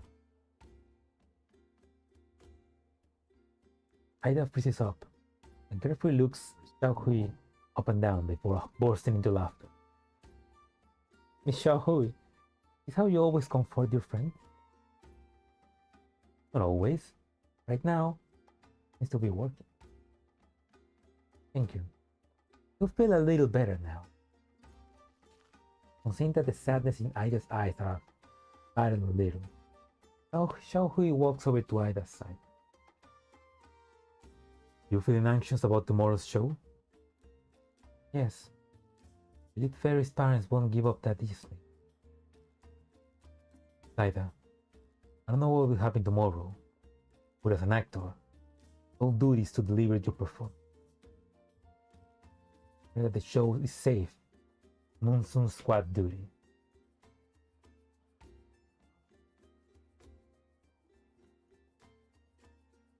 Got it. Thank you, Miss Zhaohui. Zhaohui, I'm sorry for subjecting you to that terrible performance just now. No matter what happens tomorrow, I read myself up and properly prepare for it.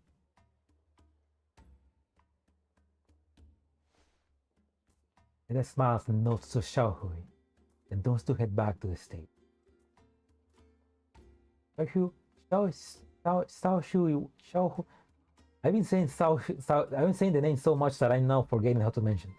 Zhaohui watches Ida leave, noting the extra spring on her step, and she returns to the audience seat. After the rehearsal, in a corner of the camp, having confirmed that her various tasks and preparations are complete, Zhaohui is about to head back to rest, when she suddenly feels a weight on her shoulder. Hey, ambush successful. Big sis, Faye, come quick! Faye managed to grab Zhaohui's shoulder. Yang excitedly waves the other over. Soon, Diane and Faye have arrived, flanking Zhaohui. Faced with their ambush, Zhaohui raises her hand. Absolute cinema. I don't recall a pre-show celebration on the cards. No, not really a celebration. We just have a few questions for you. Faye rubs her head, and her expression turns serious. That is to say, what do you think about the commander? Yeah, we were all in a rush when we came to help the commander out. You probably didn't have much of a chance to talk to him. Now it's just us Monsoom squad and the commander. Plus, been with him so long already. Surely you must have made up your mind about him by now, right? That show is tomorrow. Now, no matter what you're planning to do, can you sit down and talk things through up with us before making your final decision? Yeah, I hate how you just up and left the Elmo without saying anything. I'm sorry. I was planning to make my decision after the commission and complete, and I could discuss things with the commander. I didn't think that it would cause so much trouble for everyone. Who says you're troubling us? Zhaohui, you're always so decisive, however most of the time. Why are you all hesitant now? No choice for so long. You can just tell us if you got anything on your mind. Zhaohui, you can tell us directly if you have any doubts or questions about the Elmo. After all, Monsoom's been through a lot over the past few years. We've faced it all together, haven't we? Yeah, in the past, you're always the one to come up with a plan when we run into trouble. Now you got trouble, but you should tell us about it. We're a team after all. Thank you. I'll be frank then. It is true. I have some reservations about joining the Elmo. However, they are not related to the Elmo or Monsoom, but rather past. Zhaohui looks down at the scar on her hand. A moment later, he looks up at Diane. I want my choice to be meaningful, so I'm sorry, but I can't give you an answer right now. Diane steps forward and gently grasps Zhaohui's hand. It's alright, Zhaohui. I didn't approach you tonight to ask you to do anything. I just wanted to tell you that you've always been a great leader all these years. Yeah, you may have it out for me, but you're actually pretty trustworthy as a squad leader. Monsoom might not even be here if it wasn't for your ideas. Yes, I agree. Wouldn't follow orders from just anyone. Just you and the commander. We truly hope that we can continue traveling with you. I hope so too. I will also seriously consider the matter for future.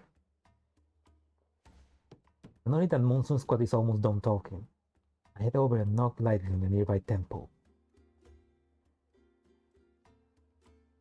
Sorry to interrupt, but I'd like to talk about the campsite defensive posture for tomorrow. What do you have in mind, Commander? I believe the barjackers have not given up on the big fish that this troop represents. Those 2 attacks on Ida weren't coincidence, merely proofs. Zhaohui nods in agreement. Yes, we're using them to determine how well the troop was protected. Indeed. While the mental image of disciplined barjackers might sound strange, if they were really planning on taking a big hold, they would probably hold back until the tour was over and the troop temporary guards were gone. Sorry. I don't want anything to happen to the troop after we leave. Rent and leave those barjackers free to threaten others. I look for a chance to put an end to the matter once and for all.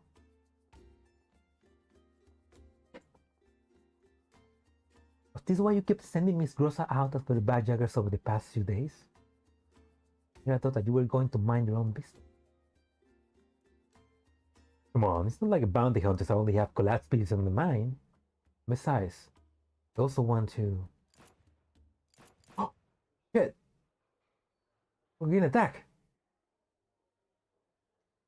A series of gunshots and explosions outside the campsite interrupt my words and shatter the silence of the night. Run! It's the barjackers! The barjackers are here! They came after all. Ladies, prepare for a fight. Lock and load, ladies. No, don't kill me!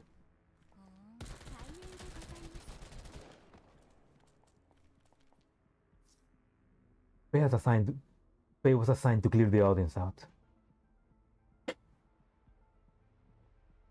Let's eliminate the remaining enemies.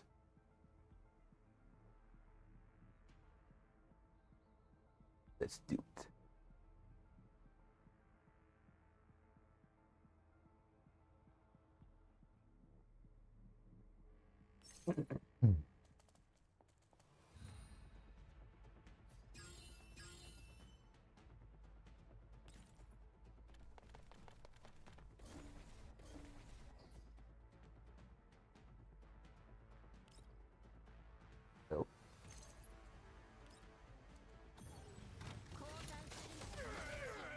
Finish this in one turn.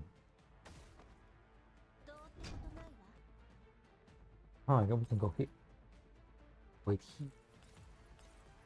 Yeah, because then I can kill all the boys on this.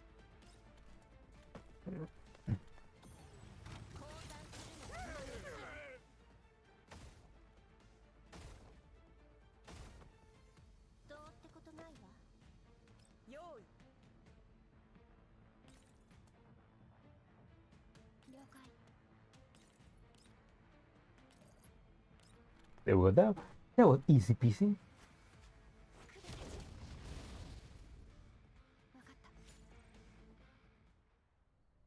The barriers who attacked the settlement are swiftly beaten back by Monsoom Squad and Grossa's combined effort. However, the campsite was caught in a crossfire, and much of the intricate backdrop on stage is destroyed. Anything even remotely valuable in the backstage area has vanished. The campsite is in the uproar. The troop manager is frankly shuttling between the stage, the admin tent, the costume racks, totaling the losses while Monsoom Squad and I help her out. Just then, an actor runs over. Manager! Manager! It's bad! Ada's gone! Huh? Tell me, be clear about it. What happened? The cast was doing a headcount just now and we couldn't find Ida. After that, someone mentioned that they think they saw several barjackers going after Ida when the campsite was being attacked. And also, someone was guiding the barjackers. I think it was the people who came to cause trouble for us earlier. Wait a minute. Are you saying the troublemakers from earlier were inside men for the barjackers? And the Ferris parents hiring the barjackers to attack the group? What?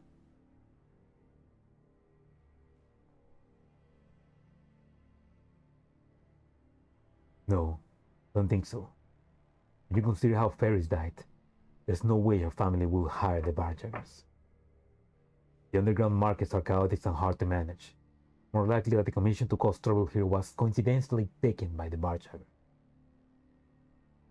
Barjackers needed an inside man. That's right. The tour was heavily publicized, so the barjackers have probably had their eyes on the troop for some time now. The commission put out by Ferris' family gave them the perfect excuse to sneak around the campsite without arousing suspicion. Will the barjackers actually do that? Don't they only know how to wave their guns around? That will normally be the case, but it's like the barjackers have grown a brain over the past few months. Commissions involved in them have gotten harder and harder to complete as a result. They're still fairly amateurish in actual combat. Their ability to strategize does seem to have evolved a little. Damn it! What should we do now? A ringtone from a account terminal interrupts the manager's words. Manager frowns and picks up. We instantly hear a girl scream on the other side of the connection. It lasts only a second and then the girl's voice is cut off, replaced by a short, tempered voice. Heard that? Your lead actress is in my hands. Bring her ransom by tomorrow. I'm warning you now. Don't try any fancy shit with me or the chick dies. The call cut off. Campsite hastily goes silent. Instantly goes silent. But soon, a cacophony of voices erupt from all around. Panic swallows the entire troop. Those Ida's boys! The barjackers kidnapped Ida! Director, manager, what should we do? You really trust the barjackers? What if? With the clamor, the theater manager walks over to me, a look of utter helplessness in their eyes. Tightly squeezes my hand. Please save Ida. We'll try to get the ransom together. We can't let anything happen to Ida again. Right, calm down. No matter what. I can finish. Zhaohui has already walked up to us. Commander, allow me to handle the rescue. I've seen enough kidnappings to last me a lifetime. Those scums only know how to bully the weak and torment others. I don't know how people live in the contamination zones. Happening when I see injustice being done is how I live. Not when I see it happen, there's no way that I can turn a blind eye to it. I know that, but please wait a moment. Zhaohui's eyes narrow as I stop her. Give me bronze, Zhaohui. Calm down and listen to me. Massage the space between my eyes and as I take in her guarded attitude and suspicion. Like she really misunderstood me. Take my head and look her in the eyes. Zhaohui, I feel the same way as you. There's no way I will simply stand aside after seeing something like this. Nothing to do with being a bounty hunter. That stopping you comes from my experience being a bounty hunter. I believe there is a better solution to this. And that is to kill everybody.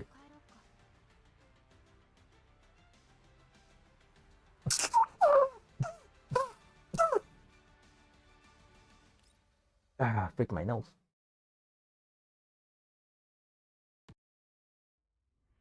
Yeah, like Zhaohui, chill. We're gonna get your friend back. Don't worry. Terminator's voice. I'll be back. Don't worry, Success. We're about to finish.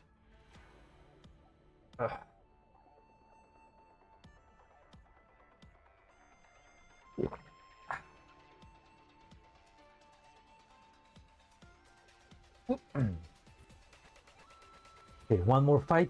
The boss fight. That doesn't look like a boss. Ah, it's that guy. Okay.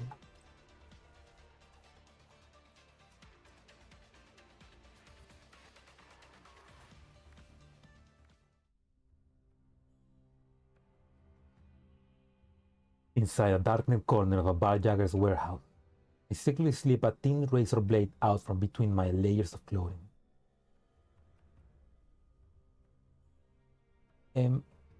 M1887 reference. Oh yeah, the Terminator shotgun. I remember the calm look on Zhaohui's face as she slipped into my sleep. I had this blade with me all this time just for situations like this. Trapped among the enemy. If you're willing to take the risk, Commander, I'll give you this blade. The blade is sharp.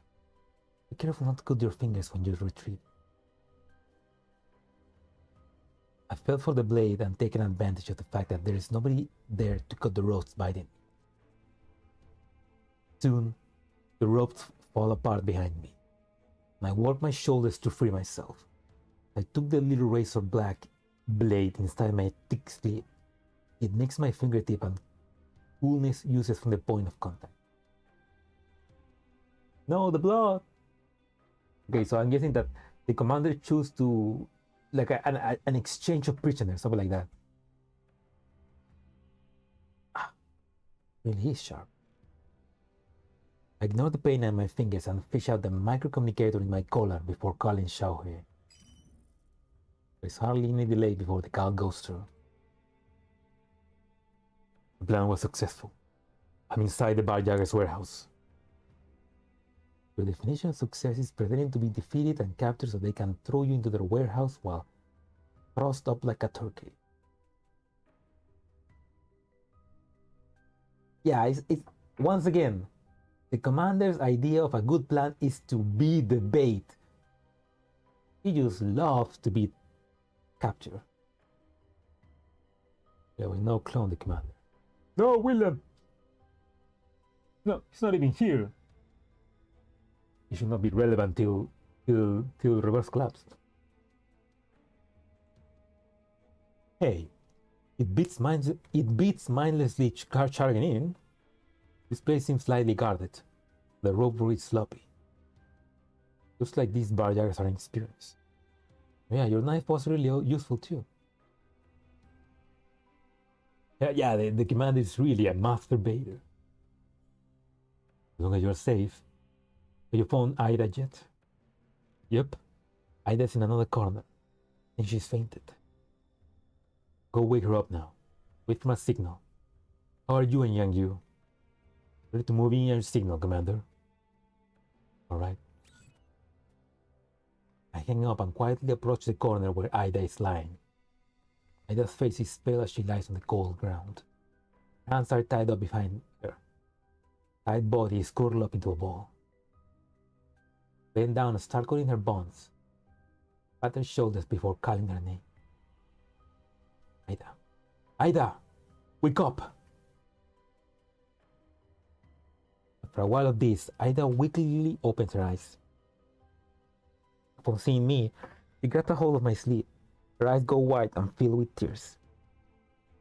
Please help me! It's them!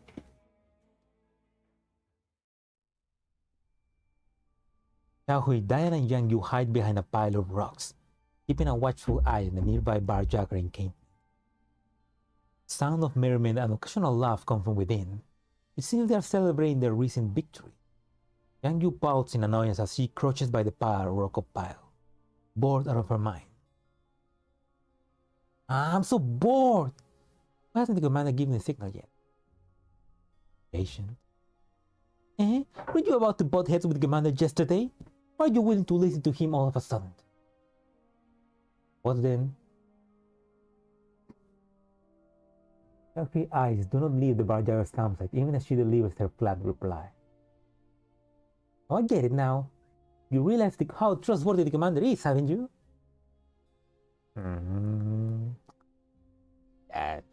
Yeah, that's how we got her. That's how we get her part of the team. Welcome back, Salo. We just got Zhaohui to realize that Commander is a cool guy. He remains silent, but then a command suddenly comes over the comms channel. Zhaohui, go.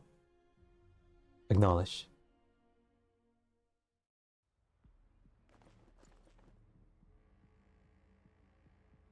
Hell yeah. We infiltrated the camp and are poised to initiate an attack.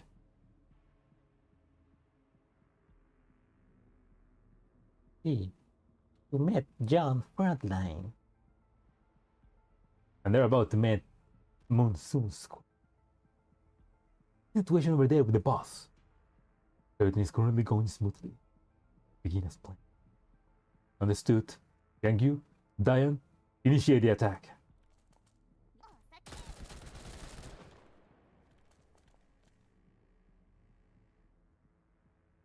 Yeah. Yeah.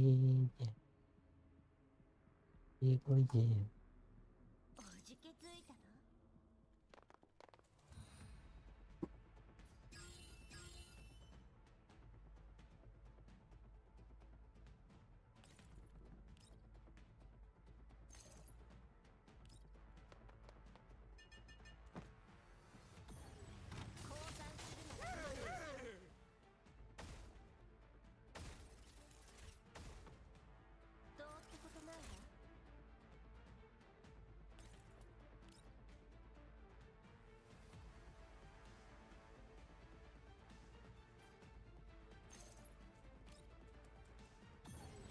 Double kill.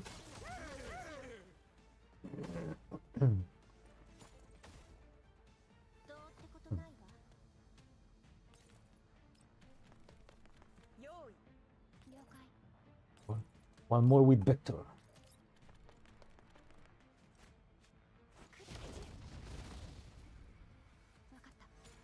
They never saw it coming. After sending the transmission to Zhaohui, I instruct Ida to hide in a corner. I'm sure Ida is well hidden and take cover behind a nearby heap of junk. My gun is ready in case we're attacked from the outside. Wait, so the barjaggers captured him and they didn't take his gun? Man, they are stupid. Like, they may have become a bit more intelligent, but they are still pretty stupid. Soon, gunshots fill the air outside the warehouse. The gunfire draws closer. Someone kicks the main door, and a familiar form rushes in. Commander! Ida! We're here! Zhaohui swiftly rushes over to our side, then nods to us. Gengo and Diane are covering us outside. Come with me. The side path we can use to leave their encampment. No, we can't leave now. At least not like this. What is the reason for that? I took a commission from Ida. Zhaohui raised an eyebrow. Time is tight. I cool to the chest. Because now, Ida told me that she recognized these barjaggers. Yes, I did. With Zhaohui. I've seen them before. Ida's eyes suddenly fill with anger as she tightens the grip in Zhaohui's arms. Her voice is trembling. Last night, when I was brought here, I saw the leader, the barjagger's leader. The leader he was wearing a necklace. I remember. That necklace was a birthday gift from her family. Paris cherished it dearly. And she wore it every day. Everywhere. That's why I'm certain of it. He was the one who led the barjaggers that attacked me and Ferris. Correct. And so, Ida made a request of me. He wants me to wipe out these barriers to avenge them. So we're now avenging. No, we're bounty hunting, avenging. I accept it. Now, Zhaohui, you have a choice. You're willing to join me in clearing this nest of barjaggers? Of course. It's going to be more dangerous than just escorting Ida out of here. For the first time, there is an almost imperceptible smile on Zhaohui's face. It will be my pleasure.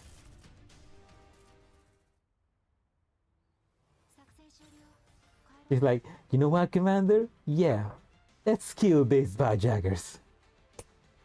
Fuck them up. You know what, Commander? I'm down. Fuck this. Let's fuck these barjaggers up. Oh, hello. Hello, Albino. Hello, Albino, Tailgater, and CXX Train. Welcome to the stream. How am I doing? I'm pretty good. My allergies are not going so strong right now, but I'm so good so far. I'm enjoying the event so far.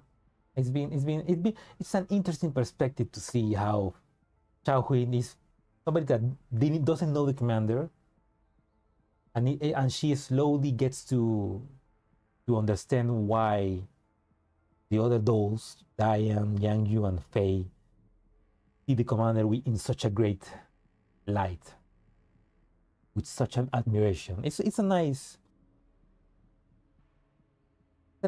contrast to the other dolls that all love the commander. But yeah, welcome. I hope you're doing well. That's good to hear. And we're about to finish the event. Overfall. Ah, the guy with the big mace. Okay. Go, everyone, get there. Oh, it's your old scrap metal coming in for my camp. Go, everyone, get in there. Knock this guy's head off for me.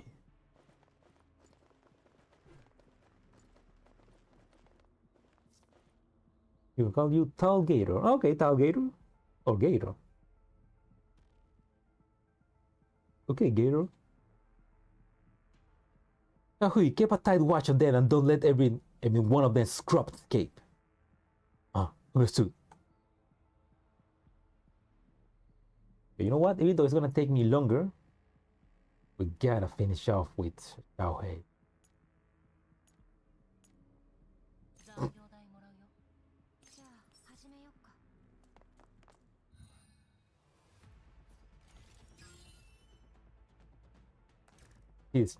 She deserved the last hit. Oh, she's gonna kill him in one go.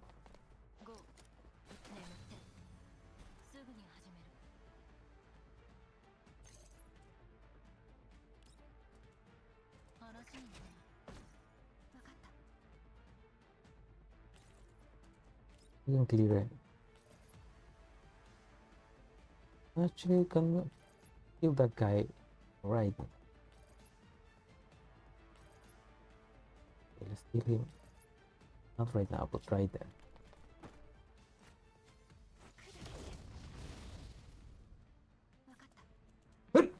Ah, there's no one here. Okay. Let's kill that guy. Oh, you subscribed. Thank you. Thank you for the support. I hope you enjoyed. I mostly stream, Girls Frontline games, and sometimes other ones. Actually, because of the craze right now with Death Stranding, I have reinstalled Death Stranding 1 and I begin to play again. So I'm gonna be streaming that also probably next week. But first, next week I'm gonna have to do the new GFL event.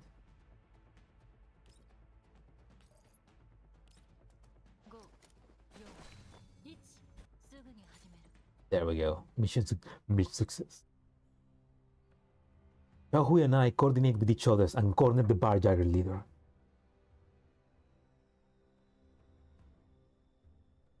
What should we do now? No police station in contamination. Ah, come on, Zhaohui. You know what to do now. You know what to do now. I ever been to Virginia Beach before?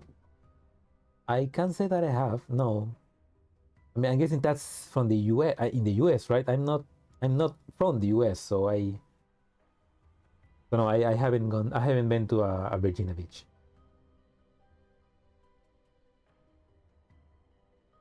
We do it the bounty hunter way. Either you hold your peace forever, or you leave no regrets behind. Though when it comes to scum like that, I wouldn't be able to live with myself if I spare him. Oh! There we go. That's the commander. A cold-blooded... Well, not a cold-blooded murder, just a cold-blooded bounty hunter. Bang. Single gunshot fills the air. The bulky man wearing the necklace slumps against the wall. Oh shit.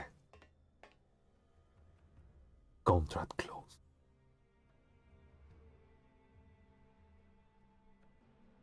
Commander, the commander is all farming so hard right now. That's a high moment. Virginia Beach this year to see monster truck on the beach. Oh, that sounds cool. I mean, I always seen monster truck in like a stadium, but I never saw it on the beach. That sounds even cooler. I imagine them just driving around close to the shore. Oh, that's cool. I would like to see like monster trucks in person one day. I imagine they must be amazing to see the size of them. Recover the necklace from the man and indicate to Zhaohui that we should leave. Zhaohui seems a little pleased with herself right now. Nothing like killing a man to make a girl fall in love with you. Let's go. I turn and head out of the encampment. Time we return this to Ida.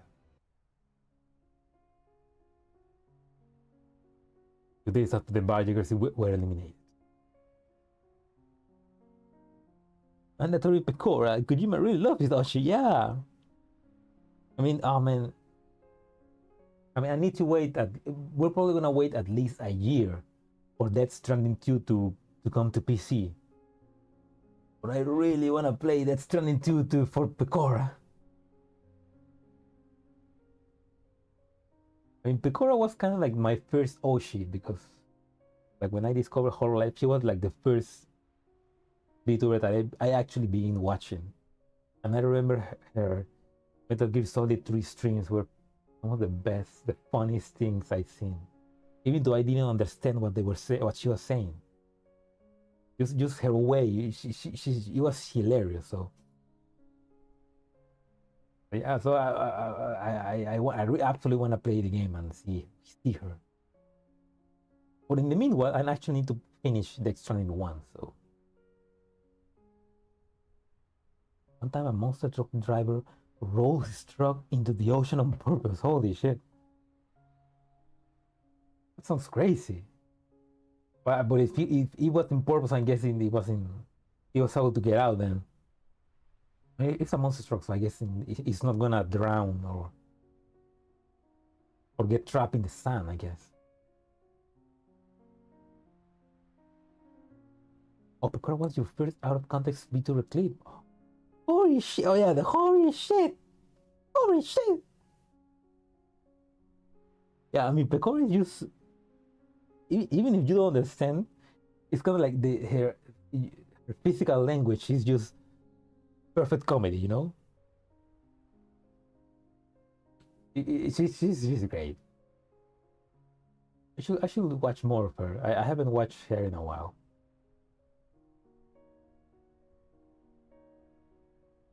The Tyler Troop campsite is abuzz with activity.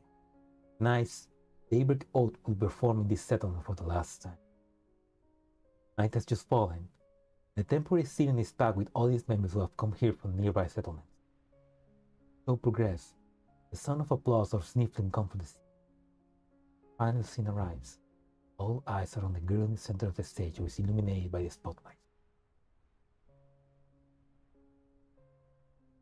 I'm sorry, my very best friend. Please forgive me for bidding you farewell. Last night, I received word from the goddess of dawn. She told me that when daybreak comes, I'll go with the wind, onwards to a kingdom of faraway clouds. But my dear beloved friend, don't be saddened by this parting.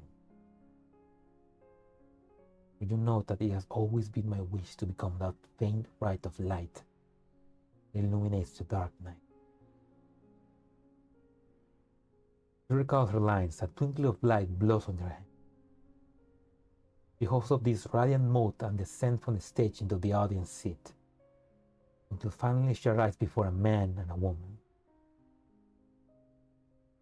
So from now on, as long as you see the sky at dawn, remember that ray of daybreak. Wish you. This necklace be the proof of your back. No matter where you may be, so long as you need it, it'll become of the daybreak and the fame.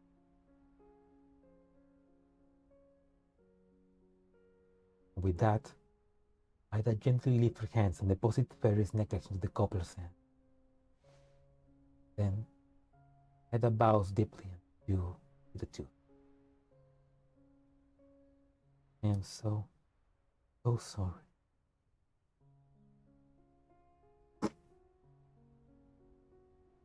I'm guessing that, because she rewrite the story, those two members are supposed to be the parents of Ida. The parents of Ferris, Obviously, because they hate her, and they basically put a hit on her to be killed. Those are probably just other actors acting as the couple. But let's see every time. Zhaohui and I watched the end of the show from an unobtrusive corner of the audience. I've seen Ida finally embrace Ferry's parents. Even Zhaohui's cool expression seems to have softened. Good ending, you think? It's good that the misunderstanding could be resolved. It was also good that you were willing to testify about the evil deeds of the barjack. Otherwise, okay, so they are their real parents. Okay. I guess the commander has that power. Otherwise, Ferry's parents would have found the tale hard. So, that means our misunderstanding has also been resolved? Can you tell me about your reluctance to join us? Zhaohui is silent for a while. Then she nodded. Before joining Monsoom's squad, I was used to traveling alone and dealing with any dangers I encountered by myself. But through becoming part of Monsoom's squad, Diane, Yang Yu, and Faye became my friends. We traveled together with the same wish in our hearts, just like Ida and Ferris. Once thought Monsoom would keep traveling like this forever. While everyone kept talking about finding their commander, we're still limited by that agreement. I believed that the day when they would do so was still far off. Thus, I did not think much about what would happen when the agreement ended. When I realized that there really was a chance for them to go to the Elmo, I did. Everyone else in the band used to return to the Elmo. What about me? Zhaohui pauses for a moment. She runs her fingers over her knife, then looks at me. Members of Monsoom often told me about you and your shared past. Before I make my decision, I'd like to know, what made you walk this path of self-exile?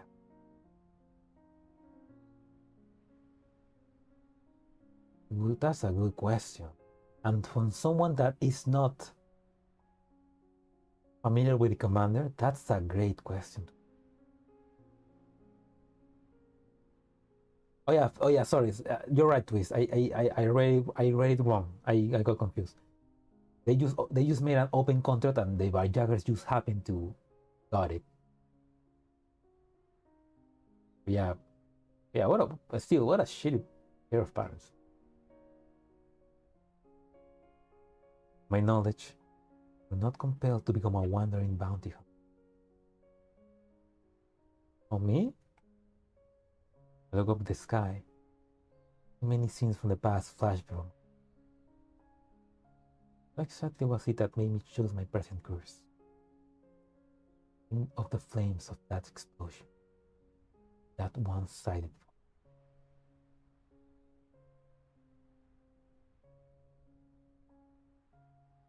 In order to give all of that some sort of meaning, I finally choose to sign the agreement. Just I loaded its terms and the fact that I had to. My emotions fly into disarray. Shake my head. Gaze settles on the nearby stick. Where was for these people? Fairies. The audience members watching the play. Just like you. Perhaps I could have chosen a better paying way of life. If I had, I would always be taking and carrying out orders. By boarding the Elmo, perhaps I could follow my heart and help the people who need it saved. Then again, maybe I just did it for myself.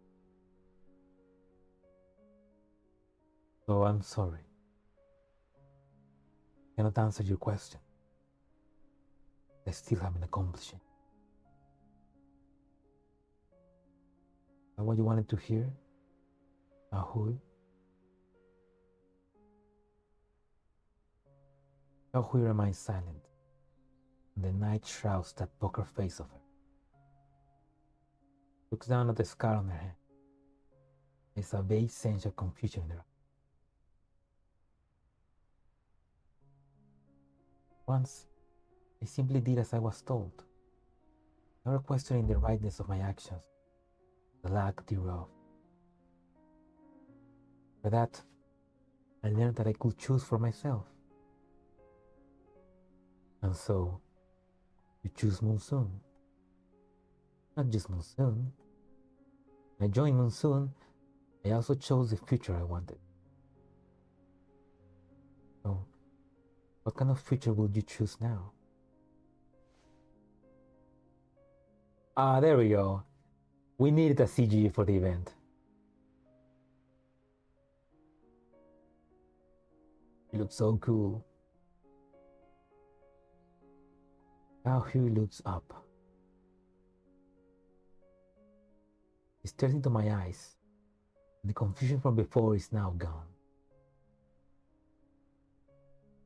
Commander, I am not like Diane and the others. I have not experienced the days of fighting by your side in Griffin. That is why I cannot immediately decide to board the Elmo and follow you. But of course, I would like all those who join the Elmo to do so of their own free will. However, you should allow me to get the measure of your character. And since my friends in Monsoom Squad trust you completely, then I can try to trust you too. In the past, I used to travel with Monsoom Squad. Now, I think I can choose a future of traveling with the Elmo. Surely, the journey with you should be a pretty good one. Am I wrong? And with that, Zhaohui watches me quietly. Well, in terms of doing good and stopping evil, they ought to be pretty good. Hearing my answer, Zhaohui smiles that barely visible smile. And from now on, the tactical doll Zhaohui shall join the Elmo. Here's to jolly cooperation. Hey! Dark Souls reference. It's there. Look at that. A Dark Souls reference. Pretty obvious, but here's to jolly cooperation, Commander. And then the SpongeBob music began playing. Praise the sun. It is late at night, and the bustling crowds have receded. The actors have cleared away their costumes and props and are now taking a break, leaving the campsite silently. As I'm about to return to my tent, I hear a familiar and gentle voice from me. Commander, do you have a moment? Diane, what are you doing here? Something the matter? I came to return you this. Diane smiles as she approaches me, and she extends a hand to me, revealing the intricate pendant in her palm. Thunderbolt-shaped symbol of the pendant gleams in the night. Ah, that's... My thought returns to a time several years ago. It was before I was officially reunited with Diane. A certain request had led to the Elmos traveling near the Green Zone. There, I received Diane's signal, a blue ribbon brought back by Grossa as she returned from a mission in a satellite city. Oh, so they've been in contact before. Without news, without a message, we were separated by just a purification zone. These were the limitations imposed by the agreement, and also a sign of Diane's care and concern. Shut up, Silo, don't say that!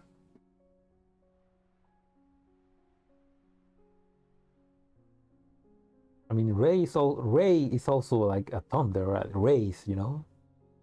So it's not just a reference in Chinese, it would be a reference in English because rays, you know? But don't say that, shut up! At Crossa's suggestions, I had her pass Diane's dependent.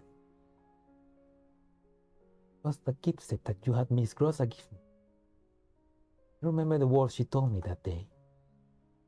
Bathed in lightning and rain, waiting silently amidst the storm, a blue-white flash shall one day be seen. That is the origin of the name Elmo, and also the promise you made with me, is it not, Commander? You already spent it with me during our time apart. Led me through the countless lonely days when my thoughts were of you. Give me the strength to move forward. Thanks to its existence, I always believed that one day we reunited with you. You're right. The rain and the storm has passed. Welcome back to the Elmo, Diane. I look towards Diane, but just as I'm about to retrieve the pendant, she only pulls her hand back. She holds it in her palm, looking tenderly upon it, as she were caressing it with her gaze. Commander, truth is, I have a request to make of you. When we are now reunited, always etch the meaning of this pendant on my heart. If I might, will I continue to hold on to it? Always cherish the spirit in each which it was given. With holding the pendant, Diane gazes into my eyes, face flushing a faint pink. Of course. Ah, there we go. Another image of the Elmo go right into the sunset. Shortly afterwards in the Elmo, several of those who have traveled from far are now gathered at the foot of the massive vehicle. Twin-tailed girl tugs on the hand of the blue-clothed girl, hopping around excitedly in front of the Elmo. I'm so happy, big sis! We returned to the Elmo again! Oh yes, I didn't expect we'd be able to come back. And now, our dear leader Sashi has returned with us. Yep, Monsoom's back together again. Is really alright? Agreement. Relax. Commander said that our friend in non-military force administrations, Emily, Miss Colina, will help us take care of it. You don't have to worry about the paperwork. Let's enjoy our reunion with the commander. He's now speaking like an old friend. Wow, is the commander coming out? I'm feeling so nervous all of a sudden. Well, that's unusual. I think the day will come when Monsoom best drummer is blushing. Oh, okay, I'm guessing this is happening way later. Wait. Well, it's shortly afterwards, so I guess it's not too long ago. Kind of weird how she worded that. Wow, Zhaohui, you're still making fun of me at times like this. Maybe trying to add to the mood. The opportunity presented itself. I guess it worked pretty well now. You know, wow. Yang Yu runs to the Elmo, and Daya follows in resignation. Faye strides into the Elmo too. Zhaohui walks at the back of the group at a leisurely pace. What does the future hold for Monsoom's squad? Zhaohui looks up. The person on the Elmo who's waiting for them. Perhaps he will give her an answer.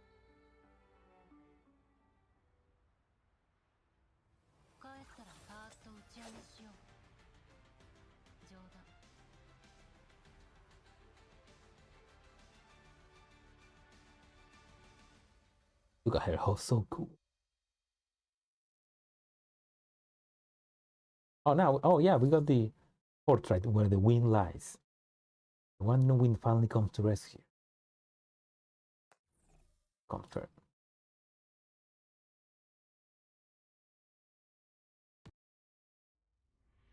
And that was Echo of Dawn. Okay, let's claim everything. These extra collapse pieces are gonna be good for tomorrow. Trying to roll for Springfield. Hell yeah. But yeah, that was Echo of Dawn. 50. How much do I have? A lot.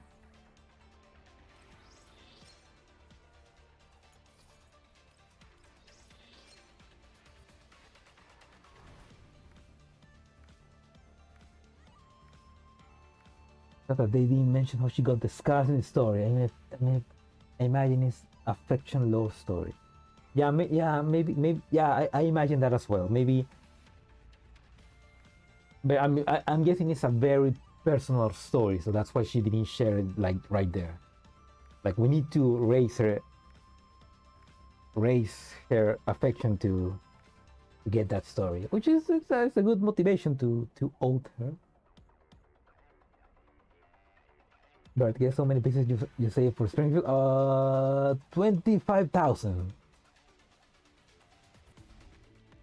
In my case, I have 29,000. This is maintenance on July 2. Oh, tomorrow. Okay.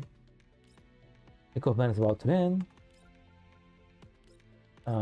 Fuck that thing up. I'm guessing you have maybe 25,000 safe. I have 29,000, so. Oh fuck! I forgot about this. Damn it. Oh, what? Oh my god! It's 12. Shit, I forgot about that.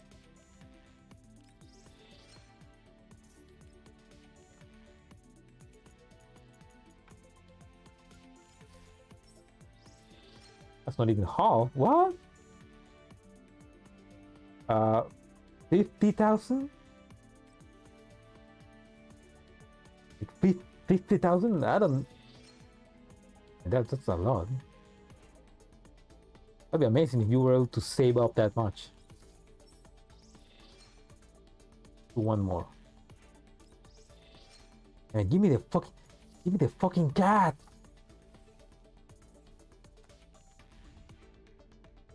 How many pieces do I need for the gacha? I mean, just one pool. I mean, what? No, not here. Like 110 pool is 1,500. Oh, I can do this.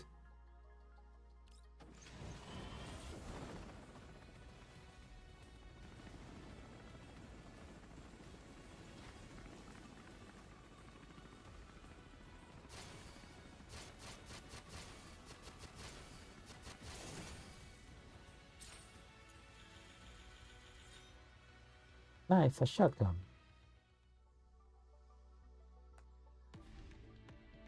Ah, shit! Maybe I should have saved that for when the event begins. Actually, I think.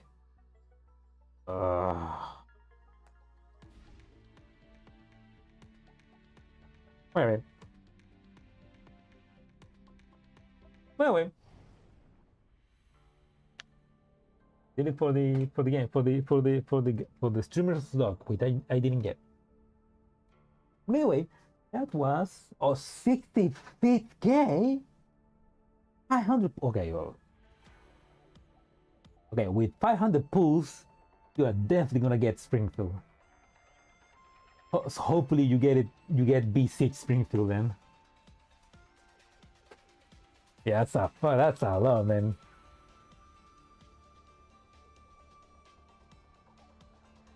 Remember the Kabbalah? A bit of coffee. Yeah, that's true. Coffee for Springfield, the coffee goddess. Including the 30 pulls they're gonna give us later. Yeah, that's true. Yeah, you're going for B3. I mean, remember you need B3 and the gun, the rifle for her. So yeah, you have enough.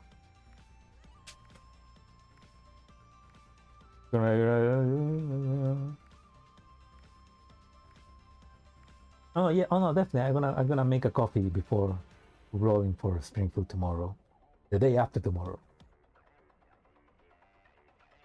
But anyway, that was Echo of Dawn, and I really enjoyed the perspective of adult that is not from the commander's side. You know, she is. I mean, she didn't know the commander. She was only friends with those from Griffin. So it's kind of like the outsider perspective, but she learned to like respect the commander and eventually join the Elmo as well. So it was pretty fun. I like that. I'm excited to see how Batilde is, because as we see, Batilde is also gonna be joining the Elmo. So I'm interested to see how she also like, especially because she's part of the adult commune where they kind of don't like humans because of what happened. I wonder how she's gonna also like get to acclimate herself to the commander and decide to, you know what, yeah, let's join the commander. I like that. I like those new interactions we get. Like it is fun to see the old friends joining back, but it's also fun to see how new friends appear and fall in love with the commander. Not actually fall in love, but just, you know, realize why the commander is so loved by the dolls. But anyway, thank you for watching the stream. I hope you enjoyed, and if you're watching the VOD, I hope you enjoyed as well. Today is Tuesday, and but yeah, I hope you enjoyed and have a good rest of the week. I'm probably gonna maybe not. Maybe I can stream tomorrow. But if not, I'm gonna stream next week. Maybe doing the Springfield event. So yeah, I wish you all a happy week, a good week, and good luck with your pools for Springfield. Yeah, have a good night or a good day wherever you are. Good night. Yeah, I wish you luck for everyone. Get your Springfield. Yeah, bye.